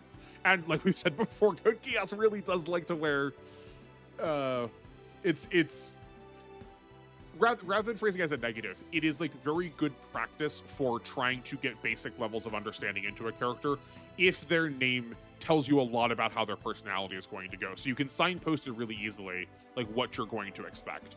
It fits in the tradition of like the stock character of like the Commedia dell'arte, of like around Shakespearean theater shows, of the like shows that are dependent on stock characters that you know how they're going to behave, but you want to see them get put into different unique circumstances. It's the same as like gladiatorial combat, right? A lot of like gladiator fights in ancient Rome were not just for the fighting, but it was like, oh, I'm curious to see how the Rotarius gets paired up against the Hoplomachus. We've seen the Hoplomachus fight the I can't remember the name of another gladiator. We've seen it where we've seen them fight someone with like a spear and a net before, but how do they fight against someone fighting a cudgel, right? It's that like we have known elements and we want to apply them in different ways to see how they behave. And especially for Code Geass, which it like feels very not dependent on, but it feels like it both relies on, but in a way that is strong, like it's a good thing that it relies on them. Of these like you thought moments, of these like surprises, these twists. So having a character that has a like theoretically handed to you predefined personality and then surprises you through a narrative feels very up Code Geass's alley. To also then return to our conversation about like stereotyping or like making assumptions, right? Narrative uses that really well if it like tries to intentionally hand you a character with assumptions baked into them, because then you're going to like allow yourself to like buy into that promise that the narrative wants you to think you already have, and then undermines that, usually for like good plot relevant information, either to say something meaningful about the world or the characters, or for the like sake of the value of like a dramatic plot. How dare you stereotype this anime? Okay, but this is what I'm saying. Like, there are some times where that is a useful device. Like, if you try to say something with it, that's great. I mean, like, tell me that all these characters are not like now. Actually, hold on. I will make a slightly different point.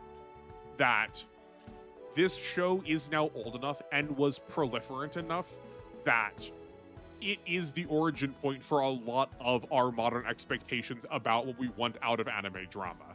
That we can now look back to this as like an origin point where it probably actually was a lot more unique for it at the time, and we just have like, oh yeah, that's what I want, so shows do that a lot now.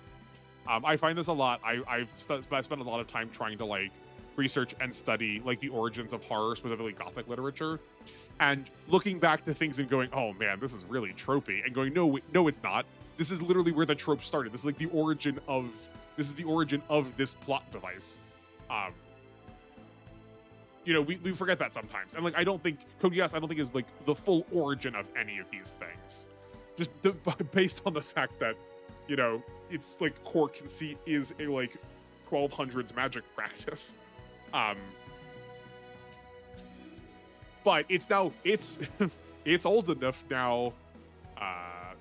It's old enough now that it probably has a lot of tropes because we liked it, so like series kept making elements to follow it. It's tropey for us who are viewing it independent of its time. Yeah, I mean, like that is true. There's a lot of this stuff that is set in its time frame, but that is also like the beauty of interpretation. Like, I can't interpret other than where I am right now. And like that's why we have that's why we use the phrase like, does it hold up? As like shorthand for trying to express that. But it's not a bad thing if it's not a bad thing if things are tropey. Like it is good, and it is good watching, and it is useful to make elements be familiar. Like, things can feel comfortable, and like that's okay. It's not a bad thing like we assume the word trope is like all downside, and I've definitely tried to criticize the use of tropes somewhat on this channel. But I don't think it has to all be bad. Like I think there is purpose. I think there can be purpose behind it. And like I said, or if I didn't say this like strong enough, I do think Code Geass uses that well. Like a lot of these times where I've like discussed things that could theoretically be criticisms, I am critical of them because that means I'm being thoughtful about them. But I think Code Geass deploys them in a way that does make meaning out of them. Tropes are also tropes for a reason. Some good, some less than good. Yeah, I mean, right, like it is a trope is just a stereotype, but for a story, basically. We have identified a commonality, and we like see and continue to use that commonality because it is a commonality that we all are with which we are all familiar. It is the same as the original definition of the word meme.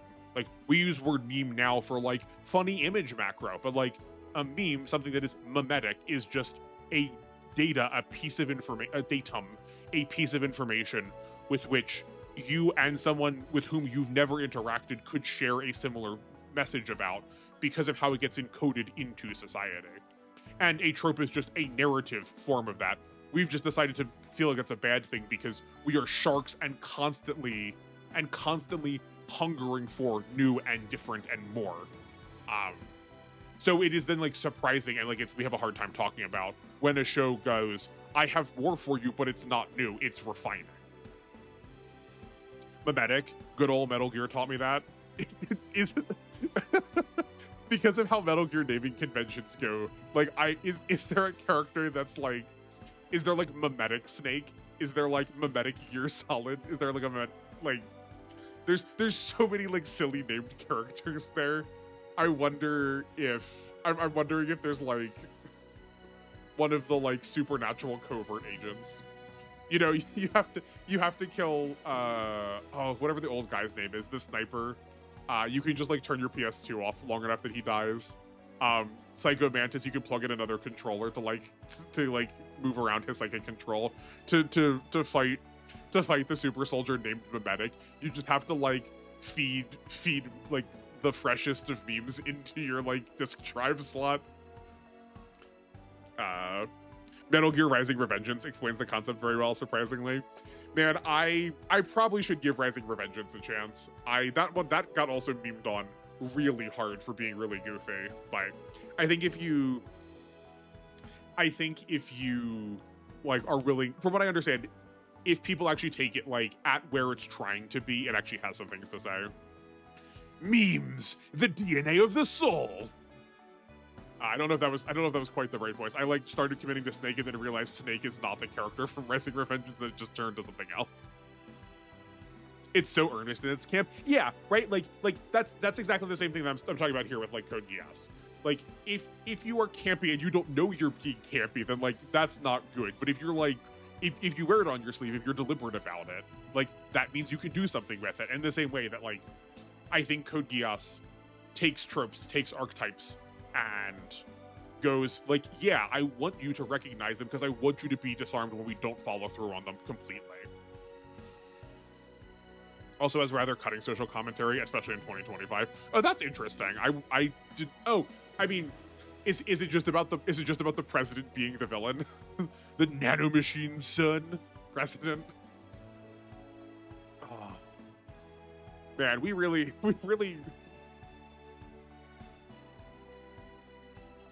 all accepted some real goofy things into our media, but probably for the better because of it.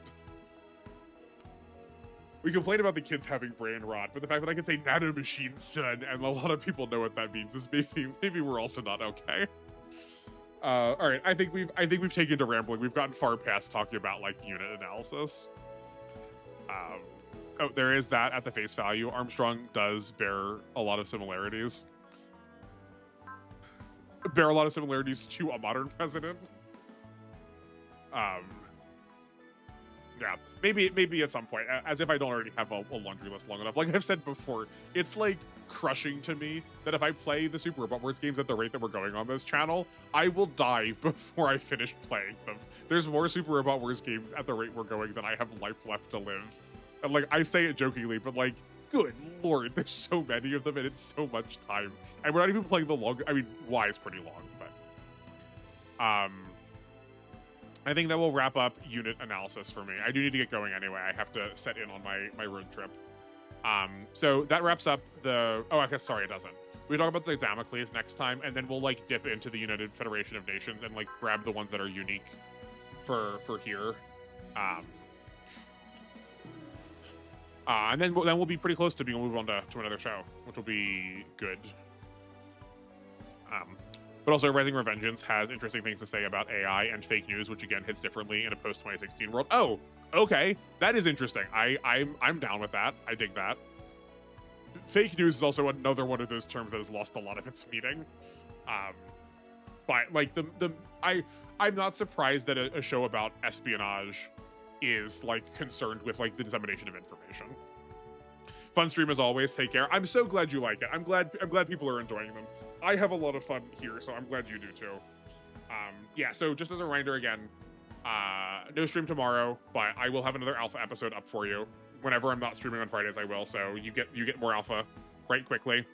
I won't be streaming on Sunday, but I couldn't plan around that because my event came up too quickly.